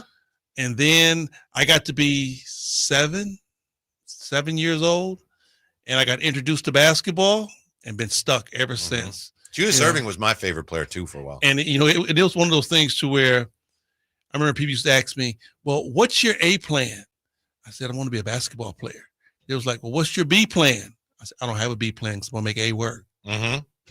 It's funny. I remember FP Santangelo. I used to work with him here. And I remember him telling the story of, was it high school or somewhere? There was a teacher. It's like, what are you going to do? You need to do this. What are you going to do for a living? He said, I'm going to play baseball. And I think she said, no, you're not. And yeah. And he did. I mean, and my thing was, it's like, people would always ask me, say, what's your B plan? I don't have a B plan. Mm-hmm. I'm like, because my mindset was, I'm going to bust my butt to where I'm going to make this work. Mm-hmm. And, just by the grace of God, it did. But that was always my mindset. Mm-hmm. I'm going to be a basketball player. Mm-hmm. What's your favorite basketball memory of you as a player when you played? Me as a player? Yeah. Ooh. And you start talking all the way with my professional career, just all the way through. Your number one could be anything. Could be making a bank shot in 6th grade, for all I know. Okay. My number one probably was when I went to Spain right after I played in the NBA. Right after I left the Kings, I went to Spain and I played in Madrid. And Did you ever play against Harold over there? Of course. Okay. Yeah. At that particular time, Harold was there. At that particular time, Barcelona was the number one team. And it was right before All-Star weekend, and we played Barcelona, and I came out and I gave Barcelona 55. 55, twin nickels. 55. And inside, outside. And really that week, and it's funny, you mentioned Harold Presley because he played on Juventus, and they were a pretty good basketball club. I think they won a championship. Yeah, they just came off a championship. Yeah. And that week, I played against Sabonis' dad. Wow. I gave them 49. I gave Barcelona 55. And I gave Harold Presley them 52. Wow. That was all in 1 week. Made the all-star team. Uh-huh. Was a jump shot fall and you just get in the basket? Everything was transition? Falling. Everything was falling. Jump shot, threes, dunks to the basket. I was just on a heater that whole week. Wow, yeah. But the 55 is what you remember most? 55. Oh, but it was against Barcelona, the number one team. Mm-hmm. And we beat them in our building. Yeah. Who was it? Somebody, we were at the arena and we're getting ready. We were just finishing up, and I think you'd come on with this. And then you saw somebody, former player that had played over, was it Tim Kempton or somebody? Yeah, Tim. Okay. Because he played over there too? Tim played in Turkey. Because I remember you were like, oh, yeah. And you guys were very close because you played in Europe together. Yeah, Tim played in Turkey. Uh-huh. And I played for the number one team, a friend of Bache, and Tim played for our nemesis. Our number one hated team was Galatasaray. Uh-huh. And he played for them. Uh-huh. Him and Corey Gaines. Oh, really? Yeah. All right. Speaking of games, are you ready to take on Ramsey in the Whitey's Wayback Machine quiz? You know what? I listen to y'all do it all the time, but I'll take him on. I'm not too good at it, but come on, dog. We go head to head. I'm with it. All right. The Highflyer making his debut against Ramsey, Whitey's Wayback Machine quiz, brought to you by Lee's Air Plumbing and Heating. So since he hasn't played, Ramsey, can Henry go first? That'd be all right with you? Okay. Here's everything is based on stuff that happened on this date or is about events related to things that happened on this date. Pardon me. So you give me the year you want, Henry. 87, 93, 95, 2010, 2015, and 2016. We got basketball in there. There's some I think it's pretty much basketball and baseball. Okay, let's go 95. 1995. This is one of those closest to. So you guys are guessing a number. Do you want him to guess first and then you can go one more or less, or do you want to go first? I'll go. Okay. This day, 1995, Cleveland, they tie a record by scoring how many runs in a win over the Twins? How many runs before they make their first out? How many runs they scored before they make an out? Cleveland on this date in 95. At the time, they were the Cleveland Indians. Let's say 7. 7? What do you say, Ramsey? 8. The answer is 8. Ramsey gets the point. You're very close. 8. Oh. You were very close. Ramsey, you're terrible. Yeah. All right, Ramsey. 87, 93, 2010, 2015, 2016. 80. You said, what was 87? 87 is right. Yeah. Let's go 87. All right, it's multiple choice. Who becomes the first to hit switch hit home runs, one from each side of the plate, in 2 consecutive games? This date, 1987. Eddie Murray, Chili Davis, or Ted Simmons? Eddie Murray. Eddie Murray is right. He's got 2. He's playing well. It's all right, Highflyer. You got plenty of time. He read a whole lot of USA Today. I know what it is. No, I that one I know because I love baseball, and Eddie Murray was the best switch hitting home run hitter of all time. I got to tell you, USA Today's sports page was phenomenal. Wasn't it? Yes. It was the the red section. I mean, you lived for it, didn't you? Yes. All right, Flyer, 1993, 2010, 2015, or 2016? Let's go with 2016. 2016. It's another one of these number ones. So you want to go first? You want him to go first? I'll go first. All right. This day, 2016, Steph Curry returns from a knee sprain to score a record how many points in overtime, leading the Warriors to a 3-1 series lead over Portland. 2016 was the year they would go to the finals and lose on this date. Steph Curry, knee sprain, comes back, scores a record how many points in overtime, leading the Warriors to a win and a 3-1 series lead over Portland. Let's say 42. No. It's in overtime, not the whole game. Oh, okay. It's in overtime. I wasn't clear on 12. 12. What do you think, Ramsey? 13. It was 17. Yeah. Hey, man, you better stop picking around my numbers, man. What you doing, man? I had in my mind. I knew it was 17 because he went off that game. Yeah, he's up 3-0, but you're still not out of it, Henry. You don't have any more margin for error, but you're still not out of That's it. all right. Yeah. So, Ramsey, 1993, 2010, 2015 for the win. 2010. 2010. I think he's going to get this one, but we'll find out. This day, 2010, Dallas Braden of the A's throws a Mother's Day perfect game against what team? Tampa Bay Rays. Tampa Bay Rays is right, and Ramsey is the winner today. You know he a baseball guy. Boo. Congratulations.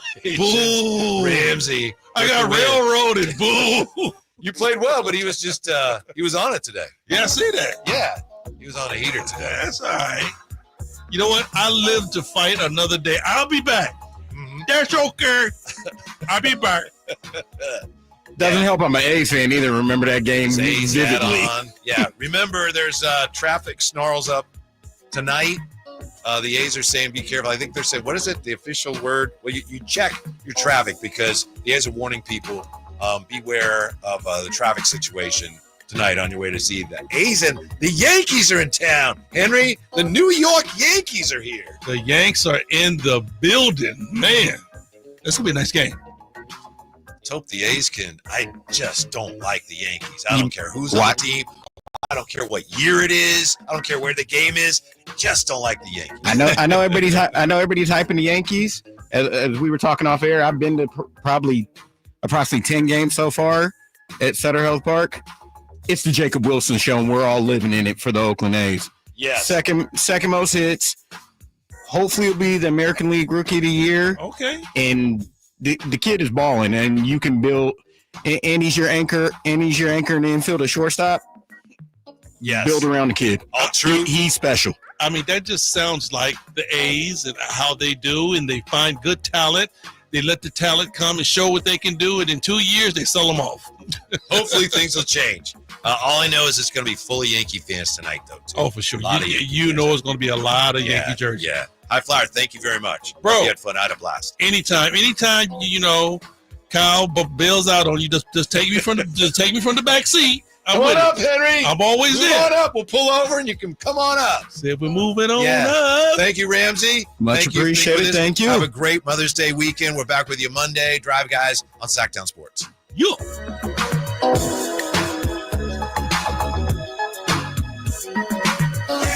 Online, easy way to get life insurance in 10 minutes. Ethos has rates that you can afford, like a $500,000 policy for a 40-year-old male starting at $1 a day or $30 a month with a few health questions and no medical exam. Get your free quote right now at checkethos.com. That's checkethos.com. Not available in all states. Rates do vary. If you're 55 and up, T-Mobile